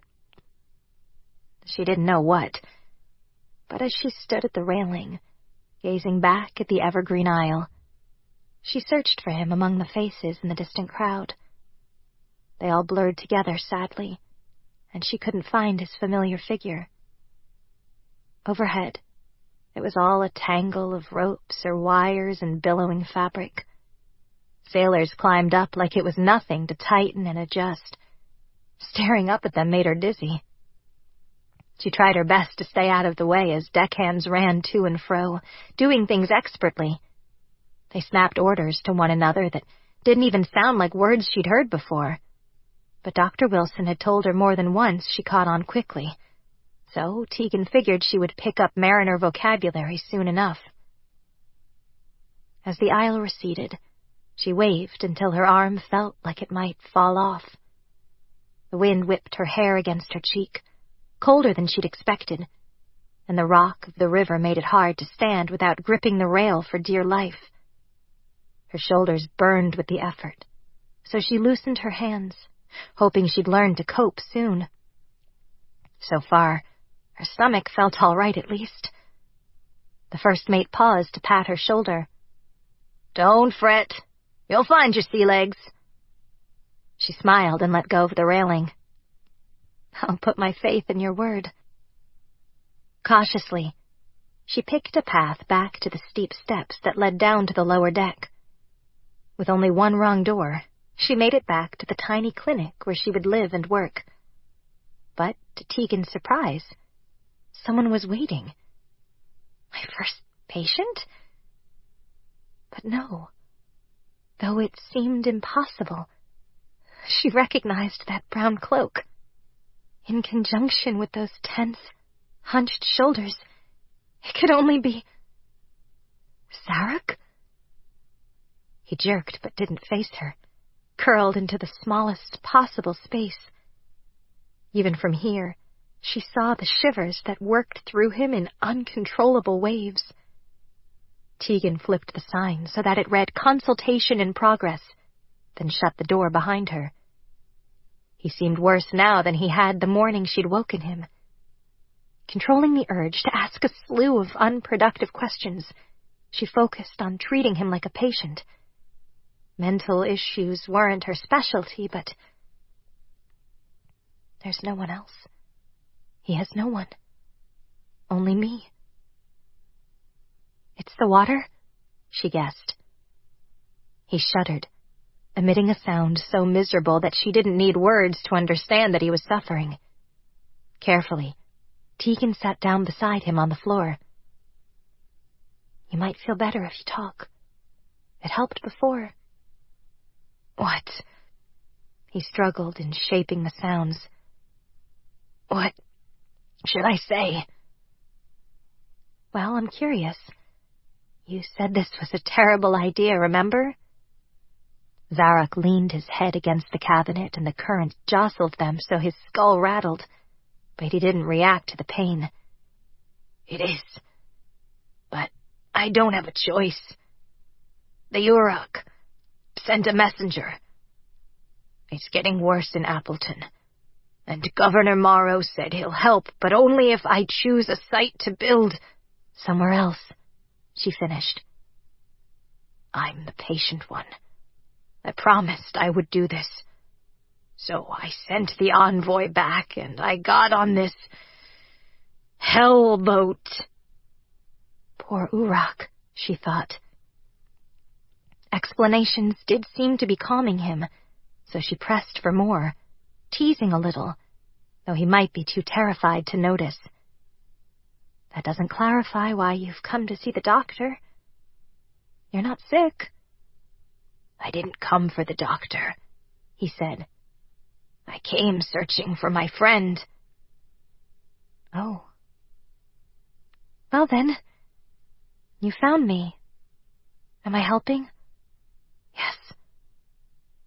If you were with your kin, and you were frightened, what would they do? When I was young, they covered me so I couldn't be found. But no Uroch stays small for long. He sounded wistful, perhaps. Without hesitation, Tegan reached for the blanket tucked into her bunk and pulled it down, then draped it over him. She didn't let an inch of him show, and though it was a silly solution, he relaxed as if the darkness and warmth formed an impenetrable cocoon. When she set her hand gently on his back, he didn't recoil. That permitted touch, even through layers of cloak and blanket, struck her as special. Why are the Uroch so afraid of water? He hesitated, shivering in small bursts. Because our first memories, the oldest ones, are of drowning. Madness and drowning. But how? She'd thought the passing of memory had an air of ritual about it, that the Uroch chose who would receive their collected experiences. We can control it now, but before... Szarok fell quiet, either unable or unwilling to explain how it used to be. She didn't ask again. Instead, she patted his back in a steady cadence akin to a heartbeat until his trembling subsided. Eventually, he came out from under the blanket and up onto his knees, facing her, so she got unprecedented access to his face. His bones were sharper than a human's, too prominent at chin, brow, and jaw. The differences would probably be even more distinct in skeletal structure. His eyes had inhuman irises, rapidly flowering pupils, and the sclera was the same as the iris, not white at all. He had no hair, not brows or lashes, and his ears were larger yet fused to the skull and flat, not curled like a seashell.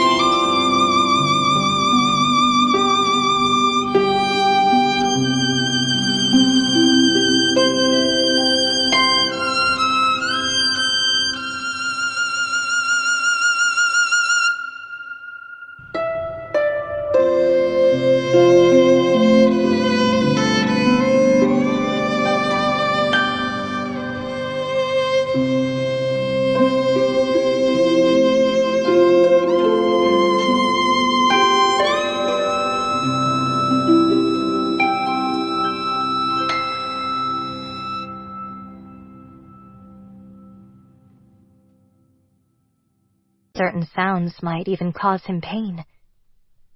She would have continued cataloging the differences if he hadn't shifted away like her gaze hurt him. "What's wrong?" "I'm not a specimen." "No," she agreed. "But I was learning your face, not studying it. Is that wrong?" "I don't understand the difference." "Learning is just wanting to know something. Studying is more scientific." In truth, her impulse had been a bit more complicated, but she couldn't say she wanted to know him well enough that she could picture his features at will. "Then," said Szarok, "fair is fair. Let me learn you." Pure determination. Tegan stilled as Szarok leaned forward, but he stopped a foot away and just stared until her skin might crawl off her bones. Heat washed her cheeks. She dropped her gaze and scooted away until her back met the cabinet behind her. If he meant this as a lesson, it was an effective one. If this is how I made him feel, I owe him more than an apology. "Sorry," she whispered. "The difference between learning and studying doesn't seem important anymore." He sat back. "As long as you know." "Well, you don't seem panicked, at least." Perhaps she shouldn't have said anything, because his eyes darted, like he'd just remembered about the ship. "It won't change anything." "You can do this," she said. "Your people are counting on you. Anticost isn't too far north, and we're stopping to collect the rest of the crew." "Thank you."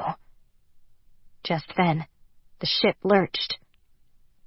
His skin was always gray, but judging by his tortured groan, he didn't feel well. Collecting her professional acumen, she touched his brow. Clammy with sweat. It wasn't hard to diagnose this as a case of seasickness, exacerbated by his fear.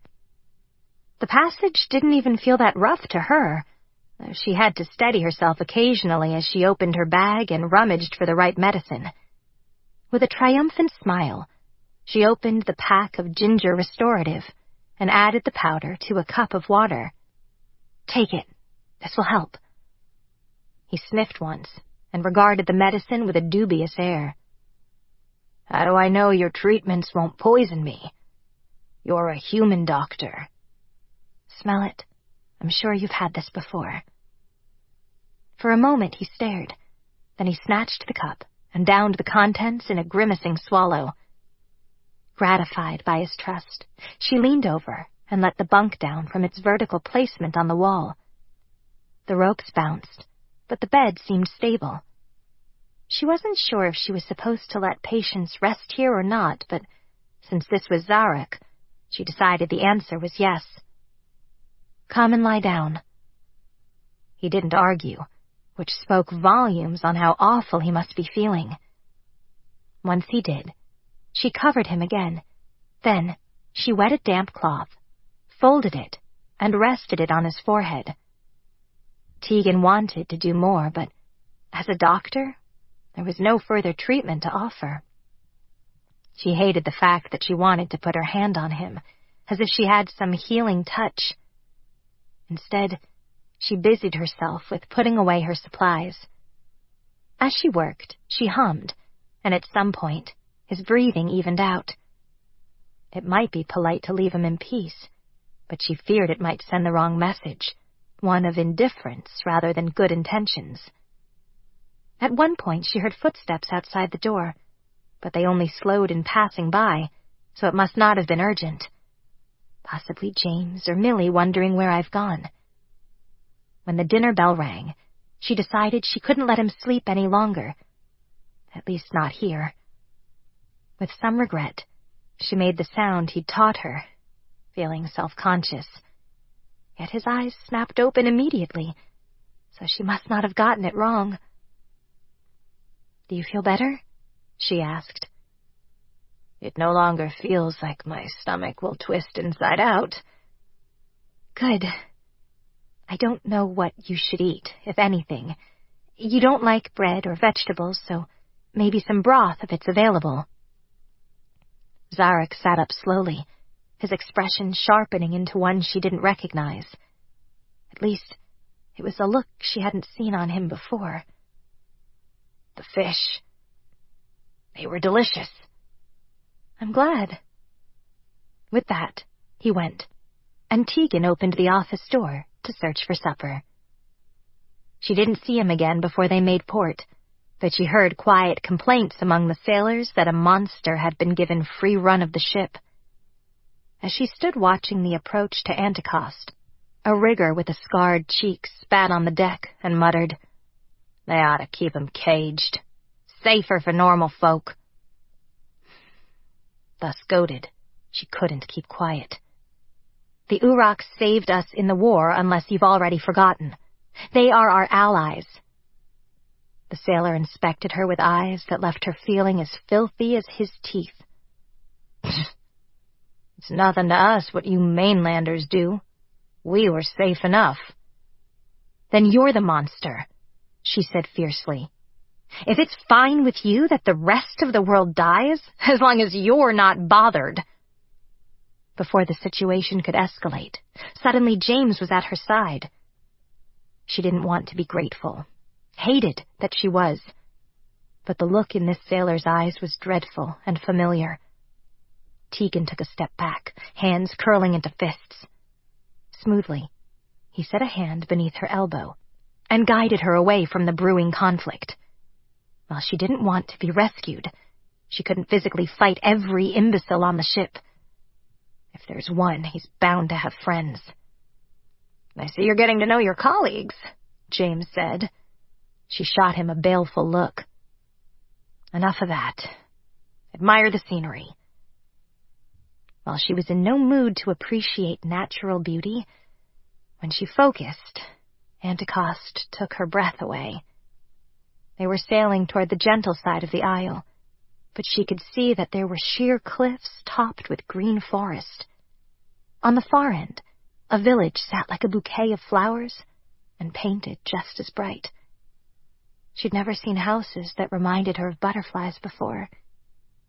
As they drew closer, Tegan noticed that the paint was chipped and flaking away to reveal the broken plaster beneath. "We don't know how to make the paint anymore," James sighed a little. "They're experimenting, but it never lasts intact past the first rain." "But they keep trying." There was something sweet and hopeful in that. He nodded. "We'll be in port overnight, or so I hear. After that, we'll be at sea for some time. The trip will be grueling." So far, there hadn't been any medical emergencies, just routine splinters and bruises, and she appreciated that respite from the intensity that would doubtless follow. "I'm ready." Millie strolled along the deck toward them, her cheeks bright with wind and sun.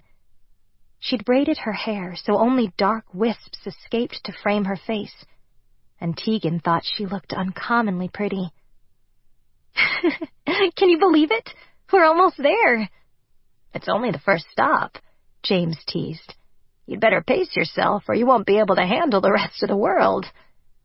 They joked back and forth about possible sights and sea monsters, while Tegan wore an absent smile. As before, the ship dropped anchor off the coast, and they went ashore in small numbers, with a few men designated to stay back. She wasn't sure how they determined that responsibility, but nobody tried to stop her when she went down the ladder. James and Millie joined her. Above, the sun glowed orange on the horizons, and the waves rocked back toward them in ripples of gold. The rower argued when James offered to spell him, but soon James had the oars in hand, pulling them toward the shore. "You're good at that," Millie commented. "This and fencing. That's all the sporting skill I have." "Good enough," said the sailor, apparently enjoying his break. The sky darkened, dropping from umber to purple. Soon, The rowboat tapped the dock, and with some help, Tegan scrambled onto the weathered boards. From here she could see how stony the shore was before the village. In Rosemere, there was more of an embankment, but the water was different here too, darker and rough with hidden rocks. Seeming to follow her gaze, the sailor made an unfamiliar gesture, flattening both hands over his heart. "They call this Great Graveyard." "Excuse me?" Tegan's eyes widened, and she glanced at Millie, but the girl seemed more intrigued than frightened. "There's ancient shipwrecks all around. These waters are famous for them." Captain Advika was coming in on the next little boat, and she scoffed. "Are you telling ghost stories again, Bigby? If you scare off my doctor before she settles in, I'll make you the ship's surgeon, and somebody will kill you after you hack off a leg that could have been saved. I didn't make up the stories or wreck the ships," he muttered. The captain fell into step as they headed for Port Mare. "This used to be the size of Rosemere, but after the trouble, people flocked north in droves. Now, there are little villages all along the coast, though there are only 3 ports safe for ships. This coastline's a bitch. Plus, the weather's cold, plenty of rain. But you can eat venison forever." "Good hunting," James added. Briefly, Tegan thought he was saying goodbye, because that was how they'd parted in Company D. Then she realized he was making an observation as Millie said, "I love venison stew. Is there a place I can have some before we go?" "There's a tavern," Advika answered. "Probably have a pot going. They usually do." "I'm so hungry." Millie grabbed Tegan's arm and hauled her along in a fit of enthusiasm. Tegan cared less about filling her belly than exploring before the light faded, so she shook free. "You two go on ahead. I want to take a walk along the water. I'll be there directly." "Are you sure?" James's gaze lingered, but he followed when Millie tugged his sleeve. This time, however, he didn't look back when he strolled away. Instead of saddening her, she took heart in it. The captain didn't seem to have any pressing business, so she stayed with Tegan as she angled her steps toward the rocky beach. "You're young to be a doctor," the other woman observed. "It's better to say that I know a little about treating ailments." She didn't say that she was old where it counted, deep in her heart and down in the bone where it ached. "Don't sell yourself short. Heaven knows you won't get the credit that you're due in this life with a soft voice and modest manners." "I have seen a lot," she said. "It shows. You carry yourself like you're walking over a deep well." Though she didn't know what that meant exactly, she took it as a compliment. Tentatively, she smiled. "Did you always want to captain a ship?" It was hard to tell how old the other woman was. She had an ageless face, strong but beautiful, yet her eyes hinted at grief. "No. In the beginning, I just wanted to live." The captain picked up a flat rock and skipped it over the water in a sharp, skilled arc. "I'll tell you a secret, Doctor. I came from the ruins, too." "In Gotham?" The startled question slipped out before she could stop it. The older woman shook her head. "No. We called it Saint City. Before it was something else, but you know what life in the old cities was like, don't you?" Tegan nodded, choosing her own rock.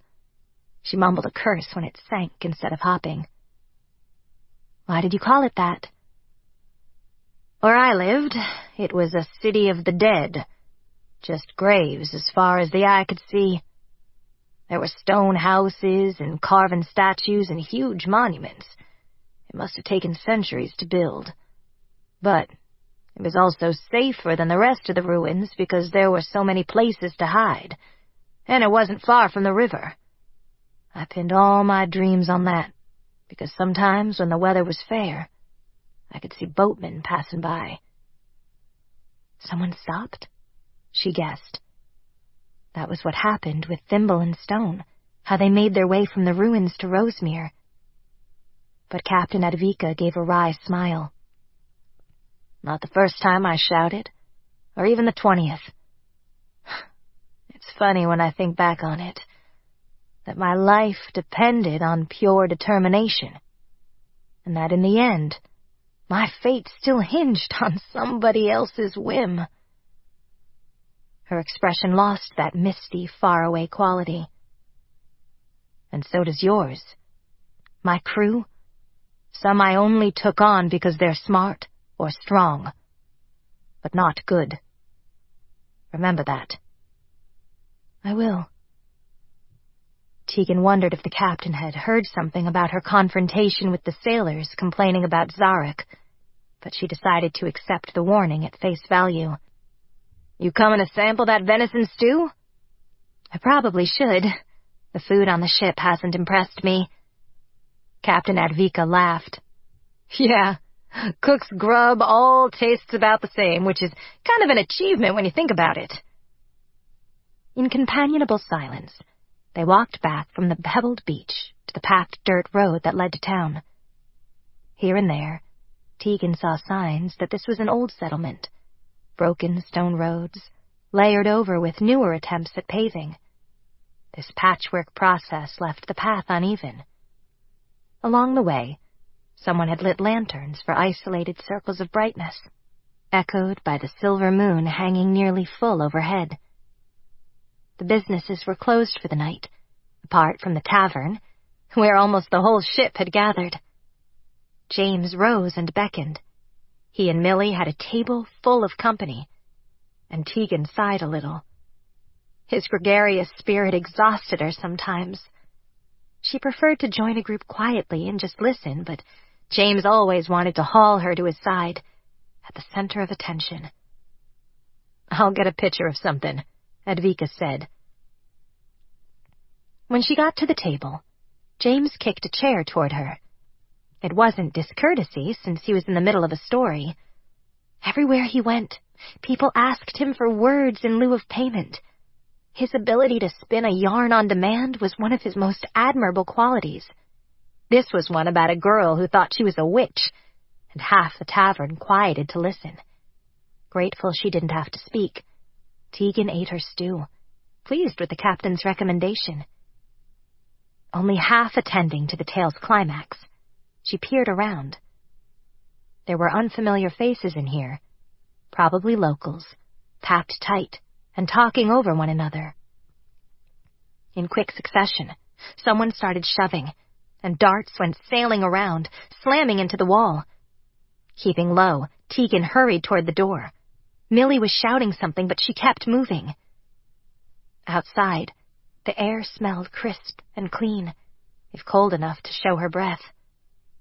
Tegan realized she didn't know if she was supposed to go back to the ship, and if not, where she was meant to stay tonight. Going back inside seemed like a poor decision. She went toward the pier, but it was dark and still, not a place to linger with the captain's warning fresh in mind. Turning, she nearly ran into a cowled figure. Relief dawned like sunrise, building into a brilliant smile. Thank goodness it's you. Szarok didn't respond to that. Come. Without touching her, he made it clear she was meant to follow. So she did. Some distance outside town, he'd made camp, well away from the water. It made sense that he'd take this opportunity to sleep on dry land, as it would be his last for a while. The fire crackled with cheerful disorder, wood popping and ashes tumbling, orange worms crumbling into gray. She breathed in the smoke and held out her hands, grateful to be away from so many people. Out here, she didn't need to watch so hard, gauging potential threats from all angles. I'm glad you're here, she said. Why? He sounded impatient, angry even. It didn't faze her. Because I know I'll be safe with you. The opposite of enemy. You are too trusting, Szarok said at last. He intended to sound harsh, but Tegan only shook her head and smiled. I have an excellent sense for when people want to hurt me. Have you eaten? Yes. A wealth of information shaded that word, all of which he chose not to say. She might understand that he'd hunted as soon as he could, and savored the blood with all its delicious copper and salt. He'd eaten a hearty portion of deer before butchering the rest. Now one of the haunches which roasted on the fire. Not for him. For her. Just in case. While she'd called him friend, after the way she had cared for him on the water, he considered her kin. Are you cooking that for tomorrow? He nodded because it was simpler, and explanations would probably confuse her. You can sleep here if you wish. I'll be scouting all night. You're going? For the first time she showed signs of alarm, and it was hard not to reassure her in his own tongue. It wouldn't help. They're only sounds. But she'd woken him like one of the people today.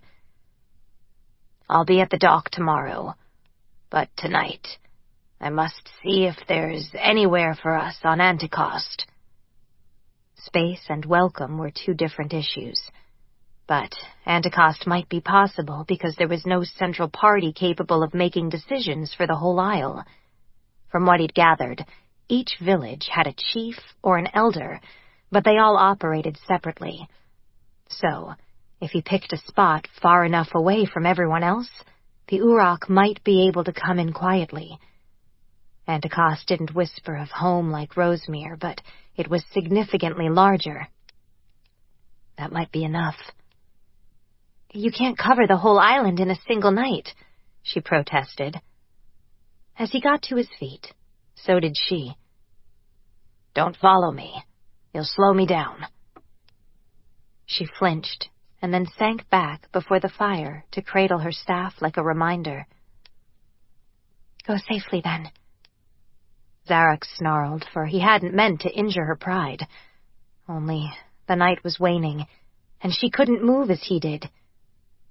In the end, he turned and ran, ignoring how small a shape she made in her dejection. He'd already wasted too much precious time going to find her, yet he'd known instinctively that she would be miserable trapped in the tavern all night. What he'd done should be enough. Yet her shadow chased him as he ran, putting a space between himself and Port Mare. He ran along the gentle curve of the coast, and it wasn't long by his running speed before he encountered the next village, locked in peaceful slumber. Breathing hard, he realized he couldn't scout in a night, just as she'd said. At best, he might see a few sites that were already occupied, but making his way down past the settlements would take time. Maybe I should stay on Anticost and scout longer.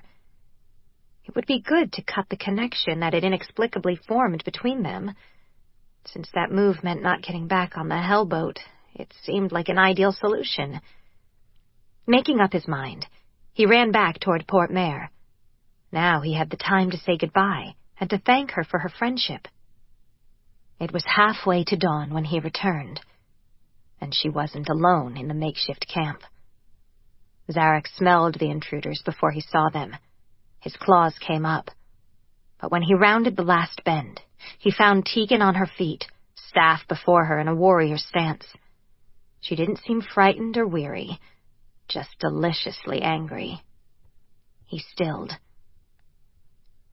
Take another step, and I crack both your skulls. Don't be like that, an oily voice coaxed. Both of these humans smelled unclean, beyond rancid. He considered killing them on principle, but so far they'd only offended his sense of smell. Tegan probably wouldn't thank him for interfering either. I've already angered her once tonight. So he waited silently, just beyond their line of sight, in case she needed him. The taller one lunged. In an instant, she cracked him across the shins, the other in the chest, and followed with a flurry of swings.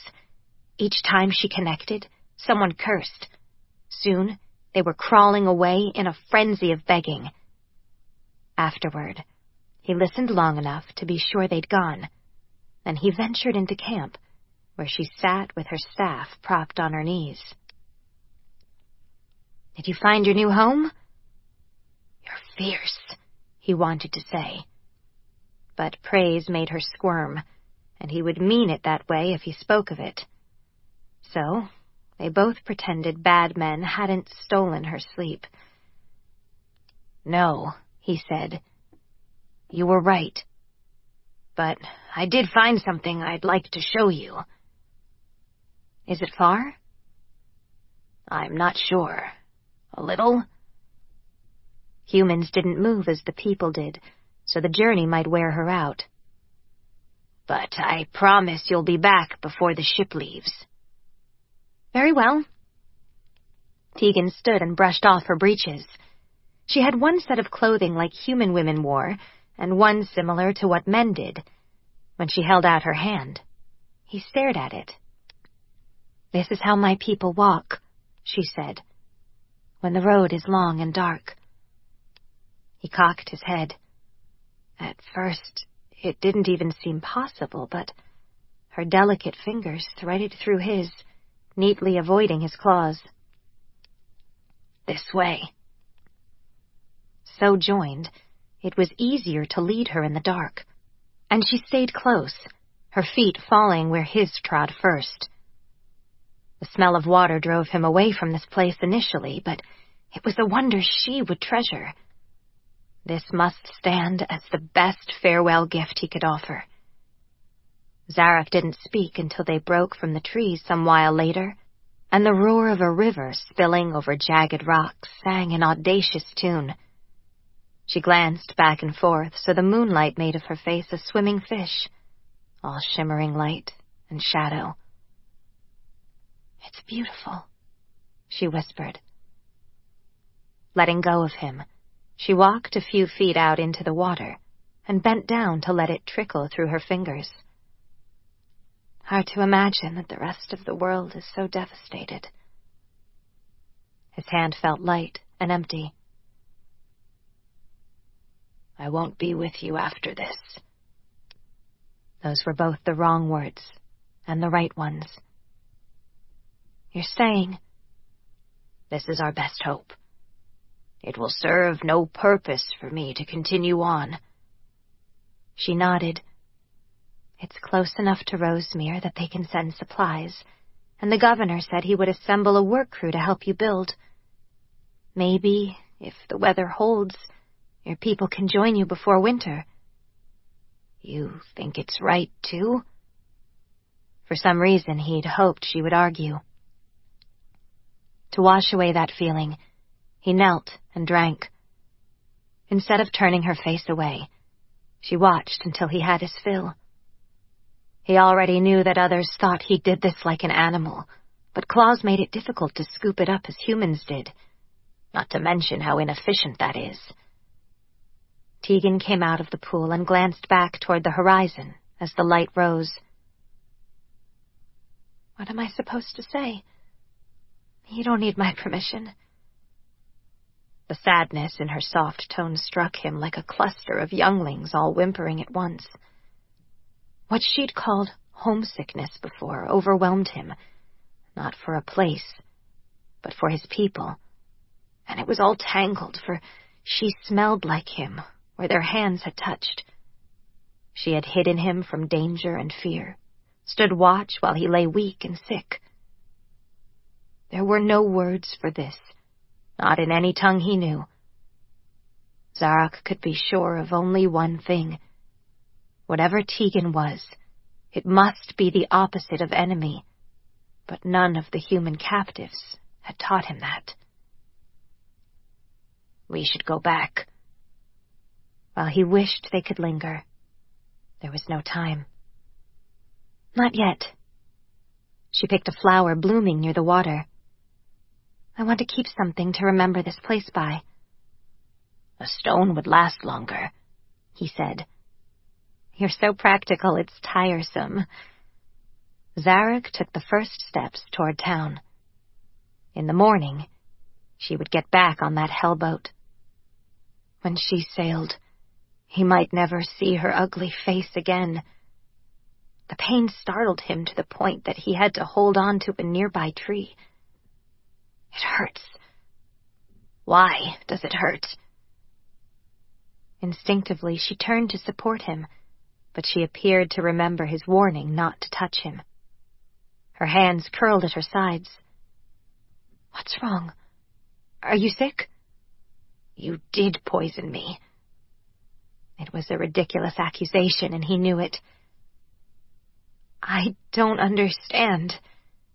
In the dark, at least she couldn't see that he'd lost his reason. A long breath steadied him somewhat. Forget everything. Forget that we were friends. I won't, and you can't make me. Stubbornly, she walked on, evidently immune to whatever illness plagued him. But she couldn't see well enough to navigate the way back to camp, so he passed her and set the proper course. Other forest animals gave way before him. In silent deference, they acknowledged him as a superior predator.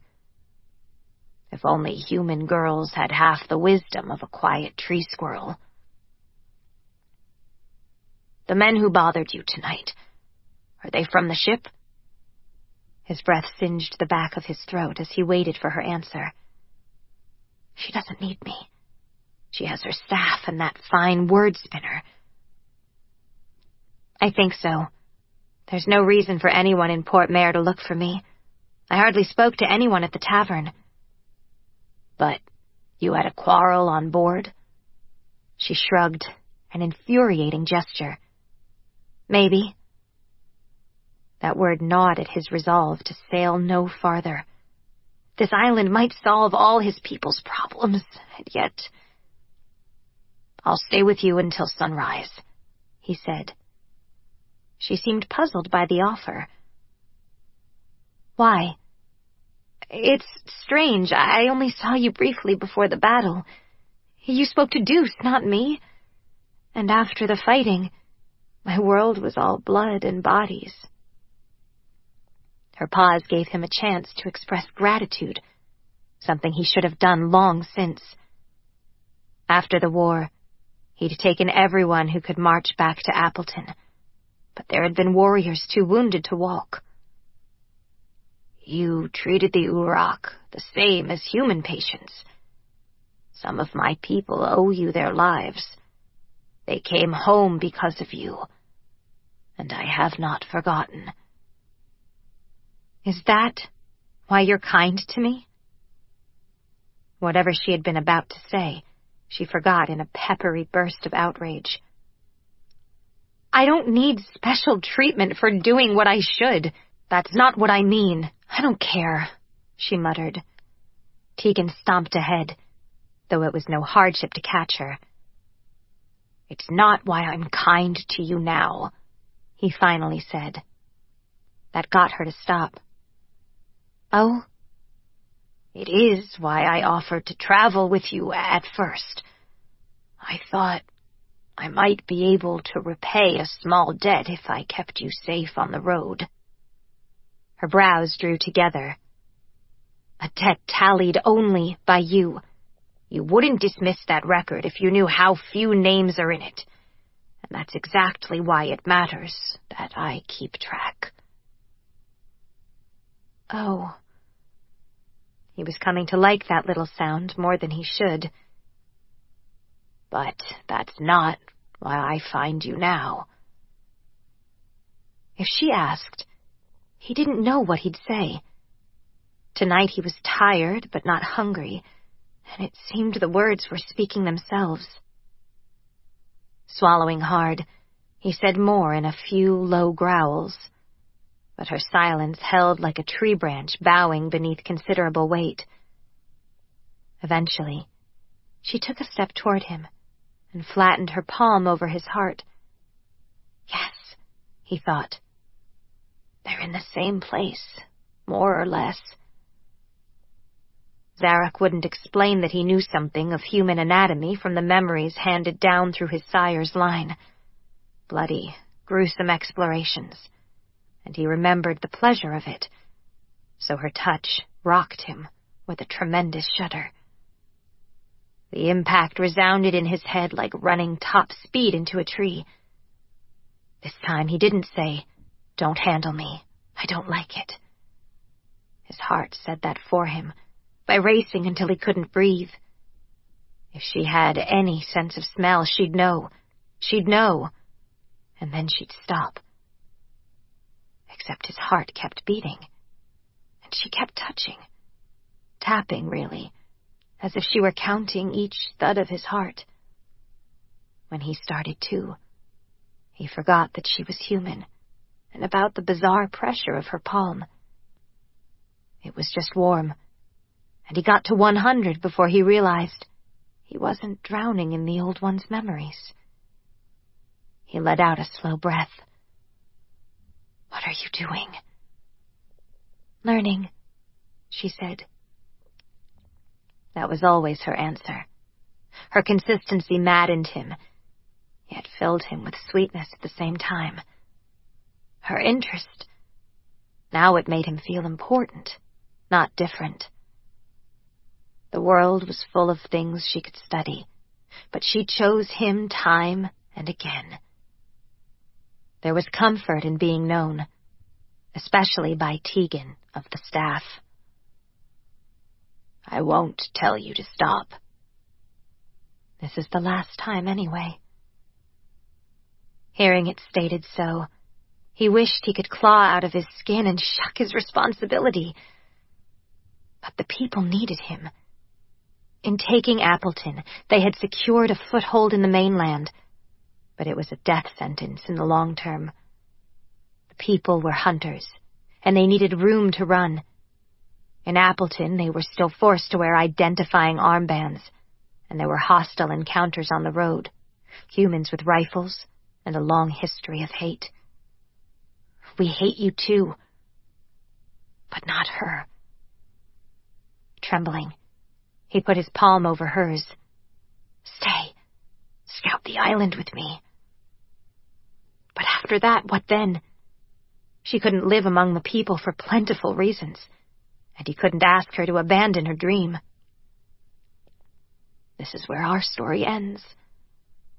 So he swallowed the words and the sounds, if not the feeling. The tiny point of contact said everything. It was brand new and fragile. Eventually she let go, and he did too. His feet felt heavy, and his impressions from the surrounding forest seemed to come from far away. All too soon, the embers of the fire came into view, along with the lingering stench of the sailors. The horizon was lightening. Now he could measure their time together in heartbeats.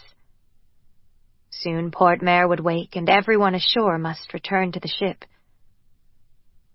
"It's almost dawn." His throat hurt, tight and hot, despite the water he'd downed before. "I'm glad we traveled together for a while," she said. "As am I." Before they left, he kicked dirt on the smoldering ashes. Together they set out for the docks, but before they reached their destination, a clamor rang out from the center of town, screaming like he hadn't heard since the war. A woman sobbed. The scent of fresh blood rode the wind, great gouts of it. Human, not animal. A cold chill crawled down his spine as hostile eyes pinned him. "There's the beast!" someone shouted. "Milena! Milena!" The sobbing rose and fell like the waves that sickened him and rocked the boat so that he couldn't sleep. "Seize it! Kill it if it fights!"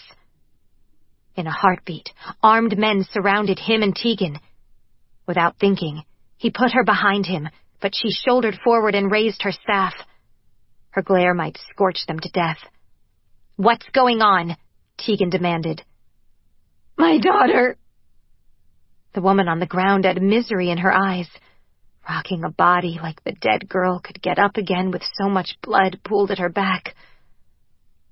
There was violence under the cover of darkness, a tall, gray-haired man said, addressing Tegan, not him. You think it's a coincidence that Captain Advika brought a monster to our doors, and now poor Milena's dead? The mob seemed to be growing in size and ire, agitating toward violence. If they attacked, he would defend and live, no matter how many of them had to die. Tegan's cool voice rang out. Impossible. Szarok was with me all night. The tide is rising. Morrow woke with a rotten head and upset stomach. He didn't even remember crawling off to sleep the ale away.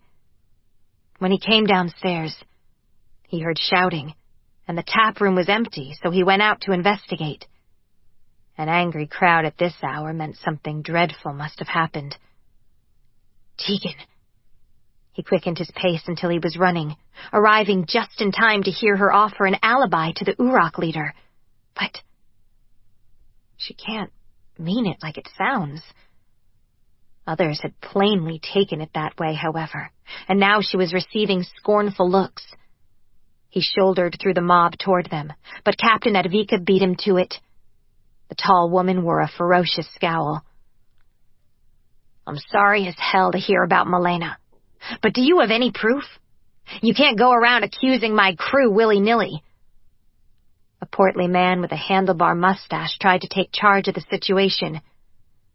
Rucker, fetch a blanket and cover the poor girl. As for the rest of you, if you saw something, come forward. No hearsay, mind. Only what you directly witnessed. The crowd rumbled, but then one of Advika's sailors, a short man with a wicked scar on his cheek, said, Are you sure you were with him all night, Doctor? From the bruises visible, he guessed the sailor had been part of the tavern brawl the night before. He had a rough look and an unpleasant gleam in his eye. Plus, Morrow didn't like that sinister tone. But Tegan held her ground. I'm certain. She seemed to be daring him to call her a liar, but whatever their silent exchange meant, the crewman only let out a nasty snort of a laugh.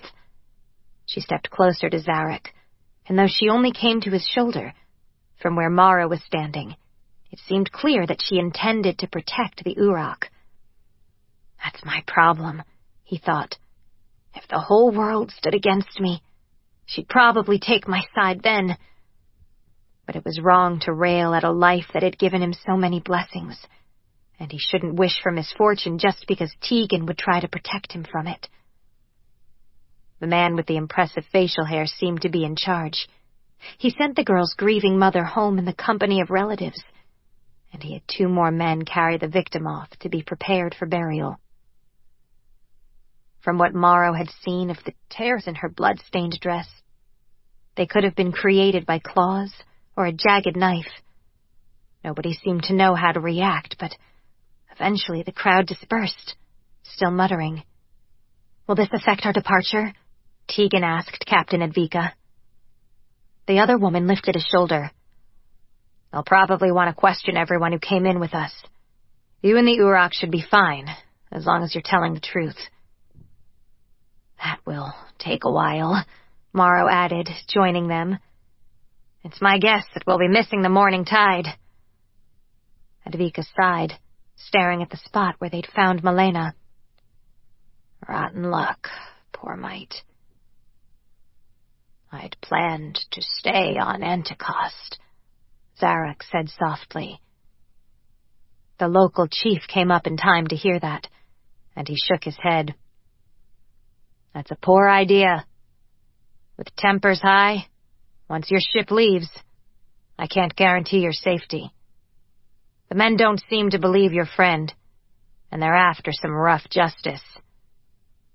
Those words had an ominous ring, but Morrow suspected the Uroch might not know exactly what the chief meant. That means They'll come for you in the night and string you up. There are other islands. Captain Advika clapped Szarok on the back in what was doubtless meant to be a bracing gesture, but the Uroch flinched. It was impossible not to notice that Szarok didn't withdraw a moment later, when Tegan's arm brushed his, a gesture likely imperceptible to anyone who didn't watch with such care. His shoulders relaxed a little too, so it seemed he took some comfort in her proximity. Despite racking his brain, Morrow couldn't name a time when Tegan had touched him if he wasn't sick or injured. "I should stay," Szarok said to Tegan, low. "The mission will fail, regardless if you don't make it back to Appleton. Staying here is suicide. It's safer to continue on. Try somewhere else." She glared up at him, not seeming to see Morrow, even in her peripheral vision. Their conversation seemed almost intimate. The realization hurt, and Morrow rubbed his chest as the throbbing in his head intensified. "I should probably do something." But he'd rarely been so conscious of how useless he was, and drinking the night before didn't help. Hazy didn't begin to describe his head.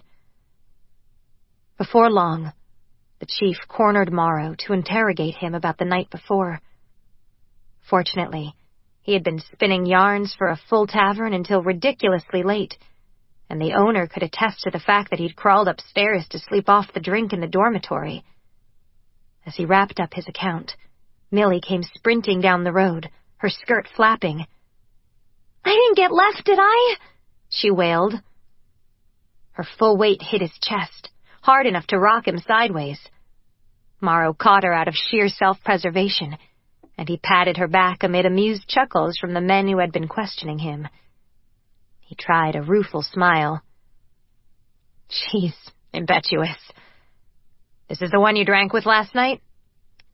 He nodded. She appeared to notice the dark stains in the dust nearby. "Did something happen?" "That's why they need to know where we were," he explained.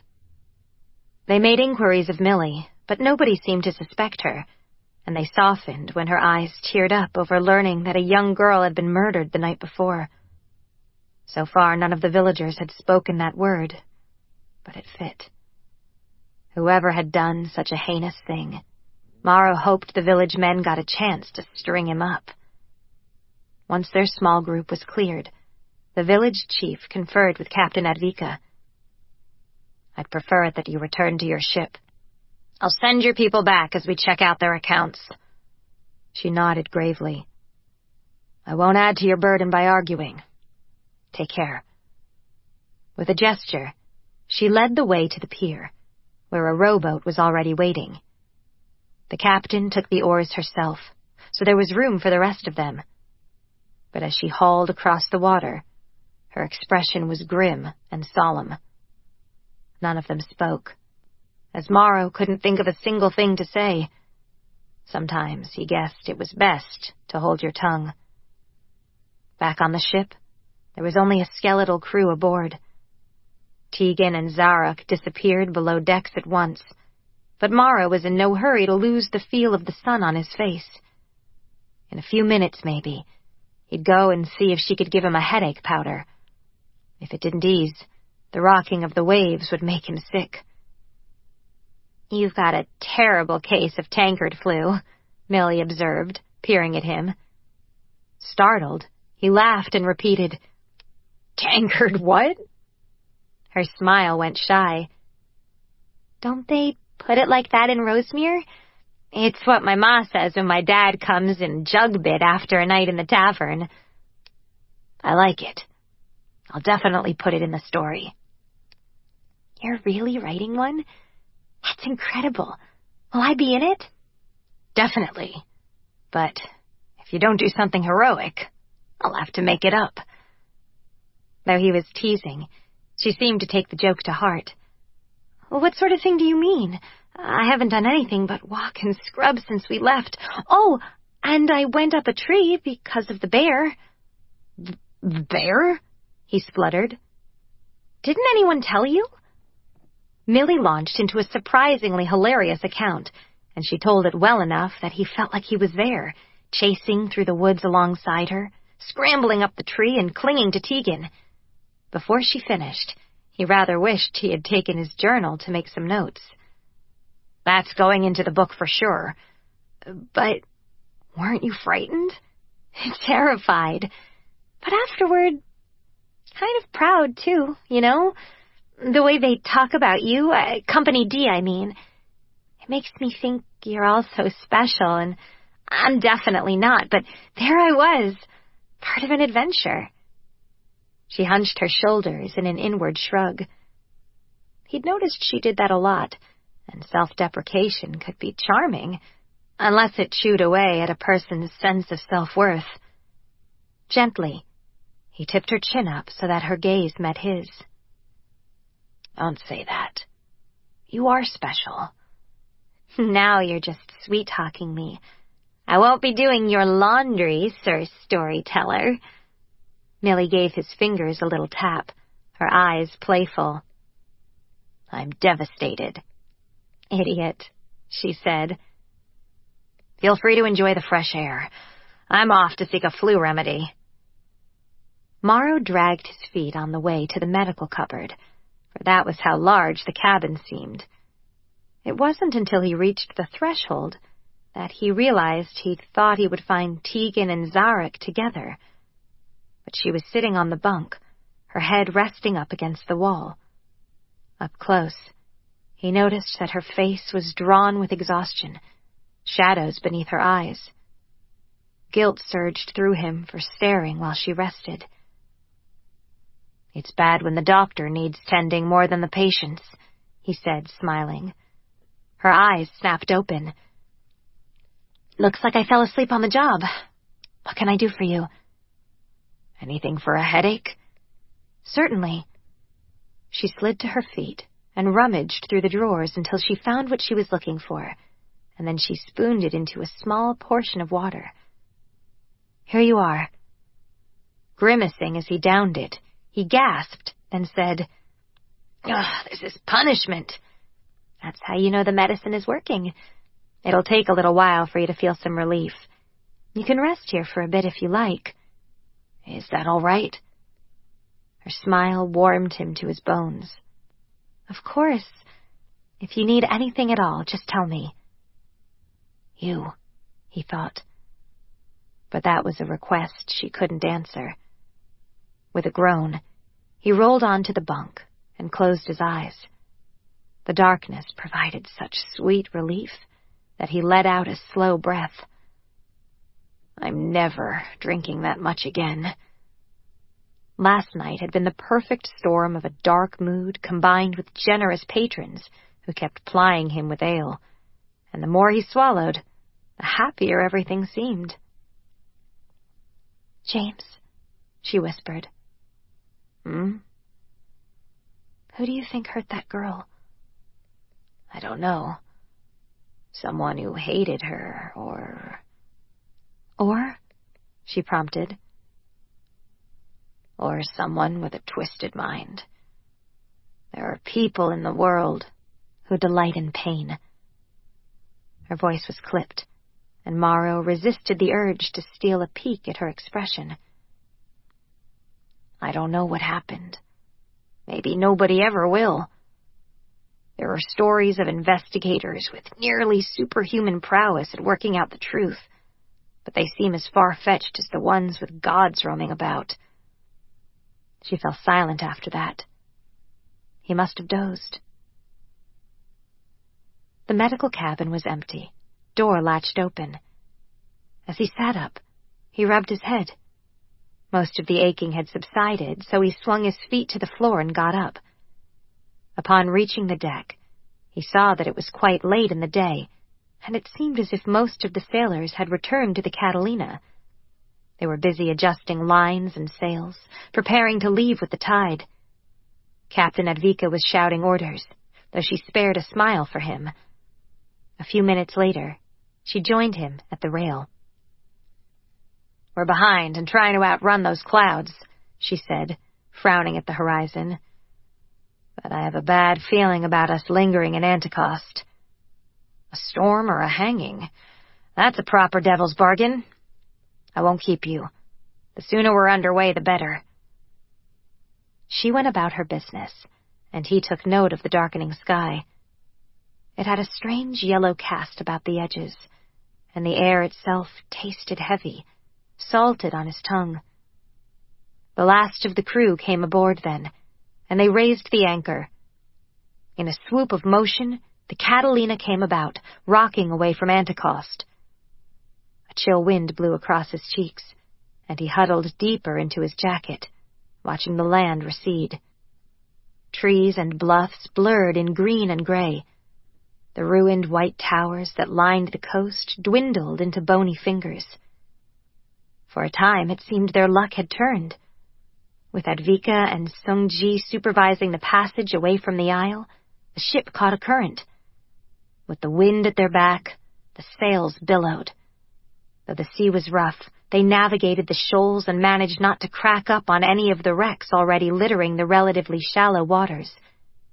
Behind them, the sky still loomed ominous gray with clouds as thick as coal dust. But eventually, a cry went up among the sailors, and they slapped palms. Morrow stopped a man at random to ask, "What are we celebrating?" "We made it out of the graveyard, lad.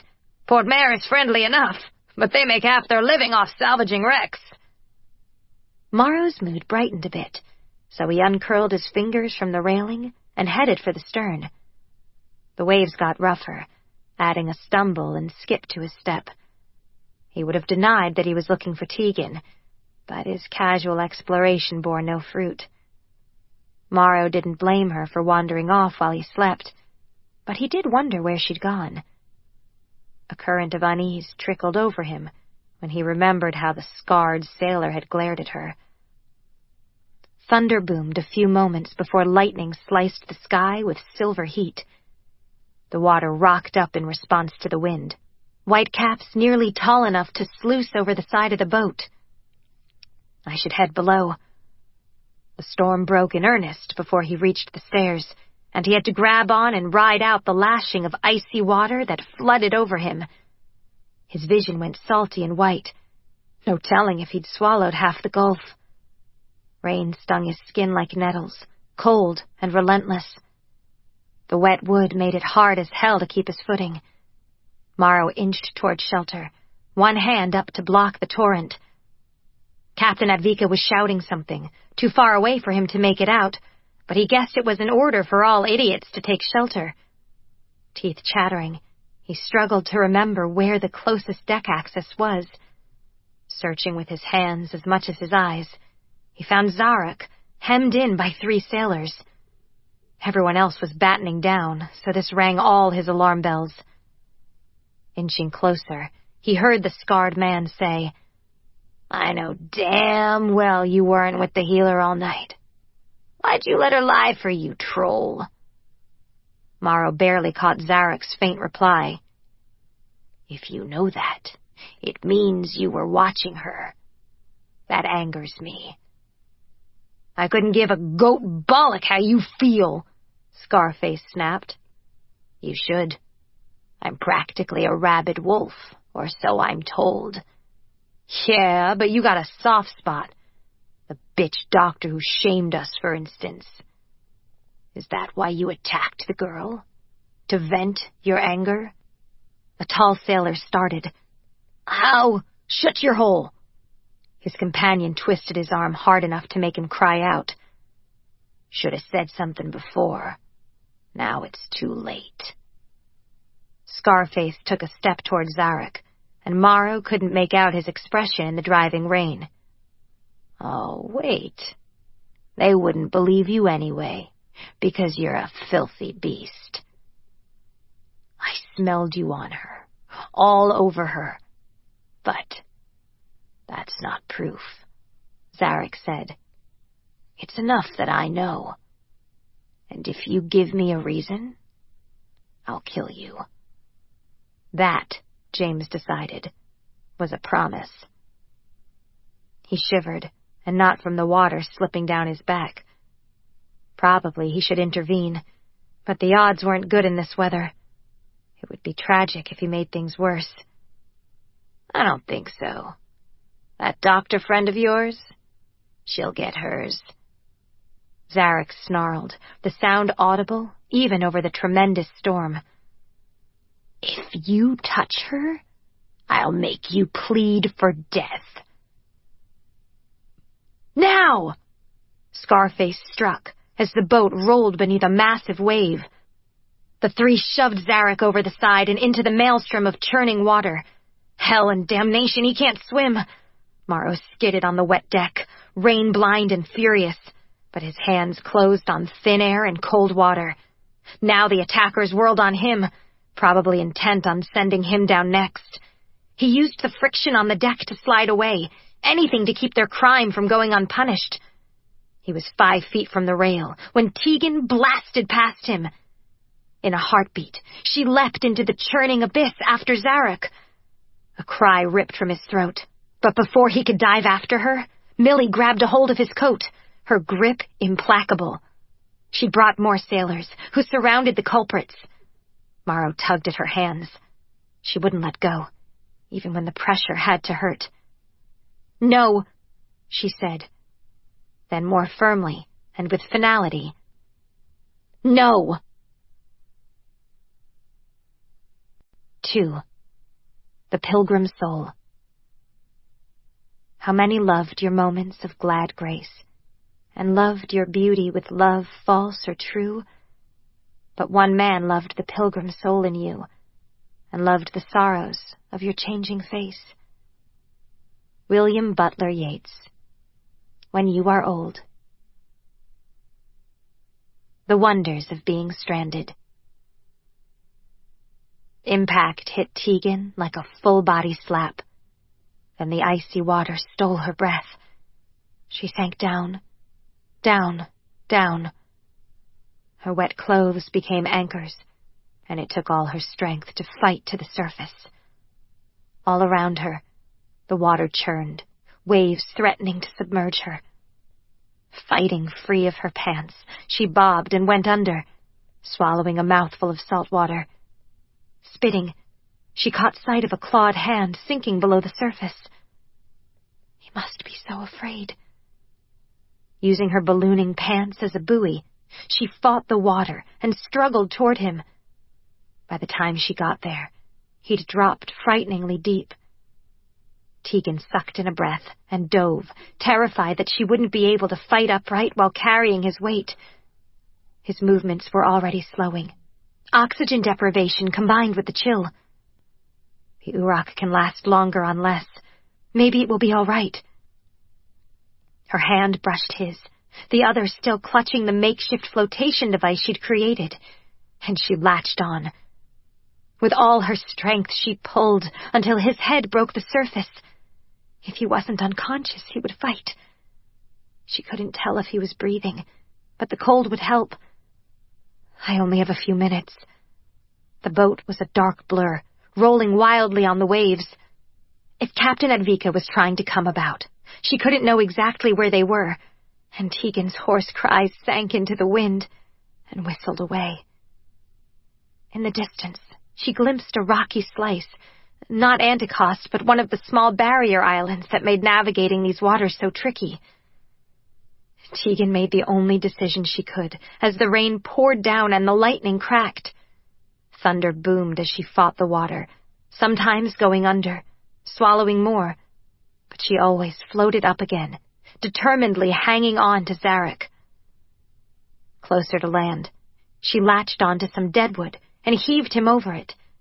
That let her kick with some direction, and after what seemed like forever, she finally touched bottom and slogged up the sandy slope toward the stony shore. Her bad leg burned from overexertion, but she gave herself no quarter in dragging Szarok fully out of the water. Dr. Wilson had taught her rescue breathing, but she'd never used it. Without hesitation, she went to work and didn't stop until he choked and spluttered. Then she rolled him over so he could vomit up a ton of seawater. He went a long time without breathing. Is he... Anxious, she leaned over. Can you speak? Do you know who I am? A foolhardy healer. Anger and asphyxiation left his voice even deeper, rough with the near drowning. Why did you follow me? You could have died. So could you, she said. Shivering mitigated the ferocity of his wrath, and he evidently decided to be practical. With some help, he sat up and took in the rocky outcropping, bounded by so much rough sea. Where are we? The storm ruined visibility, though, and a boom of thunder made her jump. We should find shelter if we can. When she stood, his expression shifted. Where are your trousers? Just a moment. To her relief, they were still draped over the driftwood she'd used to save Szarok. With her back turned, she scrambled into them. The cold, wet fabric felt worse than nothing at all, and the rain just exacerbated her discomfort.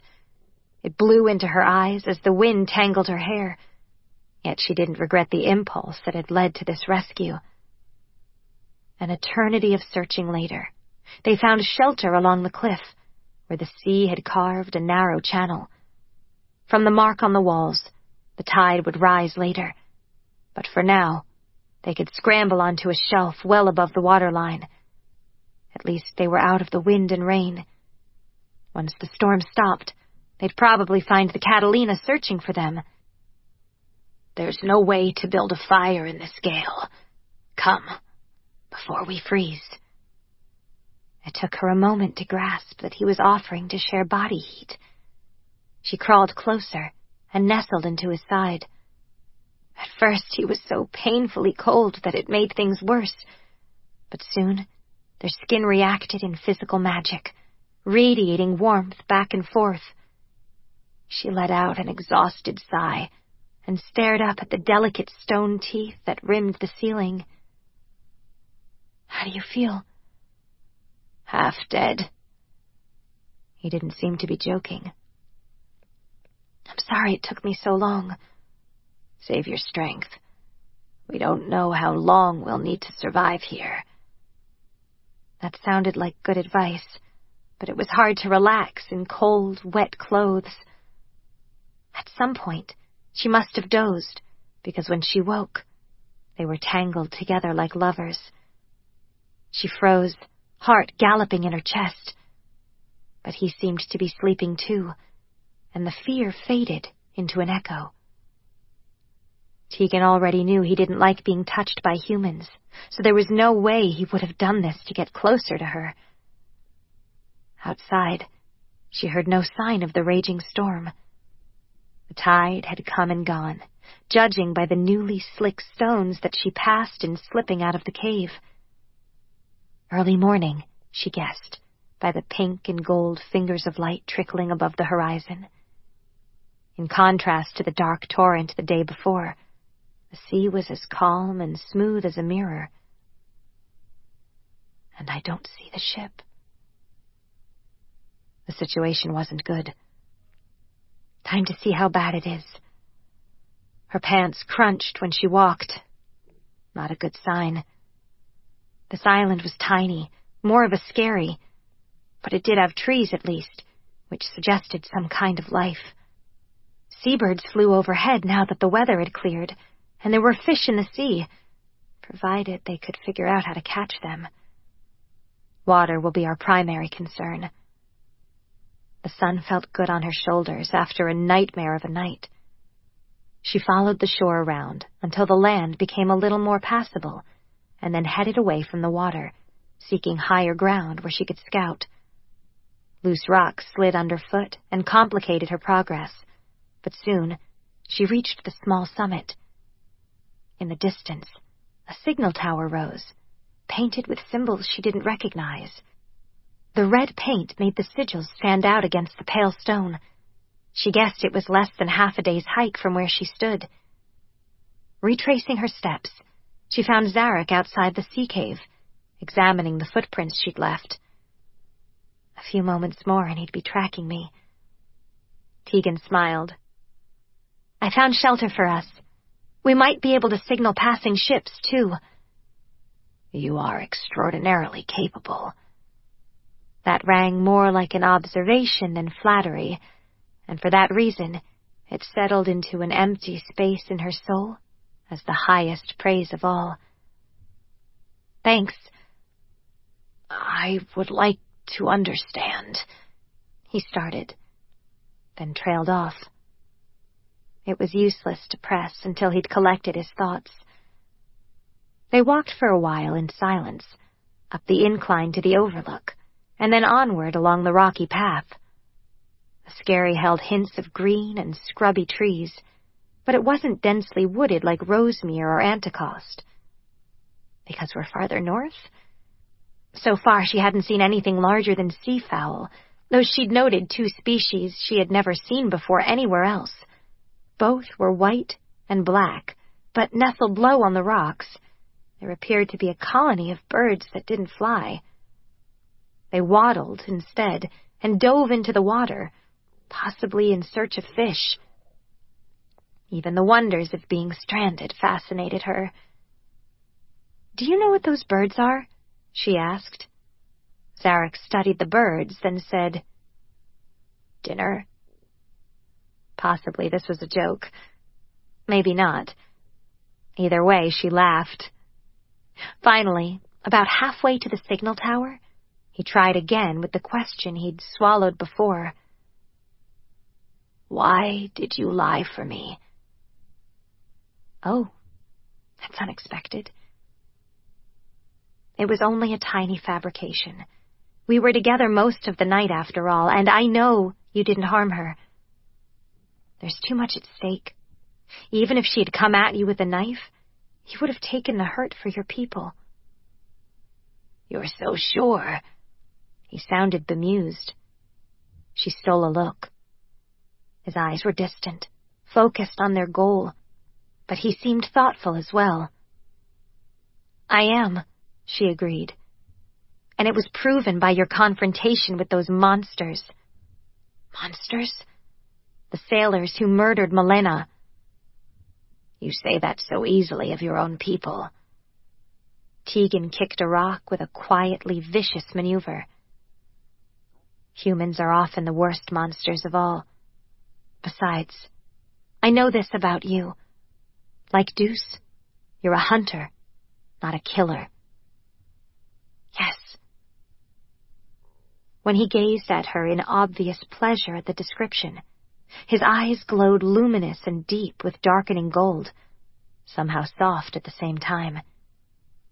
She'd never thought of him as warm before, but a little trill ran down her back and settled at the base of her spine, so that each step felt good and right, as long as she stood beside him. Anyway, that's why. And why did you dive into the water for me? This was the second time he'd asked. Tegan sensed she wouldn't get away with deflecting this time. If she did that, he'd just ask again tomorrow, and the next day and the next, until she got tired. It was right. She struggled to find the answer that didn't give away too much. And it would be too sad if you had nobody who would. My people would. My kin. Then he tipped his head with a ripening frown. Rather, they would want to. But our fear runs deep. Even now it is hard for me to accept that I didn't die. What do you believe about the afterlife? She asked. He shook his head, seeming puzzled. After life, there is death. Before we die, we choose someone to receive our memories.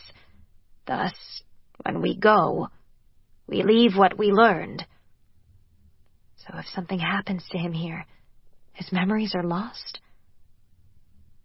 If you want to know, ask. Her cheeks heated, but she did. Hopefully this isn't painful. Not lost, he said.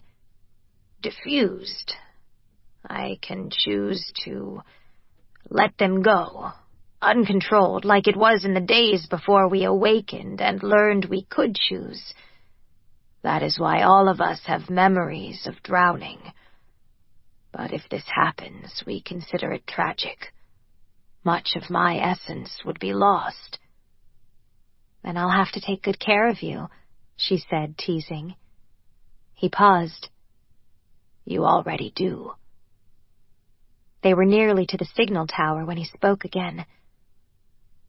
What do humans think? About what? Dying. The afterlife? It depends.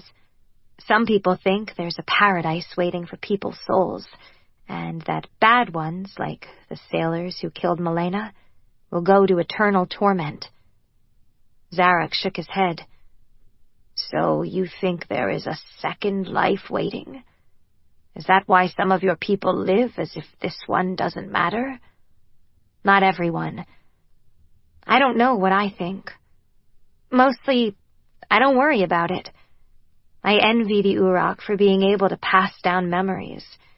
The idea of preserving knowledge that way is... She couldn't even think of a superlative strong enough. I never thought to meet one of your people who admired mine. She didn't know what to say to that, so she let it be. Rising before them, the tower seemed even taller when they finally reached it.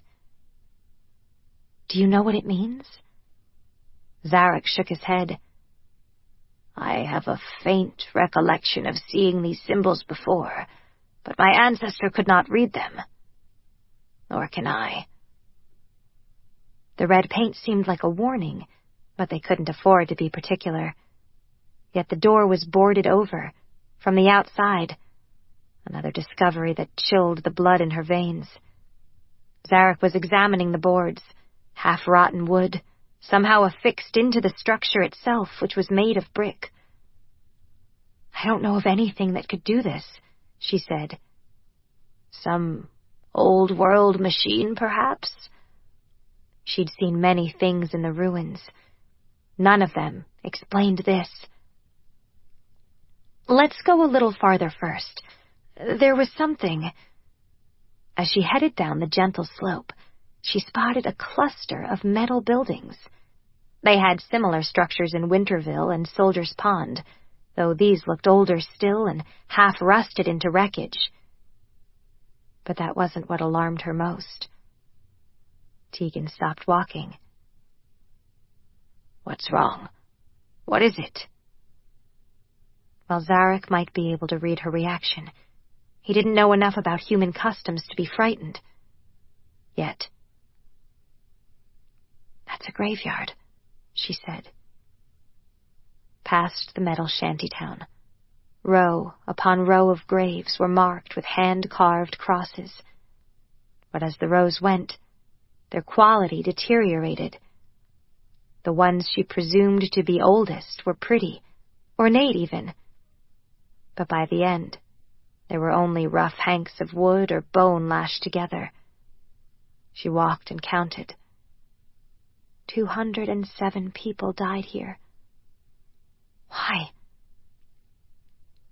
Squaring her shoulders, she came back to the metal box houses. One by one she inspected them, fearing the worst. They sat empty, save one. In that space, she found two mostly decomposed bodies, their hands outstretched toward each other, and a smaller one curled onto its side between them. While she couldn't see what had hurt the two larger victims, the little one had a clear dent in its head. What happened here? He asked. She shook her head. Whatever it was, they were the last. There was nobody left to bury them. We could, if you think it's important. Tegan considered. Sensibility wouldn't save them. Once they took care of basic needs, they could revisit the issue. We have other priorities. Let's finish our inventory. The best discovery was an old well. Szarok drew up a bucket, sniffed, and proclaimed it clean. Tegan sighed in relief. While he might not be able to detect all bacteria, she felt safe in drinking anything he approved. The abandoned metal shacks yielded a meager store of useful supplies, including a lighter like Fade had. There were also some ancient, yellowed magazines, some dirty clothing, and medicines she wouldn't dare use. If we get sick, we're in trouble. To the tower? Szarok asked eventually. I think so. Just be ready. It was improbable they'd encounter a live threat, as anything that might have been walled up in there must have long since starved to death. Still, she shivered as he pried the boards loose one by one, each thunk of wood echoing in her heartbeat. When he finished, it revealed an average door, painted red and touched with rust. It wasn't locked, and it swung open with a groan. I'm not scared. Why am I scared? The rasp and crackle of her salt-stiff clothes sounded ridiculously loud. Tegan peered inside and found a round room with a metal staircase leading up in the middle of it. The walls were white-painted brick with moss or lichens growing in spots. Most of the furniture was broken, just a couple of intact crates here and there. Above, there was only silence. Come, said Szarok. Hold on to me. The steps may be unsafe, and it's my turn to catch you when you fall. The way he said it made everything all right. In Company D, she had always been the weak one, the girl who needed extra protection. No matter how hard she trained with James, she was always a step behind Deuce and Fade, who'd spent their lives fighting, and the professional soldiers with years of training. Even the poet who taught her first and later became her friend watched when he thought she wasn't looking. James always acted like I was seconds away from horrible doom. But with Szarok, it seemed natural to just take turns. He took for granted that she was clever and competent, and he trusted her. A little breath almost became a hiccup because everyone always wanted to protect her, a completely separate impulse. In her deepest heart, Tegan had always feared the message she must be sending, because nobody ever, until now. Her heartbeat quickened. Tegan remembered the strength of his hand, how warm and firm it was when he'd led her to a waterfall in the middle of the night. She might well go anywhere he wished to take her, learn anything he wanted to teach. She locked her fingers with his, staring up at the endless spire of ascending darkness. And she was not afraid. Lead on. Kinship. The stairs were thin and rusted, but they held. Tegan counted more than 200 steps before they reached the top. Machinery filled the open space, a lot of ruined bits and broken things. Glass crunched beneath her feet from some kind of massive lens. However this thing had worked, it would be next to impossible to get it running again. Yet, the wreckage spoke volumes. Someone or something had slowly gone mad, alone in here. Gouges on the walls, scratches on the floor. Everything that could be smashed had been. The violence appeared to have escalated as time had worn on. Tegan followed an old blood trail until she found the source. Beside her, Szarok's breathing sounded hoarse, and his fingers tightened until his talons pricked her. She didn't mind the pain. At a moment like this, it seemed right. There could be no question that they were staring at the desiccated corpse of one of his ancestors. time had not treated the old creature kindly, so the sunken features were even more monstrous. The most horrific aspect wasn't even the decay, but this one had eaten part of its own arm, trying to survive, and then moved on to its left leg. Imagining the agony of a hunger that had driven such self-mutilation, she shuddered so hard she almost fell over. Humans don't do that. They just starve. His voice was calm. We should go. There's nothing of use here. Somehow she descended all those stairs without weeping. But as they stepped out into the cool, clean air, she had to know. How do you see that and not...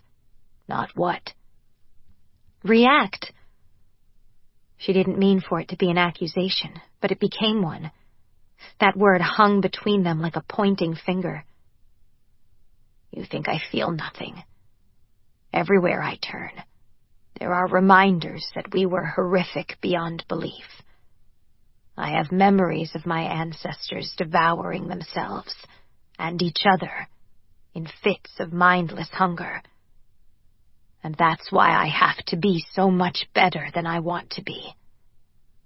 Because every second that I'm alive, with every beat of my heart, I fear we could become that again. And if I changed, I wouldn't even mind. His fear and rage hit her like a wave. She wobbled under the intensity. But in a way, it was glorious, too, like an unexpected storm after so many hot, still days. In the aftermath, he was shaking just like her, but nothing else. And when he realized she hadn't let go of his hand, he regulated his breathing, shoulders slumped. Don't do that with me. What? He whispered. Be better. Just be you. If you're angry, tell me, especially if I do something wrong. Right now, it's more important than ever for us to cooperate. That wasn't the word she wanted, but it came out. Serviceable, but imprecise. You unsettle me. He drew in one deep breath, then another, staring up at the sky. Tegan didn't ask why. She changed the subject. If we clean out the top floor, we can settle in downstairs. Hopefully he wouldn't ask why that was necessary. She didn't relish explaining that she couldn't sleep with so much pain and tragedy above her. He only nodded. Let's bury them all together. From what she recalled, his people didn't care much about funeral rites, but the body had to be removed from the signal tower for her peace of mind, and it seemed disrespectful to take care of only the human remains. She volunteered for digging duty, as she'd much preferred shifting earth to transporting the dead. Szarok lashed together some of the wood from the barricade and made a makeshift sled. Soon, they were ready for a memorial, and it was hard to know what to say for these poor strangers. Tegan whispered a prayer she'd memorized as a child, and it took much less time to replace the dirt than it had to scoop it out. When they finished, the sun had skated toward the far horizon, and her throat was nearly closed with thirst. She put her face into the rusty bucket as soon as Szarok pulled it up. In fact, he had to pull her away with a quiet shake of her head. I'll get sick. I've gone without before. Their clothes badly needed washing. Her skin was starting to hurt, both from the stiff fabric and the salt crusted in her crevices. But she had nothing else to wear, and it was too cold to run naked while she washed and dried her shirt and pants. I took so many comforts for granted, she mumbled. Tegan, Szarok called. She hadn't even noticed him moving away from the well. Hunger must be messing up her concentration, and she did feel a little dizzy as she hurried toward him. I hope it's good news. I don't know what's in here, but I thought we should open it together. It was a sturdy chest fastened shut with metal tabs. Szarok fiddled around until they popped up, one by one, and as he raised the lid, the trunk made a sort of shh sound, old air escaping. She held her breath as he pulled out the contents. Nothing edible, but this looked like military gear, similar to kits she'd seen in Soldier's Pond. Certainly there were uniforms, musty but wearable with some scrubbing. This will be useful, she said, playing with the various attachments. Knife and fork. Pick, a prolonged implement she didn't recognize. If need be, I could use this as a doctor's tool. Tegan found some cookware, a metal pan that could double as an eating dish. There was also a heavy cylinder that did nothing, but it had a lens like the broken one upstairs. Flashlight. Dr. Wilson had told her about them, but said it was rare to get them working. Finding a power source was problematic. This seemed a little different than the ones he'd shown her. First, she couldn't open it to look inside. She shook it, and nothing happened. Flipping the button offered no answers either. This was a light, but it won't turn on. His gaze flickered toward her discoveries. Then he said, "You should wash up at the well and change your clothes. I can smell the sores. You'll be bleeding soon." His tone was matter-of-fact, but she squirmed over knowing he could discern so much just from standing nearby. "What about you?" "I'm going hunting." Since she couldn't help with that, Tegan nodded and carried a change of clothes toward the well. Best to get this over with. She stripped, rinsed off with the icy water, and then put on the musty clothes. Still better than what I had on. Afterward, she used the cook pan and the bucket to wash out her sea-soaked garments. If people lived here, there must be a better way. But she wasn't so sure that was the right word. It was more like they had been confined here and left to die slowly. Like... Something about that seemed familiar. She searched hard for that tantalizing memory, and as she went back toward the signal tower to clean, it came to her. Leper colonies.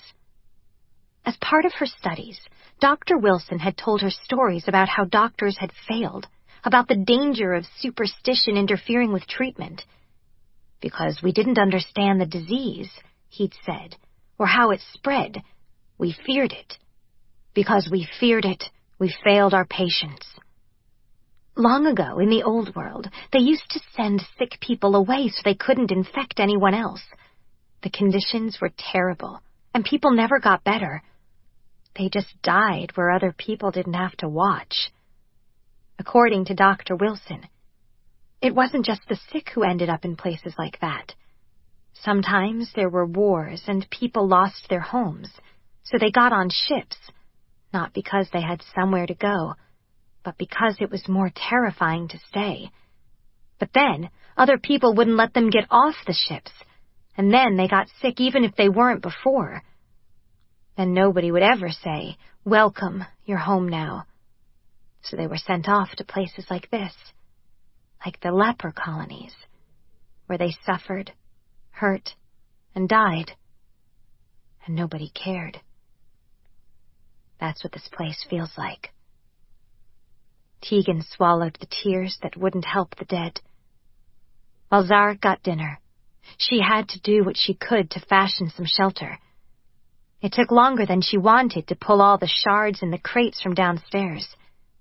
Right now, she couldn't decide how they could best use the glass, but they had so little, it was inconceivable to chuck it away.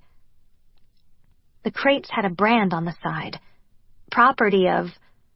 but she didn't recognize the last word. There were also more characters like the ones painted on the signal tower. Trudging up and down the steps so many times left her woozy, but eventually the top floor was as clean as she could make it. Tegan stacked all the machine parts that looked like they might be useful, and then went down for the last time today, she hoped. Down here, the brick floor was relatively clean and dry, but the moss and lichens needed to go. Wrapping her sleeve around her palm, she got a shard of glass and scraped the walls with meticulous care. Her arm ached as she went, but it would be worth it. Someone clearly lived here at some point. They might be able to use the metal stove, provided the pipe wasn't defective. Exhausted, she put the glass back and organized the broken furniture according to what might be usable. By the time Szarok returned, she had the space beneath the stairs in decent condition. "Dinner," he said. "Smells good." Mouth-watering, she followed him outside, where he'd built a spit and was roasting an enormous bird. That was a gift for her, clearly, because he didn't even like his food cooked. She smiled up at him in speechless gratitude. He returned the look with a sweet softness that made her heart quiver. "You've done so much," he said. "Do you mind watching the food while I wash?" "Of course not. I left the spare clothing in the chest." "Don't forget to turn it." Pointedly, she turned away so he knew she wouldn't spy on him. Tegan sank down with a muffled groan and tended to her meal. Szarok finished his bath before she was done, so he joined her as the sunset rioted in glorious colors overhead. If they didn't get rescued soon, winter would be difficult. There were tons of seabirds now, but they might fly away when the snow settled. "Just a little longer." He shook his head. "I've already eaten." "Sorry. How was it?" "Not bad. Not as delicious as the deer on Anticost. I think it's safe to eat now." In her haste, she burned her fingers and dropped the bird in the ash near the fire. It didn't deter her, however. Tegan only dusted it off, broke off some meat, blew on it, then crammed it into her mouth. It had a strong flavor, but it wasn't bad. "Did you see anything else?" she asked. "Foxes, plenty of them. They must prey on the seabirds. There's also a horned thing running around. They're fast." "It could be worse." Tegan finished her food and went back to study the metal houses one last time. They contained pitiful rusted furnishings, nothing much of use. But she stared hard at those stained, foul-smelling mattresses. Maybe. She got out the knife and sliced them open. They were full of disgusting foam and dead insects and coils of wire, but the fabric might be salvageable. She slit 2 of them all the way open and shook them until her arms hurt. Then she turned them inside out. The interior was much cleaner by comparison. Szarok found her as the light faded. "What are you doing?" "Making a bed, I hope." "Were there lots of loose feathers where the seabirds nest?" "Yes, a carpet of them." "Bring back as many as you can." While he was gone, she unraveled some thread from her shirt and stitched together the fabric. It was poor work, unlike when she closed a wound, but it would hold. Then she ventured out into the field past the tiny village and harvested the dry, rustling grass, as much as she could carry. Another trip, and she picked sweet-smelling purple flowers. When Szarok returned with a massive load of feathers, she was stuffing the mattress in great handfuls. "Shove the feathers in," she told him. The end result wasn't pretty as she stitched it up, but it looked more comfortable than the brick floor. At least the nights weren't cold enough to worry about blankets. With an exhausted sigh, she tilted her head toward the signal tower in silent invitation. He responded by lifting the mattress in his arms like it was his bride and arranging it near the ancient, pot-bellied stove. I cleaned the pipe," he said, "so we can build a fire if it gets cold." "Let's just go to sleep." As she moaned and rolled onto the mattress, he hesitated. "It's for both of us," she mumbled. "Don't be stubborn. We'll be warmer together, and it's not like this is the first time." Mentally, she wandered through the times they'd slept together. In Anticost, on the ship, last night in the cave. This is the 4th occasion. True. Careful as a feral cat, he tucked in behind her. Someone else might have scared her so much she couldn't relax. But this bed was lovely, all cut grass, wildflowers, and heavenly softness compared to the rock ledge. Paired with his heat at her back, she fell hard into sleep, and woke only when he rolled away early that morning. Half awake and complaining, she rolled into the warm spot he'd vacated. She found him later, skinning some prey. He'd prepared the meat and hung the skin in a way that she recognized from the fur and leather workers in Salvation. With their immediate needs tended, it was hard to know exactly what she should do, but reason asserted itself. Offering a tentative smile, she headed past him, down the rocky slope toward the beach. "Where are you going?" he asked. "To build a signal. We need to pile some rocks on the beach and hope a ship passes close enough to see it." "A fire would do the same, but I fear wasting our fuel. To set a blaze large enough, we'd need to burn all the dry brush, and we might not make it through the winter. Let's be cautious." Tegan agreed that approach was wise. He nodded and set aside his task in lieu of working on hers. Together, they dragged enough rocks to form a V with the point heading out to sea. Szarok seemed puzzled by this idea, so Tegan explained, "I read this in a book. If you do this, it creates a tidal pool. Fish can swim in when the water is high, but when the tide ebbs, they can't get out again." "And we eat them," he said, with apparent delight. "That's the idea. We should also be able to eat the seaweed." She knelt to examine the swirling green stuff in the water. "You want me to consume sea leaves?" His expression said that was very unlikely. "Well, I will. I can't get all the nutrition I need from meat. This may not taste very good, but I need to swallow a little now and then." "There are some plants," he said. Tegan sighed, wishing she had more varied knowledge. "I don't know that much about foraging. We lived off the land some during the war, but I was never in charge of that." "No, I'm sure these were planted on purpose.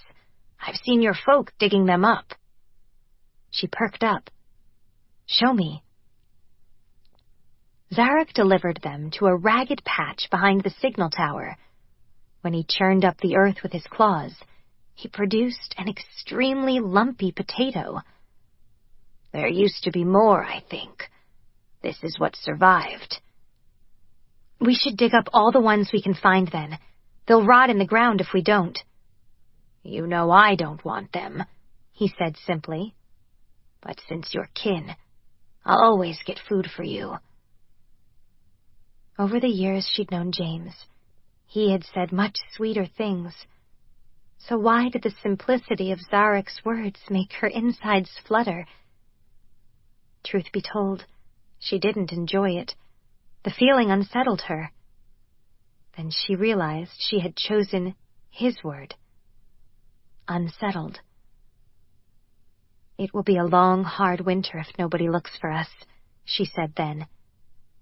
Szarok touched her shoulder, briefly. "We'll find a way." The last of her blood.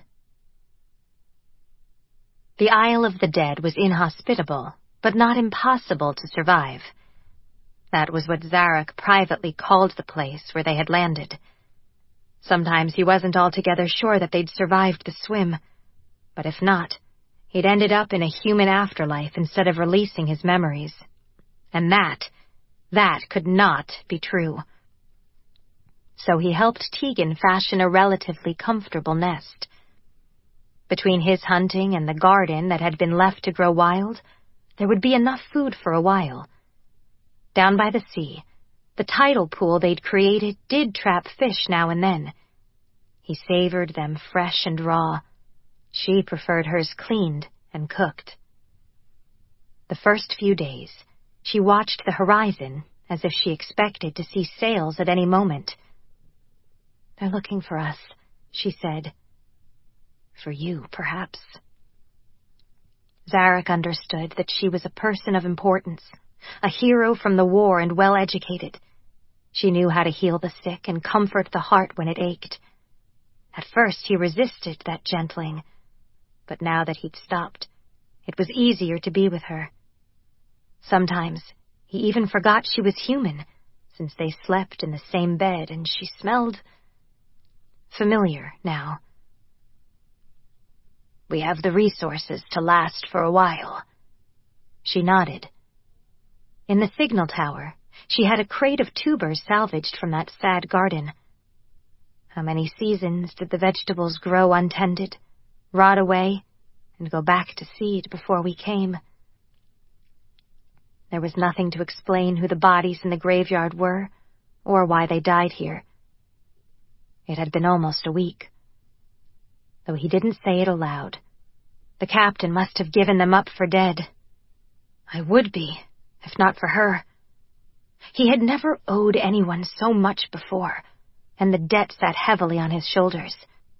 The least he could do was hunt and protect her with his life.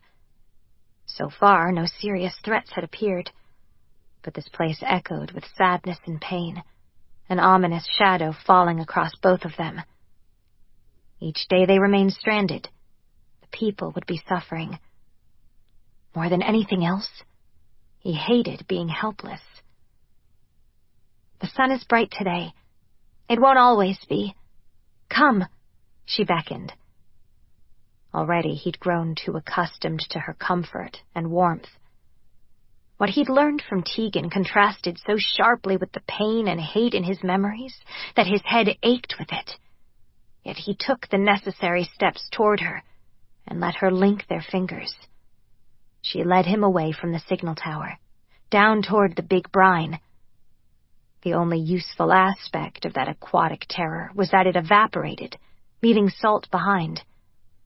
Thanks to that salt, he was slowly curing skins to serve as their winter nest. While he hoped rescue came before then, it seemed foolish to bet their lives on it. Silvered by the sunlight, the water lapped at the stony shore. A couple of fish swam lazily in their tidal pool, trapped but not alarmed by it. That wouldn't start until they left the water, flopping and desperate and choking. "That's how I feel in your world," he told them silently. "What are we doing?" "No matter what happens, we'll leave this island by water," she said. "So, I'm teaching you how to swim." He bared his teeth. "My people cannot swim." "That's because you've never learned. Even if there are some physiological differences, I refuse to believe you cannot learn to float. From a scientific perspective, that makes no sense.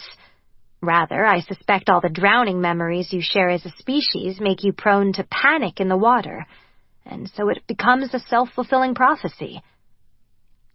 Szarok stiffened. "You're saying we sink because we believe we cannot swim. That has to be part of it." "But—" His protest terminated when she tugged him toward the water. Fear sealed his throat, so he could only snarl in wordless antipathy. "We're only going this far today. You don't have to get undressed. Just let the water touch your feet. That's all." She stepped forward so that the waves washed over her toes. "Come on. I won't let anything happen to you." Her smile drew him unwillingly.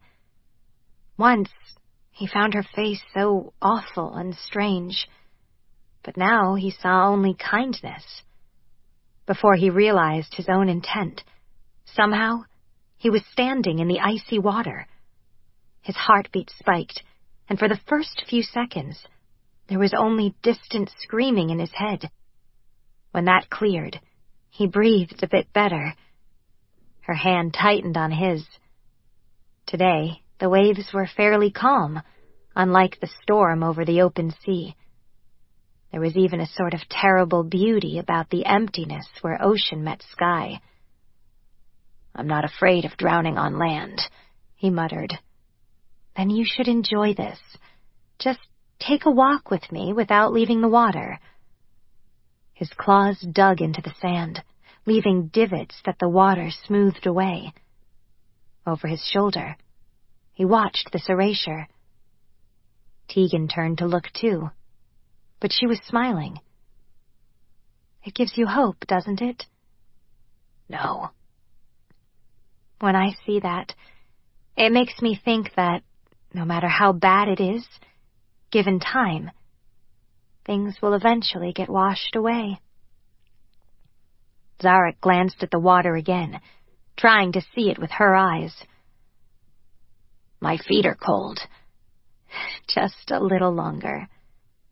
That turned out to be the length of the shore, but she eventually let him retreat. Szarok prided himself on tolerating the lesson, and afterward, while they were eating the fish he'd speared with his claws in the tidal pool, he realized that he remembered the heat of her fingers more than the cold water on his feet. "Tomorrow we'll do a little more." "This is a waste of time.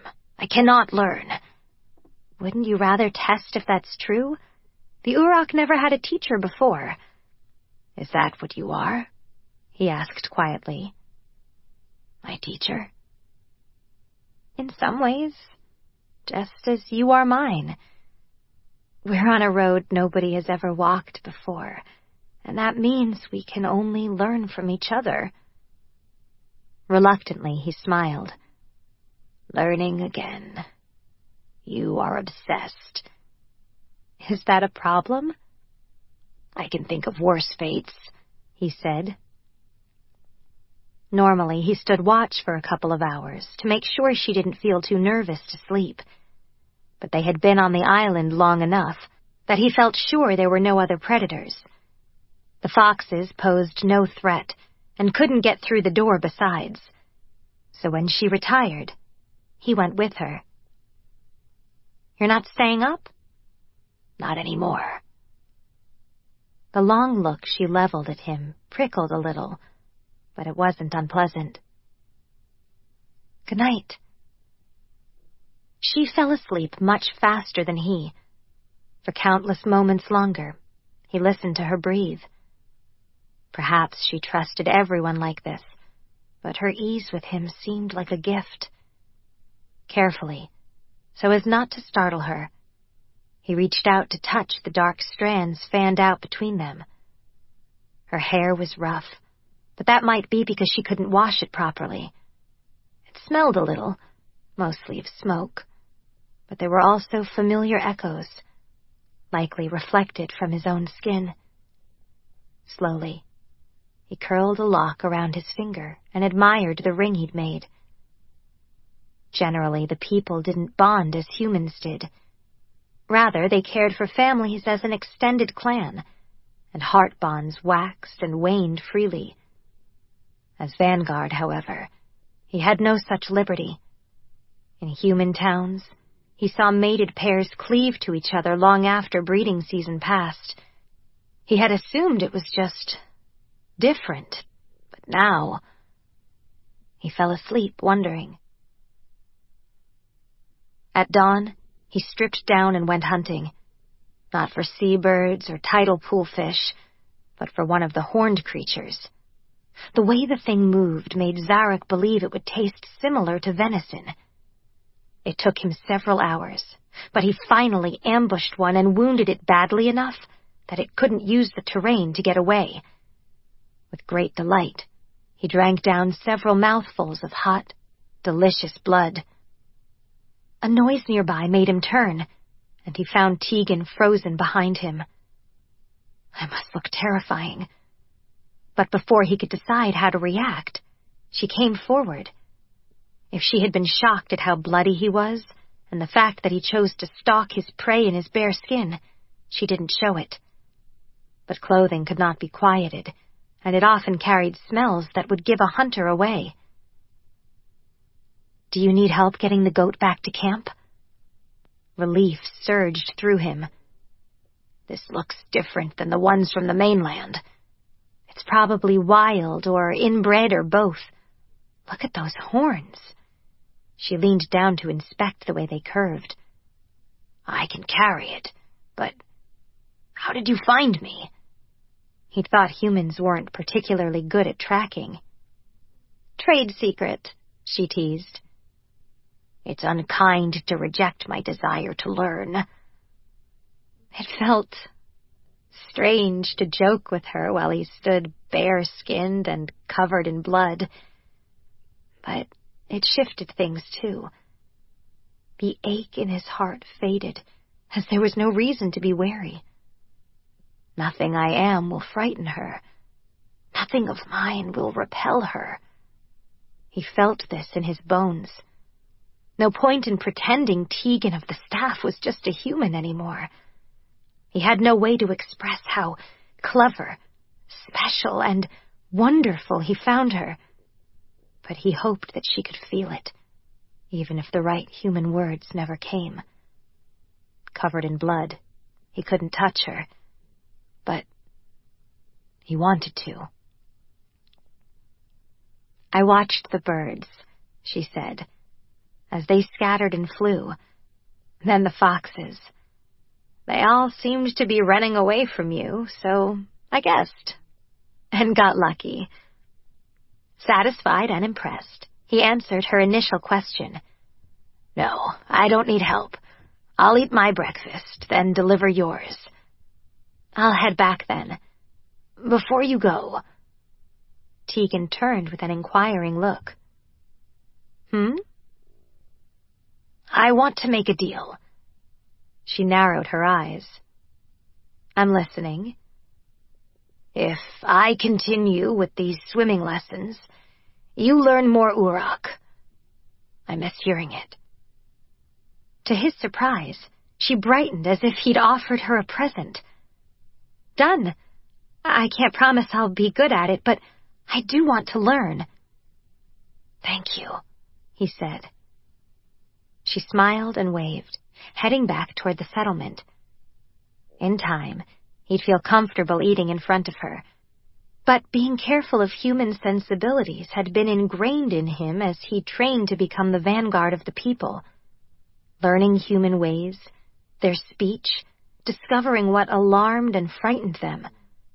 For him it had been just another sort of camouflage, useful for the hunt. Never could he have imagined that a human female would make him more at home in her presence than he had been anywhere else in his life. Later, he met her at the shore, resigned if not excited. Tegan knelt and rolled his trousers up to his knees. Then she took his hand. "We're going a little deeper today." His expression must have said something funny because she laughed. "Why, I've rarely seen such a sour face. Don't worry. You can do this." When she walked out into the water, he planted his feet. "How did you learn to swim anyway? Who taught you?" "Are you doubting my credentials?" "No. I just want to know about you." A shadow flickered behind her eyes, but it wasn't bad enough to steal her smile. "All right. One story, then we go out. Promise?" "I promise." She made him stand with his feet in the water while she spoke. "The first 14 years of my life, I lived in Gotham. Most Uroch just call them ruins, I think." "We don't often remember names," he confirmed. "Impressions of a place are more common. Danger, fear, anger, pain, hunger, or rarely, kindness." Like with Millie? Yes. Nodding, Tegan went on. The part of the ruins I lived in used to be a school, or that's what my Uncle Walter said. I had one mom, Teresa, and many uncles and a few aunties. There were cousins, too, but they weren't all my blood. So you were raised like me, in a clan of kin. Suddenly intrigued, he puzzled over that. Could that be why she's more like me than other humans? Kind of. Mostly they were survivors who found each other and tried to hang on. But we had no doctors, so when people got sick, they died so fast. Illnesses I know I could treat now with minimal facilities and basic herbs. So there were humans who lived almost like the Uroch, he said softly. Worse than us, definitely. The worst dangers came from humans.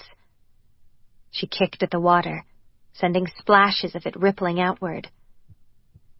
When your people started changing, they began emerging from under the ruins. Before then it seemed as if they were afraid of the light or something. It hurt, he murmured, and I still don't like it. At the brightest, it stings my eyes. My cloak is not only to keep me from human sight. So I'm torturing you doubly now, with sun and sea. Szarok pressed her hand lightly. Worth it. Now, tell me how you learned to swim. Right. Well, at this school where we lived, there were big basins that caught rainwater. So when they filled up and the sun came out, somebody would stand watch while Uncle Walter gave me lessons. How to float, how to paddle, when to hold my breath. He even taught me the trick with my pants, twisting them into a flotation device. He said... Her voice shook, and she lowered her chin, probably not wanting him to see her tear-filled eyes. Knowing how to swim could save my life. And it has, twice now. Mine as well, he said gravely. It sounds as if you cared for him deeply. Was he kin? Only in the sense that he helped raise me. My Uncle Tomas was my only blood kin, and he died before my mother.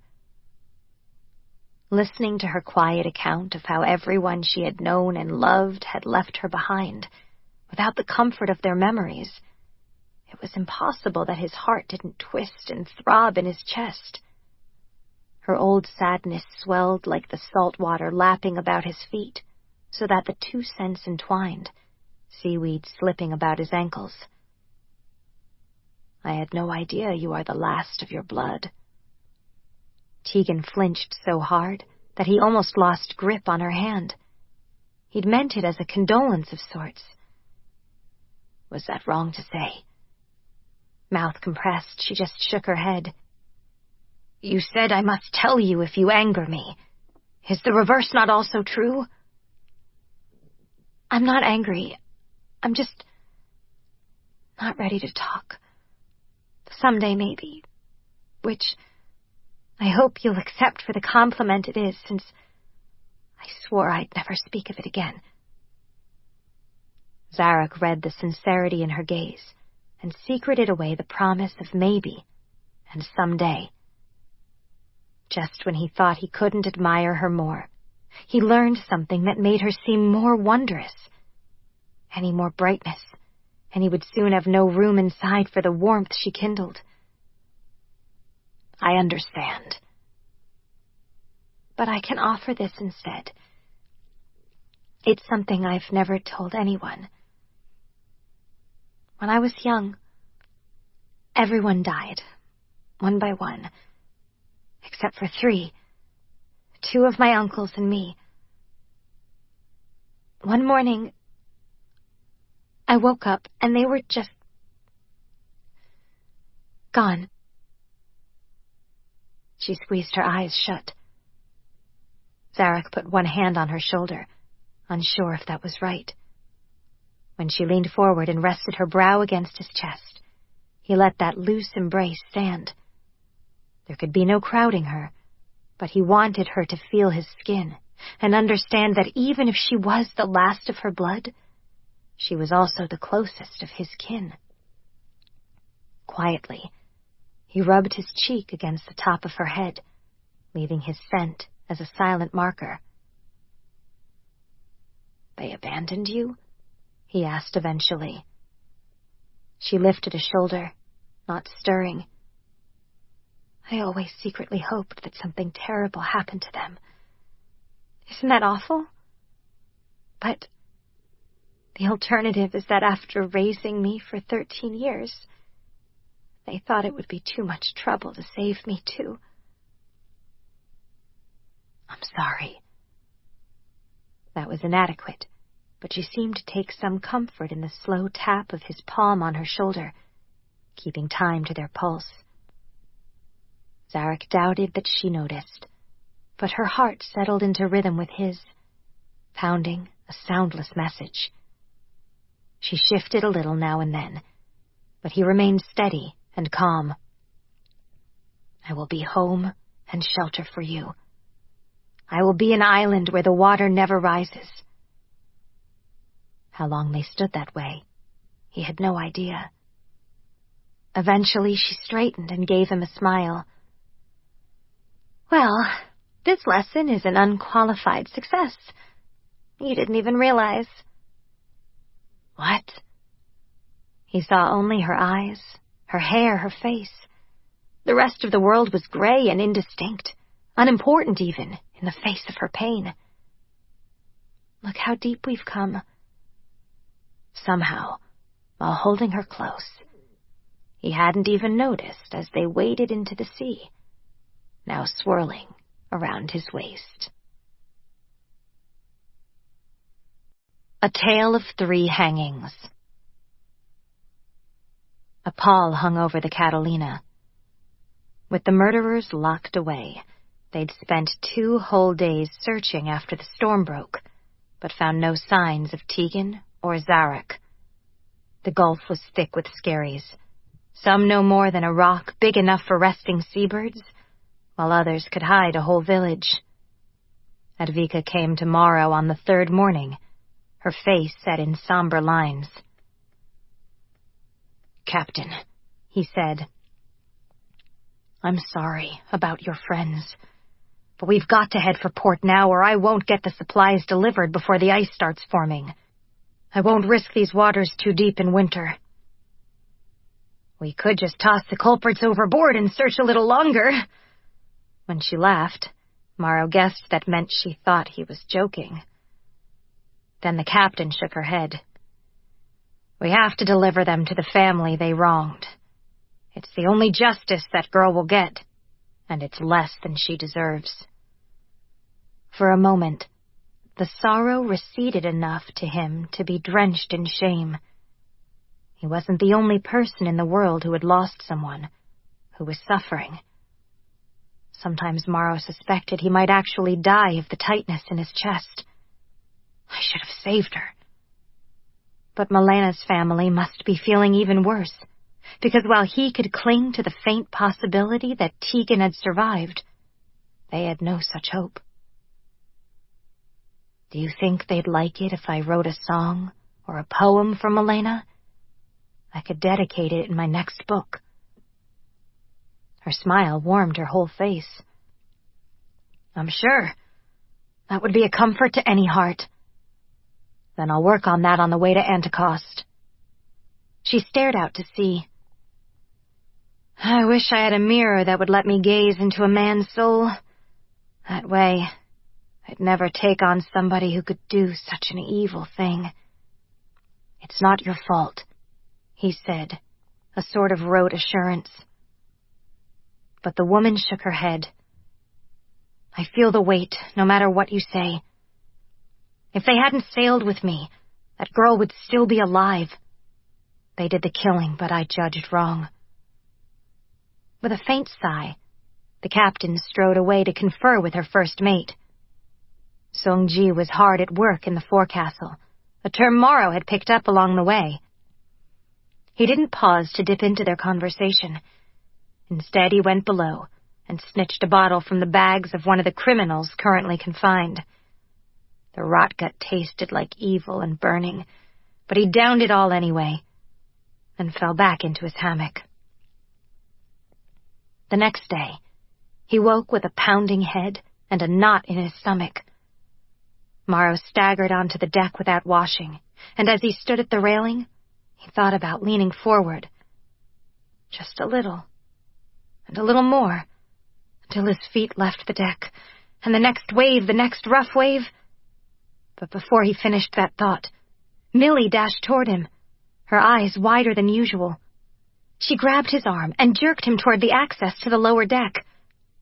"I can't do this. I need some help. He won't be still." His mind felt like it was full of mud. "What? Just come on," she said impatiently.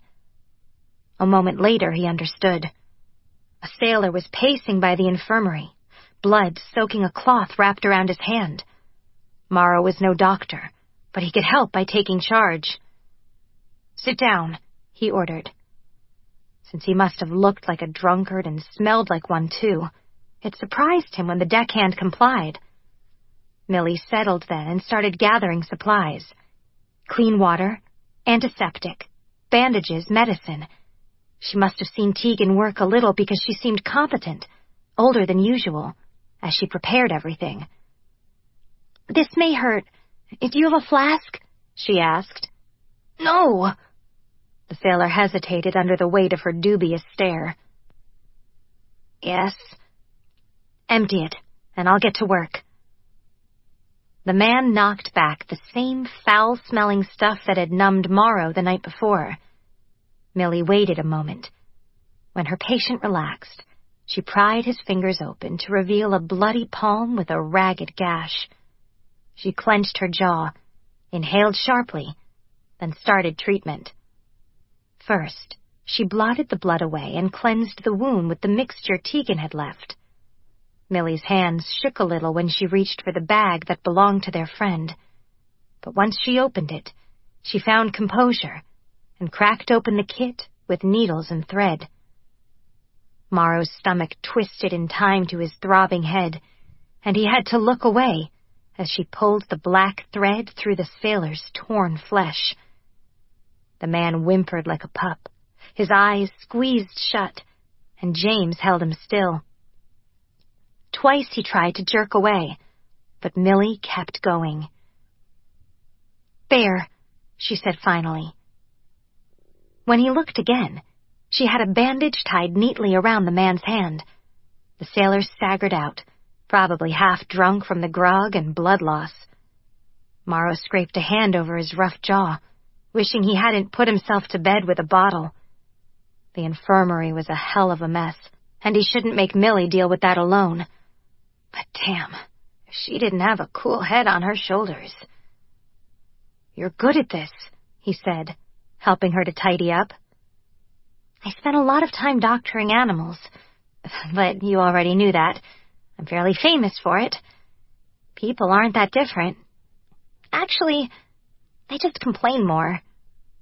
He laughed, the sound choking off when he realized. "I shouldn't. Not with Tegan missing." She went on. "Thanks for helping. I've been taking care of little things, but this was more than I could manage on my own." "I didn't do much." "You always seem to think that, but you matter a lot," Millie said. "We'll be in Port Mare later today. Sungji is worried that we won't make the next stop with all the delays, and some of the sailors are saying the ship's cursed now because we let a Uroch on board. That's superstitious rubbish."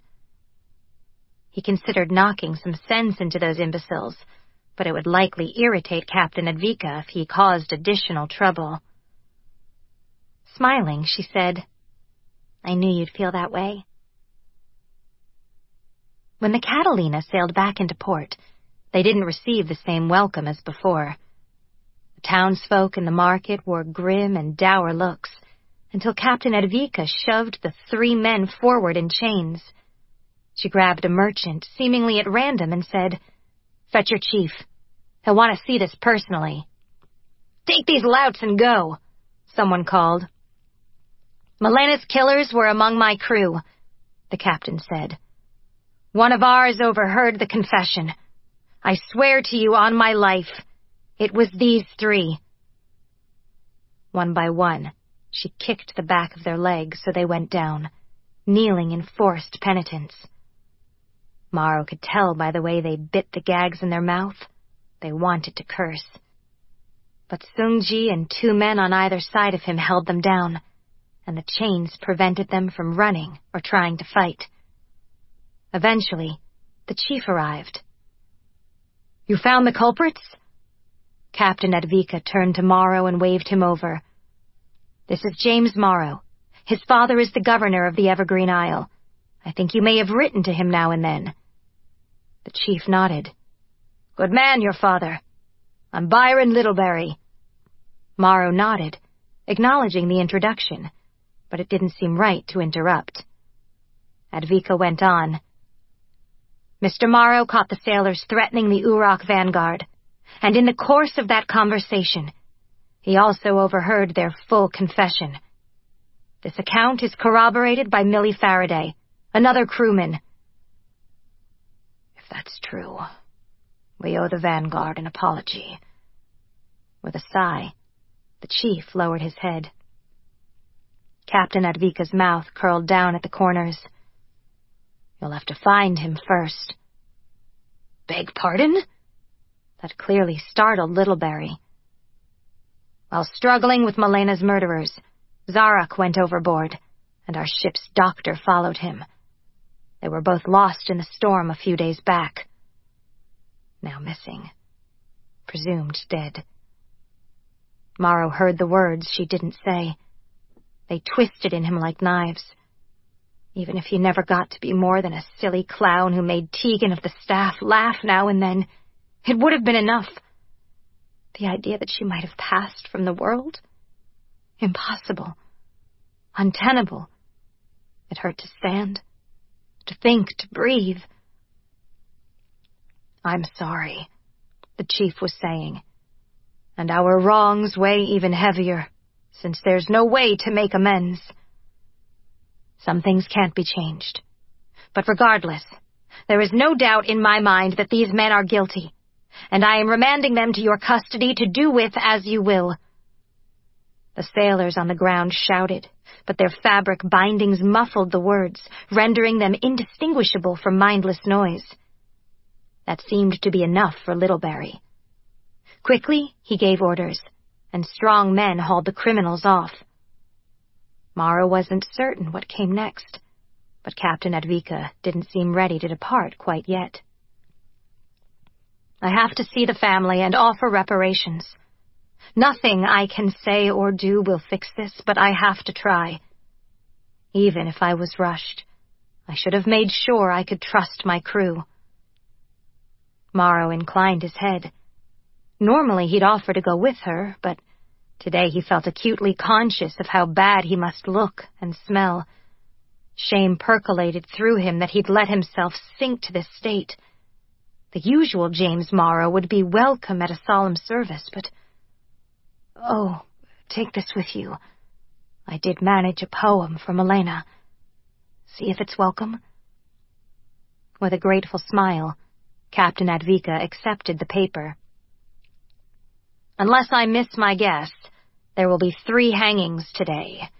I'm ordering all the men to remain on the ship with Sungji now, but I'd appreciate it if you and Millie would attend as our representatives, a gesture of respect." "You want me to take Millie to an execution?" He didn't mean to bark it so loud. At his exclamation, he came over. "It's fine, James. I lived through the tithes in Otterburn, so do you really think I don't understand how the world works? Sometimes awful things stop worse ones. They're not hanging those men because it'll help Milena. They're doing it to make any other mug think twice." Her response rocked him. Somehow he'd gotten the idea that she was a beautiful child. But her eyes were wide open and clear as a summer sky with a quiet maturity that likely surpassed his own. I shouldn't treat her like that. Just because she's cheerful, I figured she didn't understand. But it seemed braver to choose optimism when you did know how grim the world could be. Defiant joy that blazed a beacon in the face of adversity. Mentally, he was already writing the lines to describe her. But he couldn't let on that she'd shaken him, even a little. So he teased. "Mug, where did you learn that word?" "My ma says it about anybody whose morality she comes to question." "I like that," he declared. "It's going in the book. But your mother has an uncommonly colorful tongue. I'd like to meet her." "Her tongue's pink, same as mine." She stuck hers out, and it was... He didn't know what. Not a childish taunt exactly, not with her knowing eyes. "But you can meet my ma, if you want." For some reason, his cheeks fired, and he looked away first, fanning his shirt away from his chest. I never knew an autumn afternoon to be so hot. You'll have the chills soon enough. As Morrow took the poem back from the captain, he wished he wasn't so damn scruffy. He followed the crowd to the outskirts of town. They hadn't bothered to build the gallows like he'd read about in old books.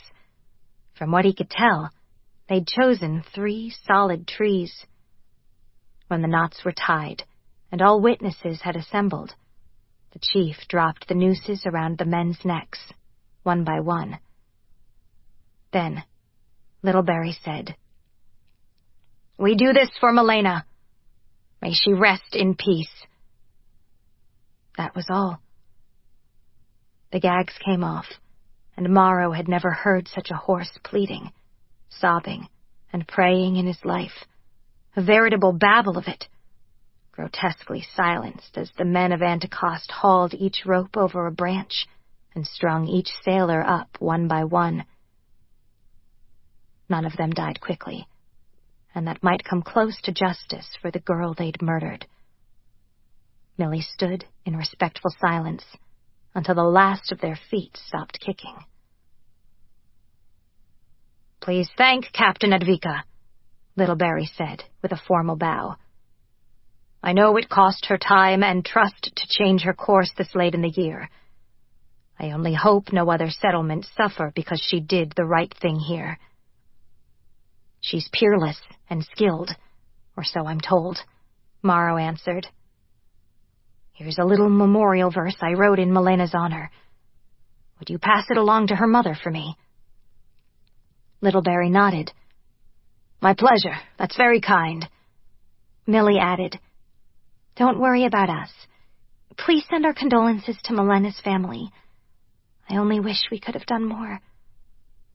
"You're always welcome in Portmare. In so many years, this is the first trouble we've had with the Catalina's crew. Safe journey to you both." With that, the chief turned to his men.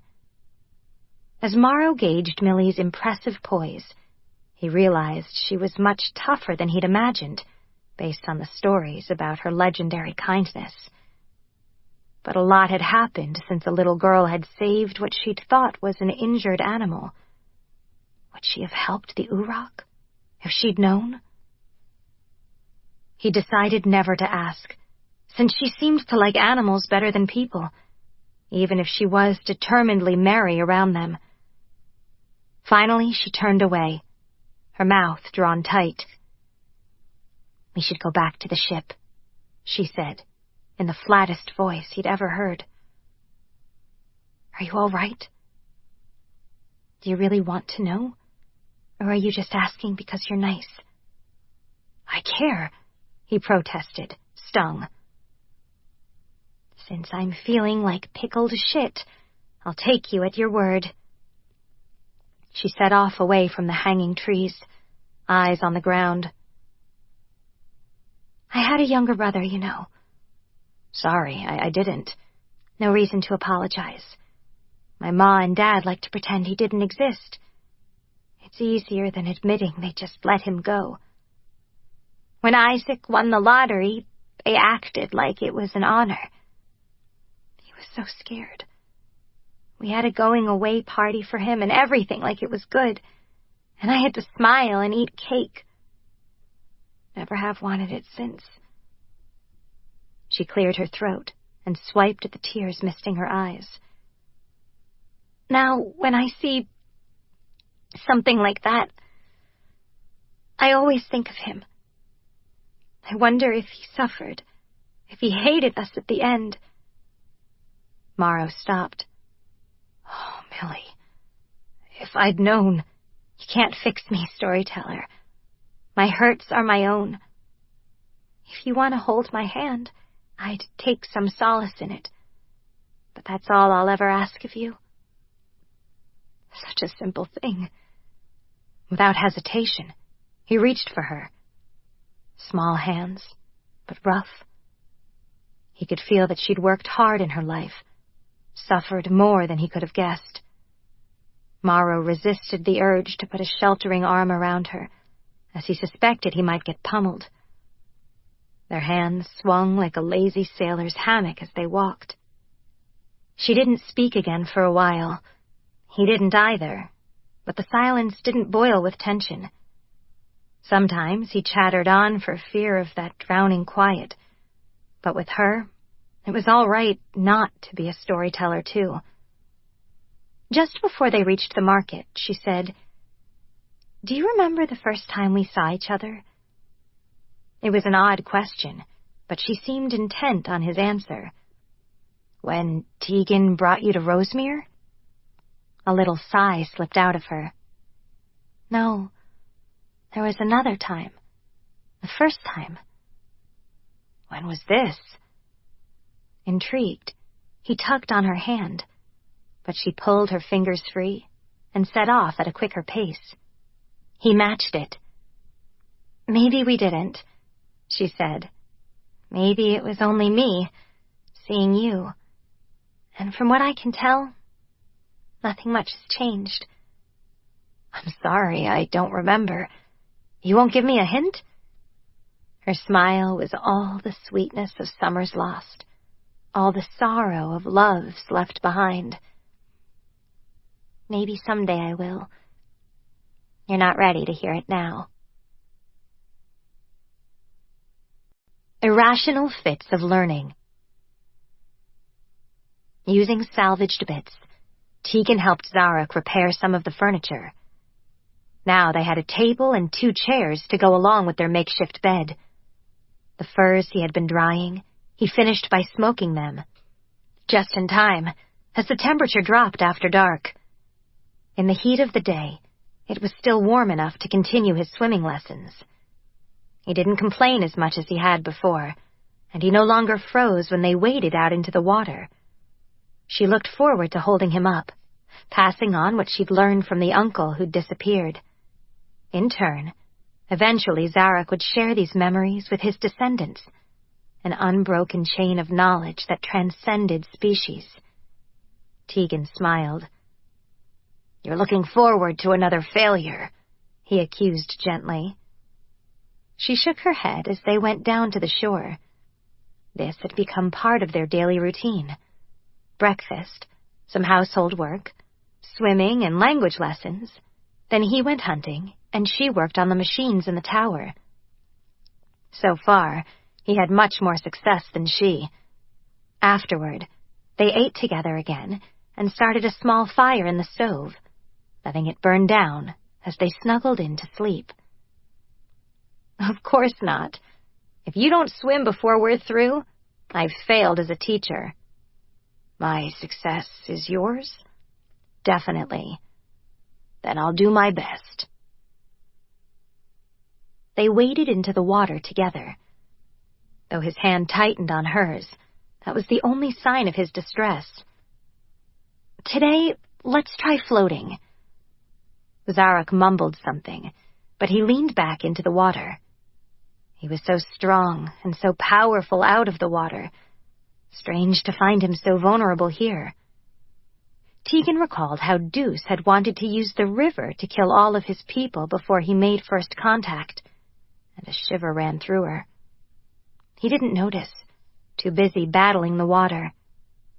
After sinking once, twice, thrice, he finally spat and stood up, his mouth pulled into an angry line. "This is impossible. You just have to relax, and to trust me." "The latter is always true. For your first request," he sighed, "I can't. I don't know how. There is always the struggle in my head, the fear and the screaming." Since she didn't have anyone else's memories, and sometimes dealing with her own was bad enough, she had no idea what strategy to suggest. Then an idea stirred, stemming from when they'd had the most success. He was so focused on me, he forgot everything else. "Close your eyes." "Why? You said you trust me." In response, his eyelids drifted shut. Gazing at his face always engendered this rare commingling of astonishment and delight. He treats me like one of his own people. Others might not take it so, but for Tegan, it qualified as the highest of honors. With some effort, she set aside her silent pleasure at being permitted unfettered access to him, every part of him. "The water is cold," he complained. "Stop thinking about that. Focus on my voice. Now, imagine it's all you can hear. No birds, no waves, nothing but my voice. You're listening to me, and you're breathing. Take a deep breath. Hold it. Now, let it out." She focused on that until he relaxed under her hands. His shoulders lost tension, and he swayed with the water as it ebbed and flowed. Rather than rush it, she murmured breathing exercises until he seemed nearly asleep on his feet. Time to take the next step. Heart pounding with anxious excitement, she shifted until she stood behind him, hands still on his shoulders. "Now it's time to prove your trust. Lean back and let me hold you." She'd never dared this much before, fearing he would panic. But he fell back naturally and without hesitation, until his head touched her shoulders. His feet came off the sandy seafloor, and his legs rocked on the waves. Tegan kept her arms around him, as she'd promised, still whispering, "See, I've got you. I'm holding you safe." Szarok floated for a good 30 seconds before he realized what was happening. When he jerked upright, she suspected it was more startlement than true fear. With him standing, they were too close, but her eyes caught his, and she didn't mind his cold skin or the nervous press of his claws. "I did it." His tone was questioning, and then, "I did it!" His pleasure burst like an overripe fruit, overwhelming her with sweetness. "You did. Now that you know you can, it should be easier. Hold me again." This time he didn't need the slow induction. He just fell back into her arms, and she kept them looped beneath his back. But with each rocking wave, his confidence grew, until he was floating on his own, riding the waves with a simple exhilaration that struck her as the finest thing she'd ever seen.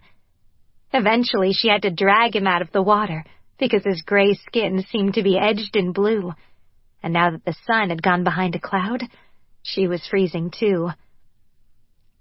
"Let's build a fire at home. I know it's early, but we have to warm up before doing anything else. We can't get sick." They held on to each other, for warmth, or that was what Tegan told herself, on the way back to the signal tower. Bits of scrub and driftwood went into the stove, and she nestled into Szarok as they had in the sea cave. For the first time, he wrapped his arms around her, and then the cured furs. She waited, but there came no sense of choking, no innate panic. With the fire in front and Szarok at her back, she warmed quickly. Tomorrow, I'll teach you how to hold your breath, and the day after how to paddle. I'm not sure if the weather will hold long enough to finish the lessons, though. He rested his chin on her shoulder, his face so close to hers that his features blurred. Somehow it felt right to tilt her head against his and close her eyes. "That should be enough," he said softly. "But don't go to sleep." She made the negative sound in his language, a little growl that was fun to trill out. Some of the sounds she lacked the capacity to emulate, but since they had been on the island, she'd learned more than 100 phrases. The Uroch tongue surprised her with its complexity, for they expressed complicated concepts in a relatively short series of sounds. She found wake and rise, which he'd taught her first, to be the easiest, but she could also manage the hunting is good, along with we are feasting and what is ours we protect. Szarok claimed her version of thank you, kinsman, was intelligible, but she had her doubts. Without shifting or letting go, he spoke right by her ear, and she grasped maybe 30% of it. Embarrassed, she tried to bluff. "Thank you, kinsman." Tegan winced at how badly it came out, and her cheeks burned. "You don't understand," he guessed. "I'm sorry. I wish I were better at languages." "If I can float, you can learn Uroch." His tone was stern. "I deserve that. I'll try harder." But actually, it was hard to concentrate with him so close. Not because she feared him, but another sensation altogether, pervasive and new. He smelled wintry and fresh like the sea bath, smoky traces from the stove, and he was so warm. His body sheltered her. His breath on her ear sent pleasurable chills down her back. She recognized what she was feeling, in the abstract, but she'd never experienced it before. Knowing that he had hyper-accurate senses only increased her discomfort. Can he tell? Her one hope was that human girls didn't register in the same way that Uroch females did. "You seem distracted." His tone told her little, but a faint thread of amusement, real or imagined, made her squirm away. "I need to see your mouth and throat moving for the most accurate practice." The heat of the stove seemed like nothing compared to the conflagration of chagrin burning up her face. "Understood."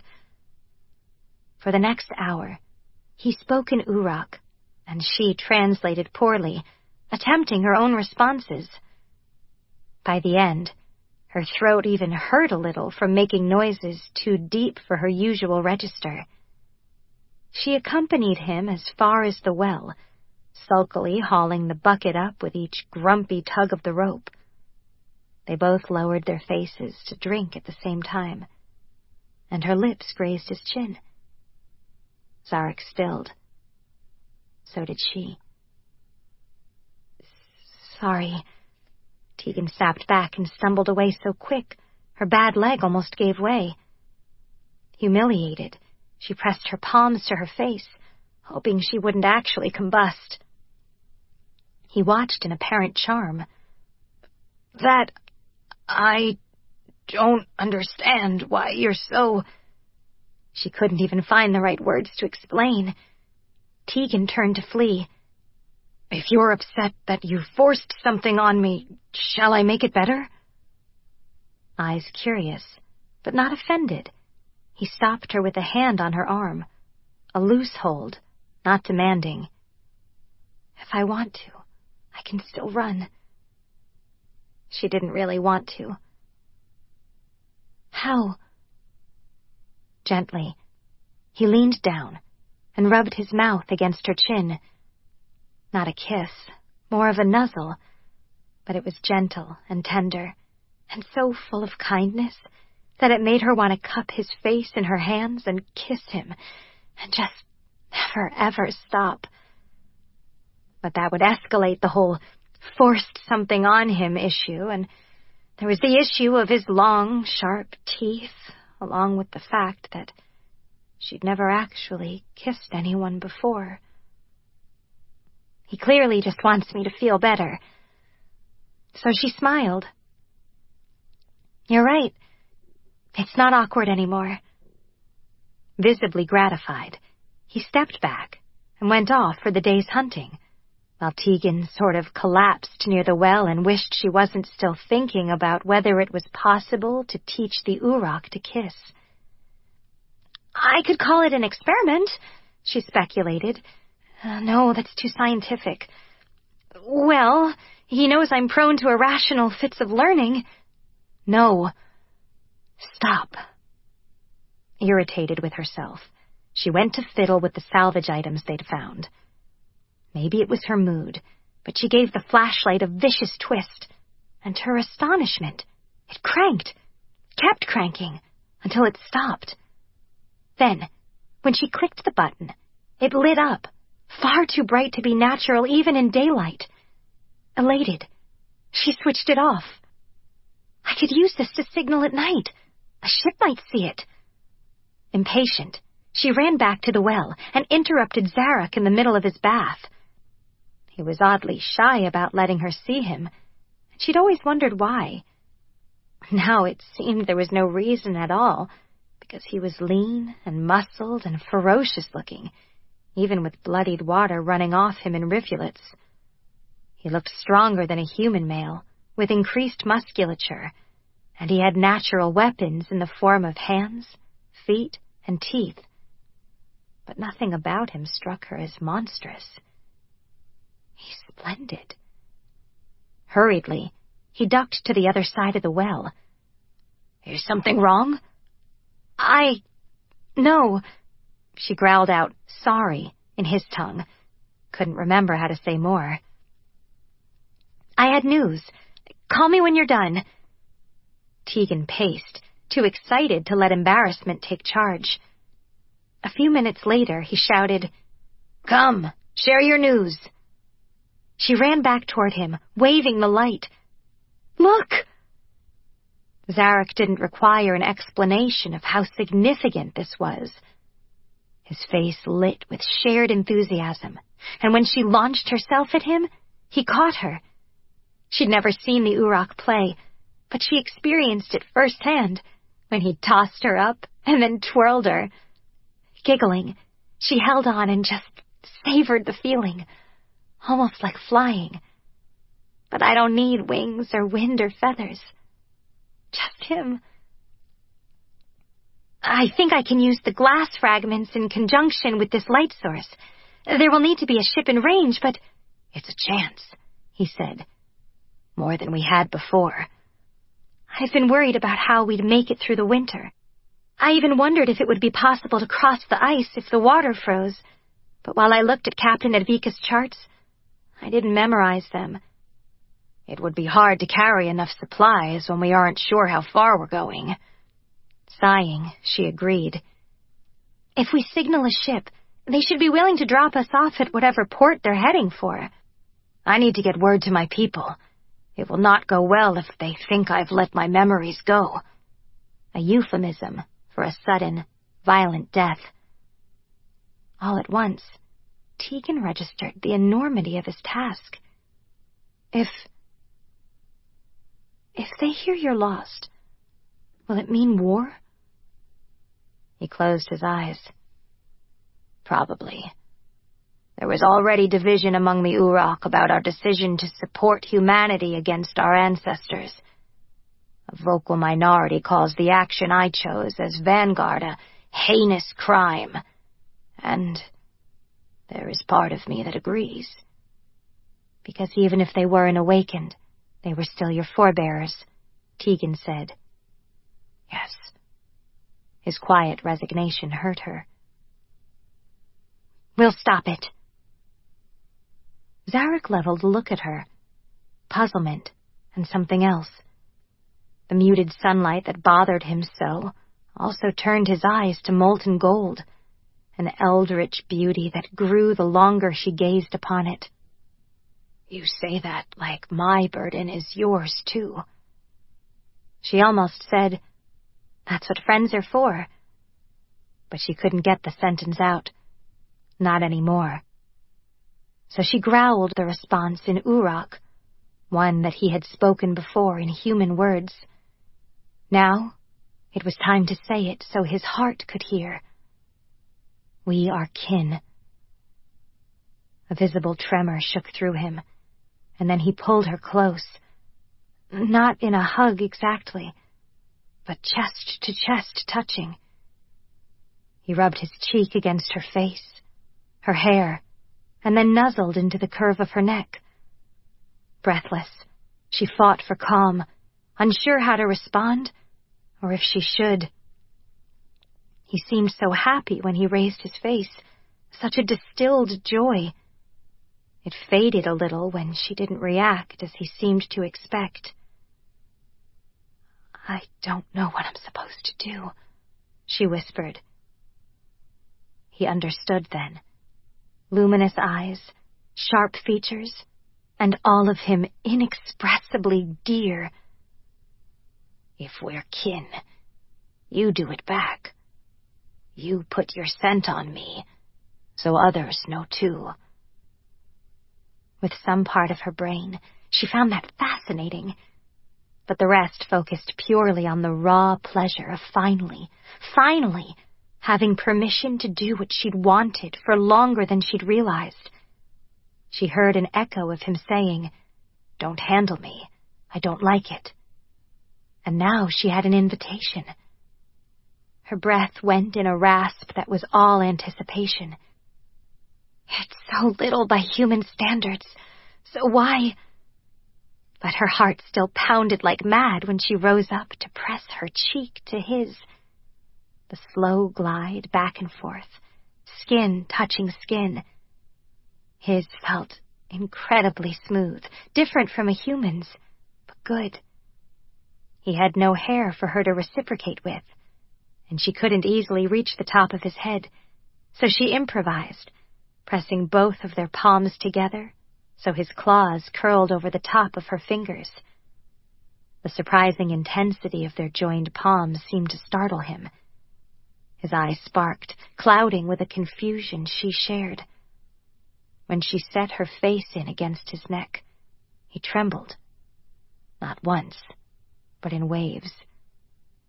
"Am I doing it right?" she whispered. That only made his shaking worse, but when she tried to pull back, he held on to her like she was the only solid ground in the world. "I don't know. Are we all right?" "I think so." Her voice came out husky, not just from language practice. "If you're sure." "We're only sharing culture." Why do I sound like that? "Yes." He curved his hands over her shoulder and ran his claws down her back. A shocking pleasure drenched her. "This is how we tease our young." "It tickles."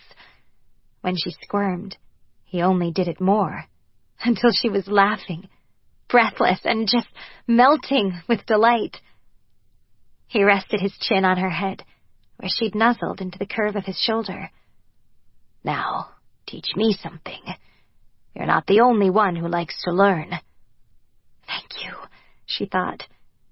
Tegan probably wouldn't have had the courage if he hadn't phrased it in precisely that way. "This," she said, "is how we kiss." Breathmaking. Tegan cupped his face in her hands and leaned in slowly, giving him ample time to back away, if that was what he wanted. But Szarok held still. When her lips were a heartbeat away from his, she whispered, "Close your eyes." "Is this another test of my trust?" "No, It's just how we do it." He closed his eyes, seeming entertained by this custom. If only she weren't so nervous, she might be smiling too. But since the pace and power all rested in her hands, anticipation and eagerness tangled until she shook as much as he had earlier. Her heart pounded so fast, it echoed in her ears as she closed the minute distance between them. Up close, his mouth was thin and delicate, a surprisingly pretty cover for his sharp teeth. Tegan wet her lips and then brushed them against his, soft as a whisper. Szarok jerked, his claws nipping her shoulder. But he didn't open his eyes. "Is there more?" "That depends."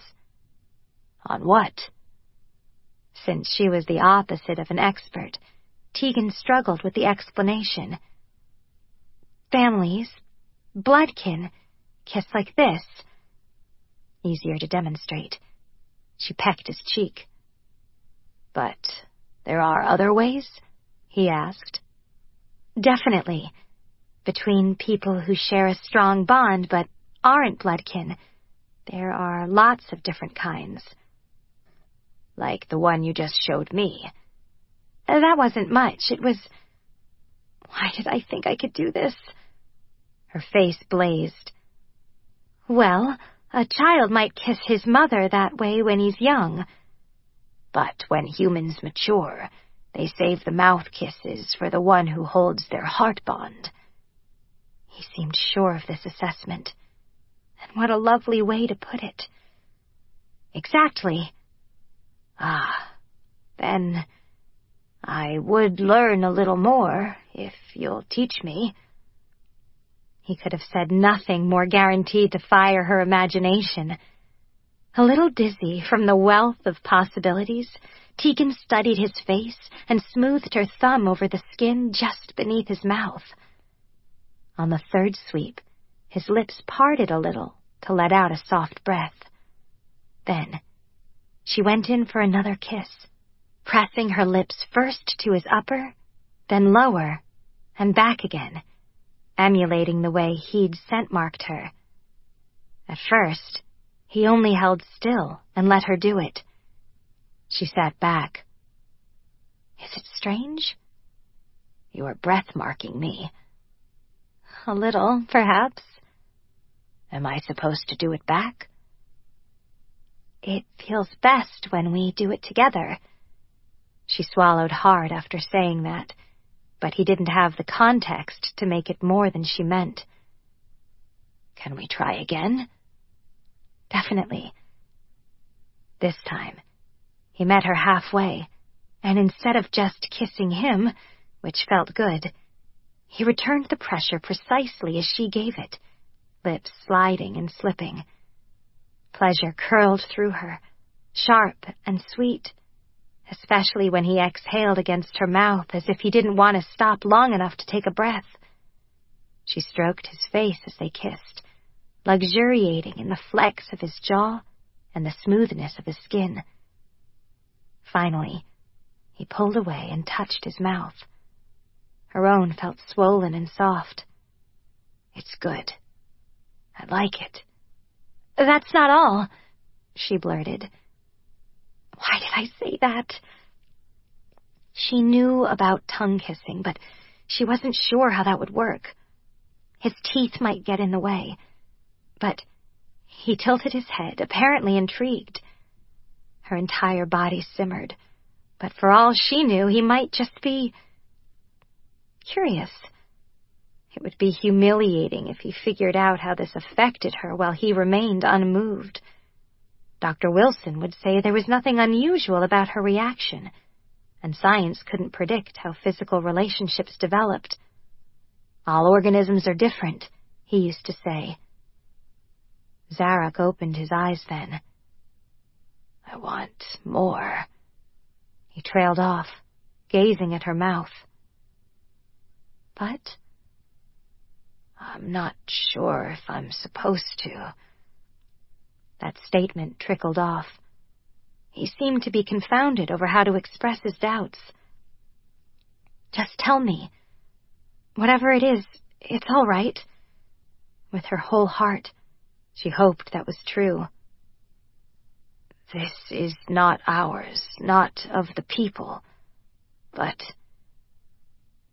it makes me want, he said baldly. Her smile broke the bubble of tension that had been rising steadily. It's supposed to. Breath marking is a prelude to more contact. If it doesn't make you want, then we're doing it wrong. Or it means you feel nothing for me. I feel everything for you, he said. So, my mouth. You need it too? Yes. There was only simple honesty. And somehow talking only deepened the ache. She could spend all day learning his lips and drinking his breath. They might starve, but it would almost be worth it. Tegan rubbed her chest and hoped she could survive these lessons. Life hadn't prepared her for desire. It was fierce, urgent, slightly terrifying, but also exhilarating. She realized she had a question, and since he'd been honest, she owed him the same bravery. It's not like this between Uroch? He shook his head.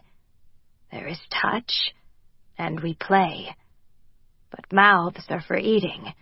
I think we shy away from using them otherwise because you used to devour indiscriminately. Before, you said something about a heart bond. What does that mean? He appeared to consider for a moment. It's the one closest to you, not bloodkin. Most often this leads to mating. Other times, I suppose you would call it friendship. To the Uroch, there are only layers of kinship. I don't know if I'm explaining it well. I'm so curious, but you got angry at me for studying you. His gaze lingered on her face, warm and gentle. It's not the same now. My heart is open, and I choose to share. If you wonder, ask. Then, do the Uroch marry? That is, choose a heart bond partner for life? No. In the past, we didn't live long, so all our ancestors cared about was eating and breeding. We're still learning, as you say. Tegan had known that. Of course she had. But the reminder that the Uroch didn't live as long as humans hit her like a falling rock. How long? How long will you live? She couldn't ask, but he understood. I don't know. The young ones, the awakened, are different in a number of ways. I hope that means we also have more time. But Szarok flourished his claws, a gesture that she recognized as being similar to a human shrug. That must be hard, she said. There is no point dwelling on what cannot be changed, and what human knows exactly how long he has? You make a good point. Her heart lightened then. Can I keep asking? Insatiable. Yes. How does gender work among the Uroch? Some are born male, others female, and some have both traits. If you mean for mating, the Uroch do as they wish. Sometimes we mate for pleasure, male to male, female to female. Sometimes it is from the need to get offspring, or both. So that's not so different from humans, at least. He shook his head. Very different. No mouths, no breath marking. We start and use our claws a little.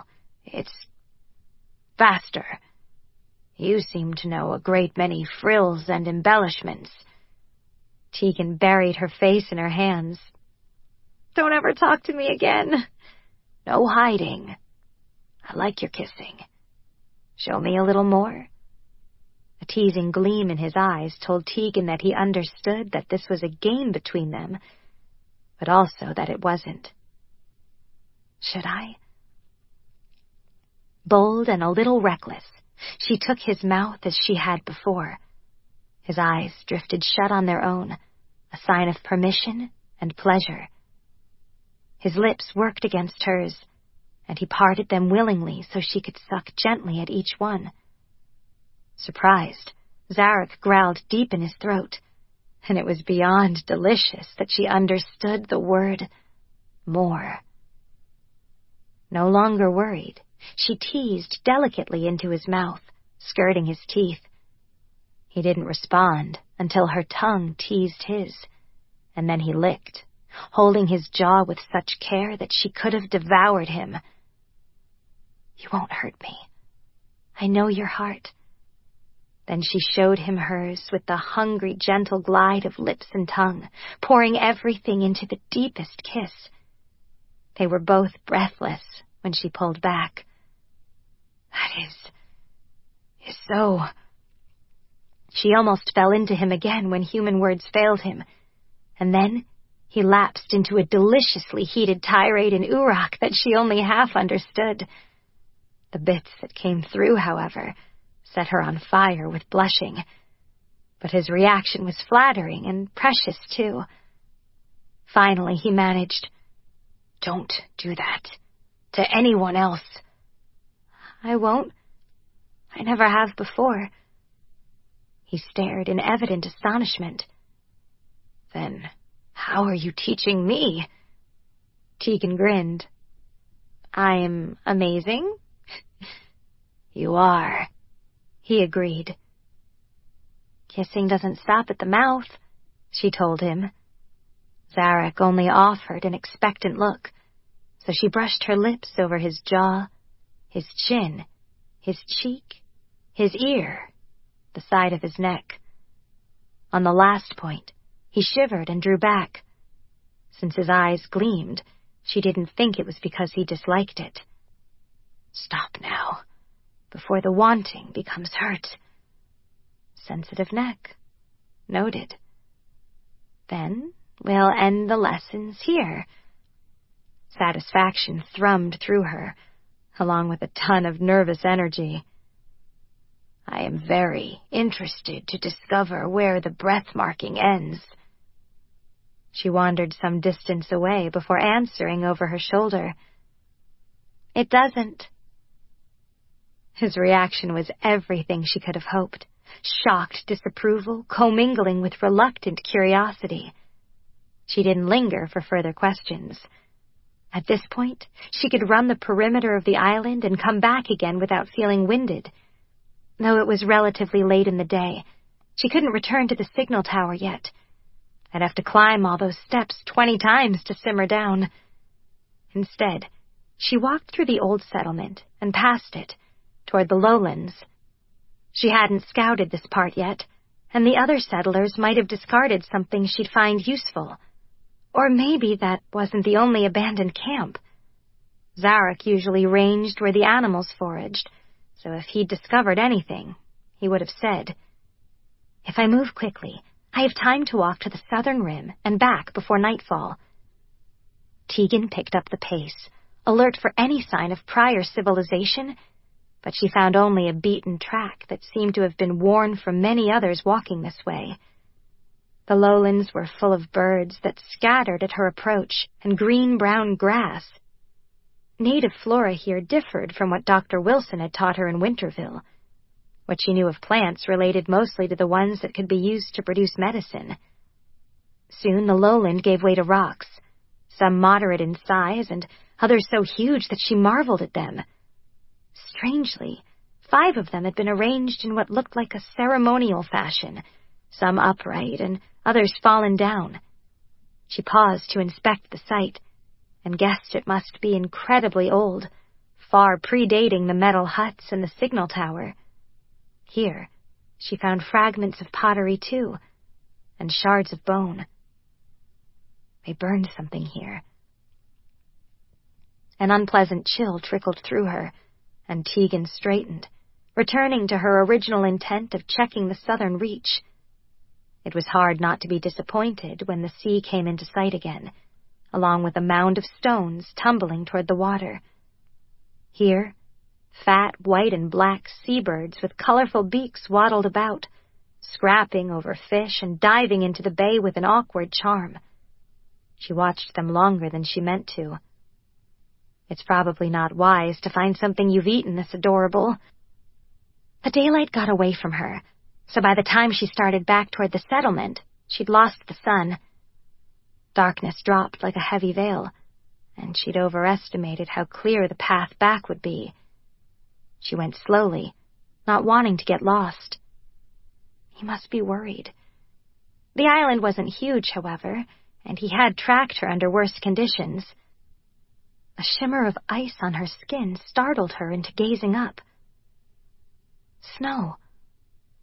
But in that split second, as she marveled at the drifting white flakes, she tripped over a rock. Her bad leg gave, and she was closer to the edge than she'd realized. Tegan tumbled down an embankment, bashing against the rocks. She landed hard on the shore below, perhaps 15 feet down, and it would be a difficult climb, bleeding and in the dark. Breathing hard and shaken, she took stock. Gash on my arm, contusions on right thigh and left side of ribcage. Blood seeped from her wound, and she tore a strip from the bottom of her shirt without hesitation.